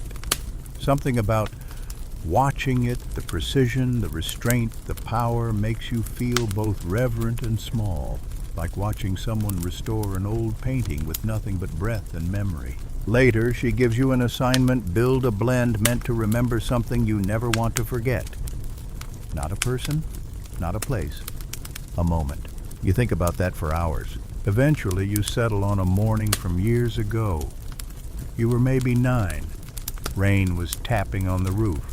You were sitting beside someone older, someone you trusted completely, sharing a bowl of warm milk with cinnamon. Nothing dramatic, nothing loud, just safety. You gather ingredients slowly: warm spices, a pinch of sweet orange, a single grain of musk. She watches but says nothing. You blend, you test, you discard, you begin again. By late afternoon, the vial is done. You smell it. It's close. Not perfect, but close. You label it with a single word: safe. She nods. You'll want to make 100 other scents after this, but this one will always be the anchor. You ask, for me or for everything I make? She says yes. That evening, you carry the vial home like it might break. Not from fragility, but from weight. Emotional gravity. You don't wear it. You set it on your table and just look at it. You light no candle. You make no tea. You sit there in the quiet, watching shadows shift on the wall with the word safe written in your own hand, staring back. And somehow that's enough. That morning, the chamber feels different. Not colder, not warmer, just expectant. As if the walls themselves are holding their breath. She doesn't greet you. She just hands you a folded piece of parchment and says, "Today is Silence Day." You open the parchment. It's a list short, just 3 items. Visit the apothecary and smell the red root tincture. Walk to the ruined chapel and sit for 20 minutes. Return and say nothing until you've written what it meant. You glance at her. She doesn't meet your eyes. You leave without a word. The apothecary is on the west end of town, tucked between a weaver and a tanner. Inside smells like lemon rind, moldy leather, and something faintly sweet. The red root tincture sits on a shelf behind glass. You ask the assistant for a single drop. She hesitates, then nods. The scent is sharp, bitter but clean. It stings your nose, then warms at the back of your throat. Like blood and copper and dandelion wine, you thank her with a nod and leave. The chapel is farther than you remembered. Its roof collapsed decades ago, but the columns remain skeletal solemn. Ivy runs up the stone. Inside, moss covers the pews. It's quieter than you expect, not just from lack of people. The sound itself feels softer here. Even your footsteps apologize. You sit. Nothing happens. That's the point. A breeze slips through the broken arch. Birds call in the distance. You count each breath. At minute 13, a spider lands on your boot. You don't move. At minute 17, the wind shifts and carries the faintest scent of wood smoke. Not near, just present. At 20 minutes, you stand. You walk back slowly, tasting the silence like it's food. Like a broth you didn't know you'd been hungry for. When you return, she's in the garden. No tools, no tray, just kneeling in the dirt, pressing her fingers into the soil. You sit beside her without asking. Your hands follow hers. The soil is cool, damp. It smells of rain, even though it hasn't rained. You don't speak, neither does she. Only when the light begins to fade does she say, well, you hand her the parchment. On the back you've written, the red root tasted like anger turned clean. The chapel held the sound of loss made bearable. The silence let me know how loud I've become. She reads it twice, then she says, that's your first true blend. You blink, there was no perfume. She shakes her head. Yes, there was, just not one you can bottle. You spend the evening in quiet tasks, cleaning glassware, sorting petals, simmering rainwater. At one point, she adds a stick of cinnamon bark to a boiling pot just because. The scent curls through the room like a story with no ending. As you prepare to leave, she says, tomorrow we begin distillation, but tonight just feel how quiet stays on your skin. You walk home slower than usual. The streets seem different, not unfamiliar, just unhurried. Even the cats move like they're floating. In your room, you do nothing special. You don't write, don't plan. You just lie back, hands behind your head, and listen to the world breathe. The next morning begins not with a bell or a knock, but with the sound of boiling, not water oil. You hear it before you even open the door. A slow, deliberate bubbling, the kind that suggests heat without flame pressure, without urgency. When you step into the chamber, the scent is immediate. Resin and rose, something faintly medicinal, and a sweetness so subtle it could almost be imagined. She doesn't turn, just gestures toward the alembic, its copper belly sweating faintly in the morning light. Today is distillation day. You've read about it, heard about it, even seen diagrams. But this is different. Real heat, real scent, real time. She walks you through the setup not with words, but by handing you each piece. Coil, flask, receiver, everything fits, not because it's perfect, but because it's been used. The kind of familiarity only hands can create. The herbs for today are simple rose petals, lavender, and a few sprigs of thyme. She says nothing as she drops them into the vase, only raises an eyebrow as if to ask, are you ready for this? You nod, though you're not sure. Heat comes slow, always slow. That's the rule. Too fast and the essence burns. Too fast and everything you want escapes before you can catch it. You sit watching the first beads of liquid form and slide into the receiver. It's colorless, but the scent, oh, the scent blooms as it hits the glass. Not the smell of roses as you know them. This is older, deeper, like a memory of a rose from a lifetime ago. One that never grew in soil, only in longing. She watches you watch it. This is how patience smells, she says. You whisper it's sad. She smiles a little. Most beauty is. You spend hours tending the process, adjusting flame, swapping flasks, watching steam turn into story. The room grows humid, warm, like a greenhouse of emotions. Every few minutes, you catch a new note in the air, peppery from the thyme, something herbal from the lavender stems. But underneath it all, always the rose, lingering, refusing to leave. She hands you a small slip of parchment. Write the name, she tells you. You stare at the bottle only half full, and after a long pause, write, things I never said. She reads it once, nods, and adds her own note beneath it. Still heard anyway. When the distillation is done, she shows you how to store it. Amber glass, cool shelf, label always written by hand. Never trust a blend that arrives pre-typed, she says. The soul lives in ink and intention. Before you leave, she surprises you.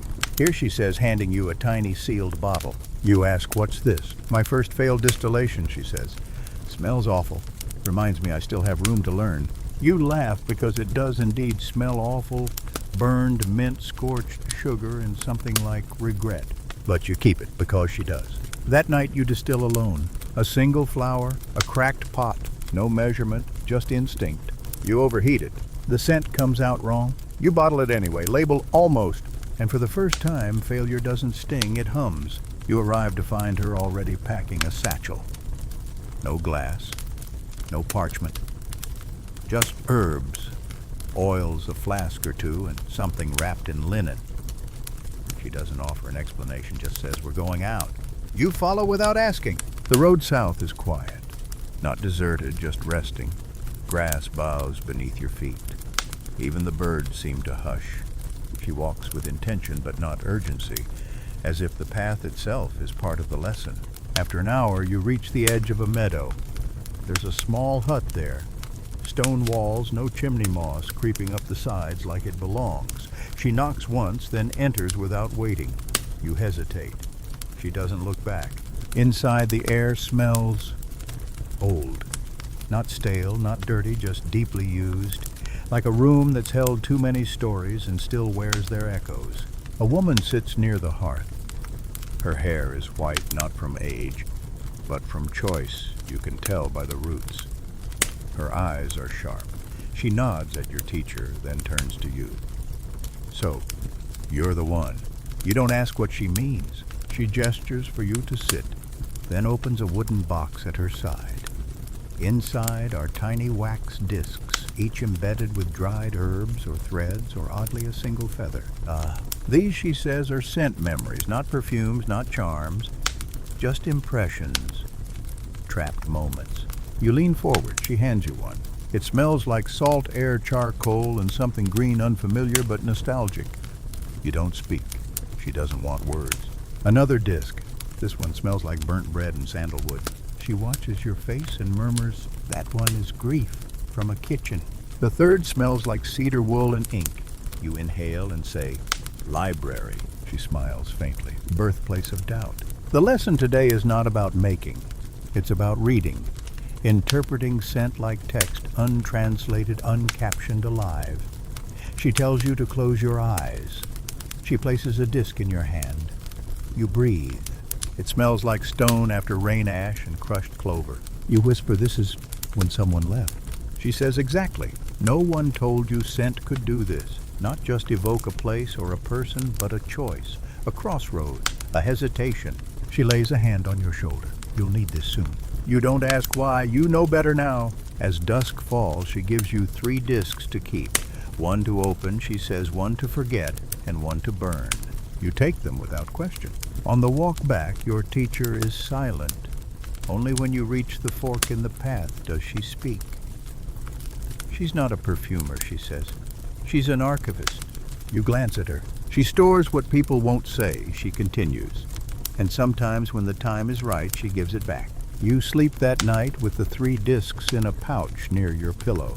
You dream of bread burning, of sea wind in your lungs, of ink-stained hands gripping yours too tight. When you wake, your room smells faintly of cedar and rain. The next day begins before sunrise. Your teacher doesn't knock. She opens the door to your room, tosses you a cloak, and says, bring the discs. That's all. No tea, no preamble, just a command wrapped in wool and morning breath. The streets are still damp from last night's mist. Candles flicker in only a few windows. The baker hasn't even begun his fire.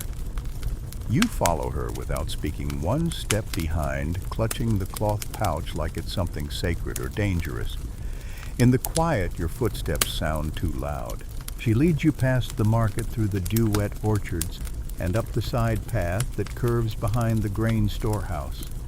Eventually, the trail narrows into something more suggestion than road ferns brushing your knees, cobwebs catching on your sleeves. The world smells like earth and sleep and the kind of silence that waits to be broken. At last, you reach a clearing with a small wooden post in the center. There's no sign, no altar, Just a smooth stone next to it and the air of something old, something kept. She sits. You sit beside her. Choose one, she says. You take out the discs, lay them on the ground between you. The wax glistens faintly in the new light. You don't know which is which. That's part of it. You touch the leftmost one. She nods. Open it. You crack it between your fingers. It splits like dry bark, and the scent releases slow, deliberate, like it's unsure it wants to be free. You breathe pine resin, a trace of vinegar, smoke. Underneath it, wet wool and metal. She sees your face. Memory. You nod. It's yours, she says, even if you never lived it. She tells you that some scents aren't personal, they're ancestral, passed down in marrow and instinct. She calls them ghost chords. You ask if she made that term up. She says, of course I did. You smile even as your throat tightens. She picks up another disc. This one, she says, is to forget. You stare at it. What happens if I don't want to? She doesn't answer. Just hands you a small tin box and strikes a match. You drop the disc in. It smolders, then flares blue, then gold, then gone. You inhale the smoke. It smells like ink faded by sunlight. It smells like the edge of a letter never sent. It smells like the last time you stood in a doorway and said nothing when you should have said everything. She watches you breathe it in. Sometimes forgetting is the bravest thing you do on purpose. The third disc sits between you. You know what's next. She doesn't instruct. You hold it to your nose. The scent is bright, unexpectedly so, like green apples and rosemary and candle wax. It tingles behind your eyes. I thought it would be sad, you say. She nods. It still might be. You ask, what do I do with this one? She replies, you wait. You slip it back into the pouch, unsure when or why you'll need it. The walk back is quiet again, but lighter somehow, like the path itself has exhaled.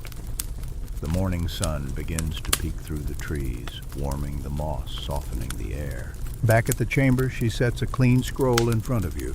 Write everything you didn't say. You hesitate. She adds, no one will read it. You begin. At first, it's stiff. Too many pauses, too many false starts. Then something cracks open. Words spill. Some don't even make sense. You write like you're draining something ancient. Not healing, not yet, just emptying. When you finish, she doesn't take the scroll. She gestures toward the brazier. You burn it. The scent that rises isn't dramatic. It's papery dry with a faint trace of rosemary from your hands. You don't cry, but you don't need to.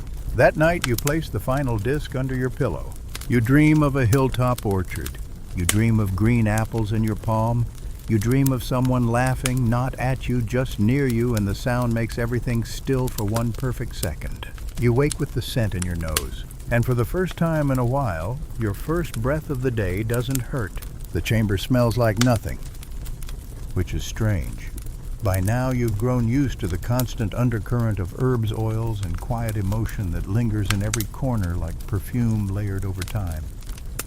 But today, it's bare, clean, empty almost. Even the table has been scrubbed. Bottles put away, no smoke, no wax. Just a blank slate, waiting to be disturbed. She hands you a bundle wrapped in dark linen. Inside, a single sprig of lavender, 3 coriander seeds, a broken piece of amber, and something that looks like dust, but smells faintly like honey. She says, only today we try a binding scent. You frown. Binding what? 2 things that never wanted to meet. You try to protest. You're not ready. You've only just begun to understand how scent holds emotion, memory, even silence. You don't know how to bind anything yet? She smiles. Exactly. That's why you'll do it now, before you get clever enough to be scared. You grind the seeds first. Their scent is sharp and citrusy, almost impatient. Then the lavender, gentle but stubborn, refusing to blend easily. The amber crumbles more like resin than rock, sticky at first, then dry. The dust, she doesn't tell you what it is, you don't ask. You begin the mixing. At first it goes poorly. The scents clash. One bright one, earthy one, sweet one, flat. No harmony, no direction. She watches, says nothing. You start again, this time slower. You heat the amber with a drop of rose oil. Blend the lavender in a separate dish. Let the coriander rest on its own undisturbed. Only then do you begin to layer, gently, thoughtfully. You don't try to make them agree. You just give them space to sit beside one another. The result isn't beautiful, but it is interesting. It smells like something trying very hard to be understood. She leans in, inhales once, then nods. That's what grief and relief smell like, she says. You blink. She adds, they don't like each other, but they often arrive together. You bottle the mixture and write the label without thinking. After that evening, she takes you to a part of the garden you've never seen. It's hidden behind the fig trees through a narrow arch of ivy and stone. The air is cooler here. Still, the soil smells deeper, as if it remembers more. In the center, a circle of glass jars, buried halfway in the earth, each labeled with a single word. Some names are abstract. Truth before weightless. Others are strangely personal. His coat. That Tuesday always late. She kneels. You kneel beside her. This is where we keep the blends that couldn't be worn, she says. You add your jar after. She sets it between to regret and to new shoes. You ask, what's the point if no one wears them? She replies, because someone might need to smell them and know they aren't alone. You sit with that for a long time.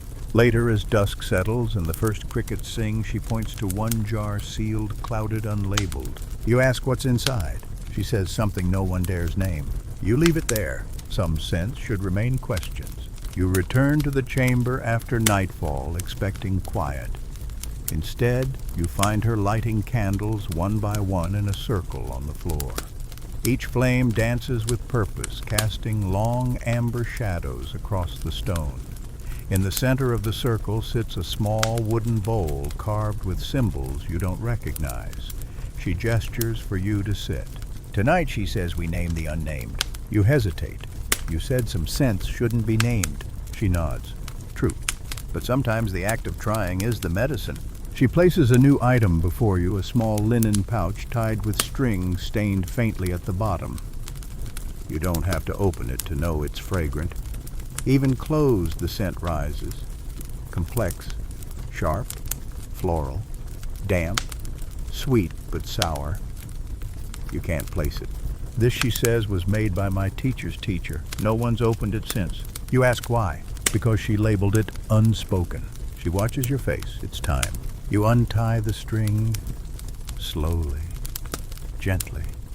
The linen unfolds like paper, left in the rain, soft, fragile.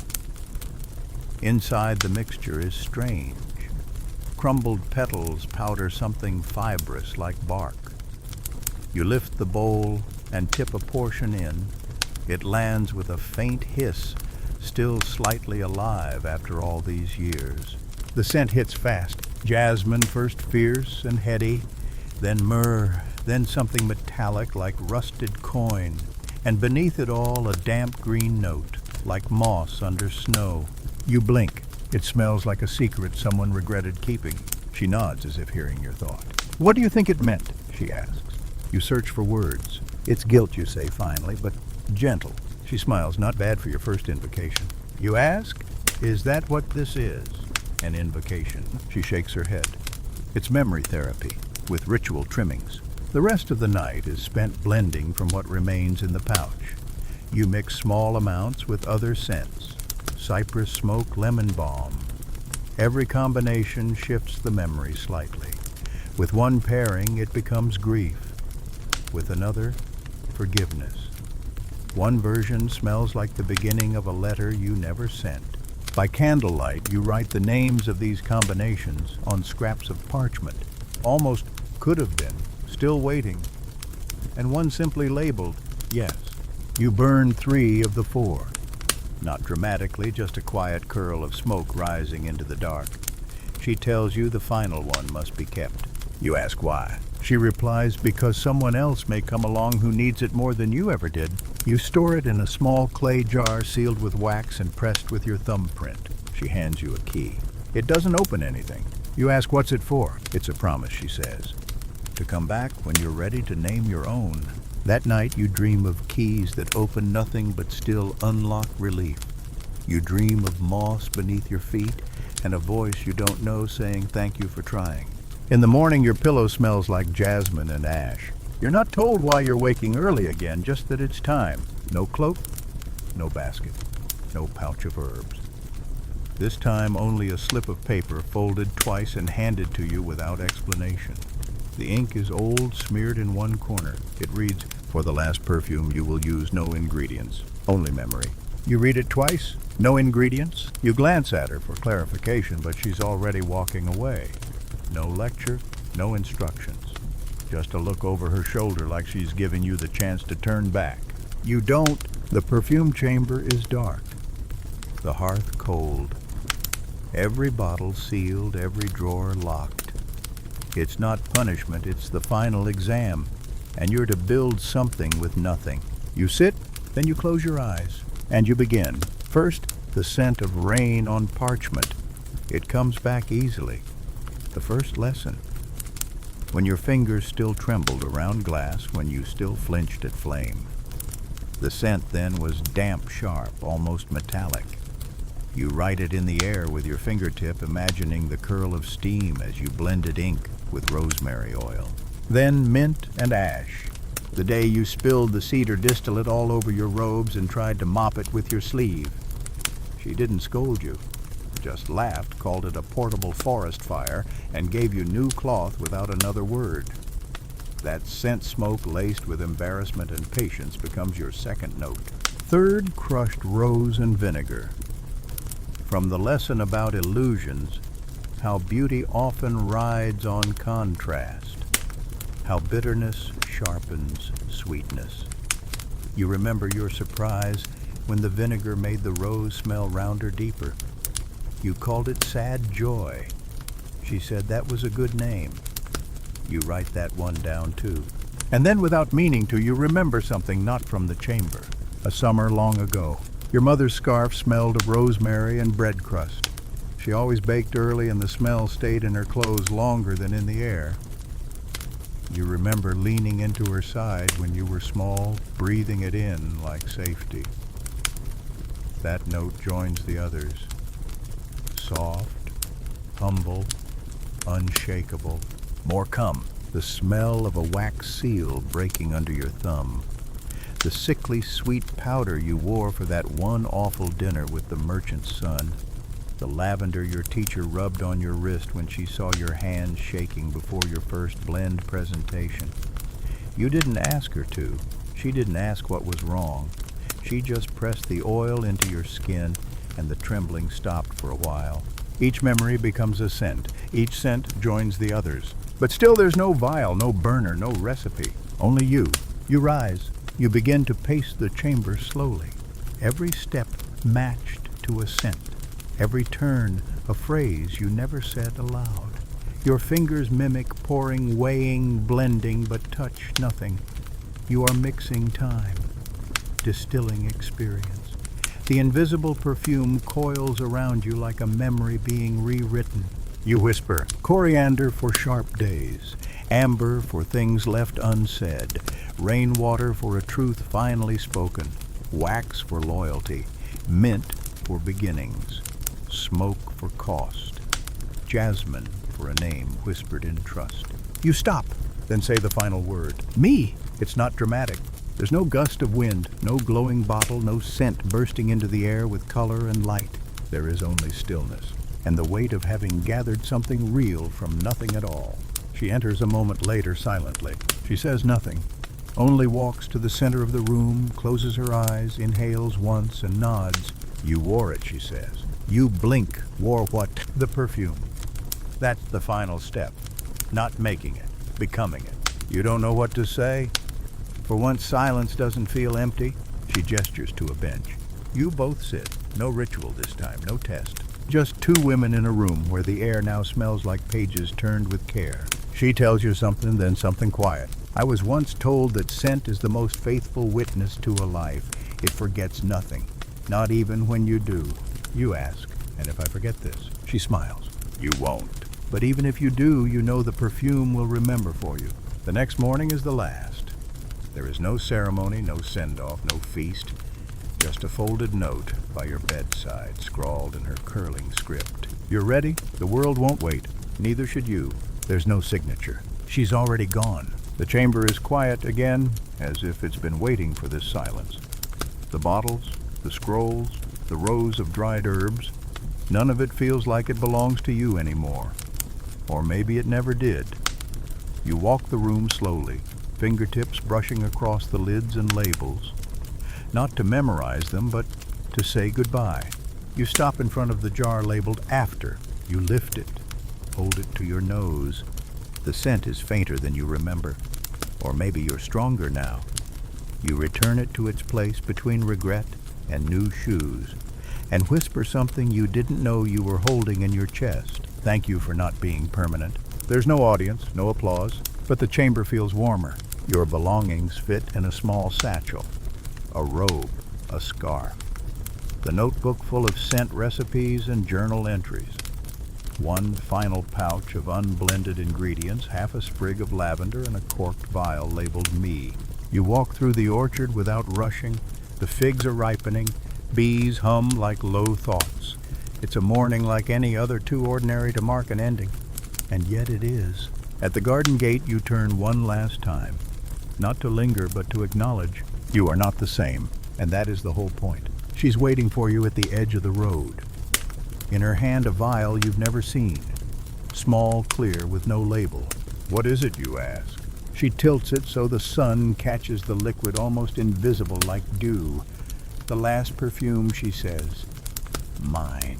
You blink. Why now? Because I won't need it anymore, she replies, but you mind. You hesitate before taking it. She adds, it's not to wear. It's to remember that even teachers are unfinished. You tuck the vial into your satchel. She doesn't hug you. You don't expect her to. Instead, she raises her hand not in farewell, but in something more ancient, a gesture of offering or release. Then she turns, and just like that, she's gone. You walk. The road ahead is long, but the weight on your back is bearable. You pass the bakery, smell the dough. You pass the well, hear a child laugh. You pass an old man stirring paint into plaster and suddenly remember a blend you once labeled morning dust. You wrote that it smelled like old rooms and new beginnings. You smile. As the town comes into view, you stop. Open your notebook, tear out one page and write Formula 74. For walking into unfamiliar towns with your head high and your heart uncertain. Notes of courage, dust, and a memory of bread. You tuck it into a jar tucked in your bag.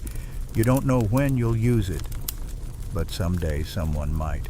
The apothecary is where it always is, on the edge of the square next to the ivy-covered fence. Inside, it's quiet, dusted in late light. Shelves line the walls, half full, half waiting. An old woman looks up from behind the counter. She blinks. You the new scent keeper? You nod. She jerks her chin toward the back room. We've got a bride-to-be crying in there. Something about her bouquet smelling like onions. You'll want to fix that, too. You set your bag down. On it, you say. It begins again. That night in your new bed, you uncork the vial she gave you. Just a hint. Just a breath. The scent is unlike anything you've ever known. It smells like first snowfall on warm stone, like an apology without words, like something ending exactly when it should. You place it beside your pillow, and you write. This time not a recipe, not a formula, just a note to no one. Sometimes you don't need to understand the scent. You just need to let it stay long enough to teach you something.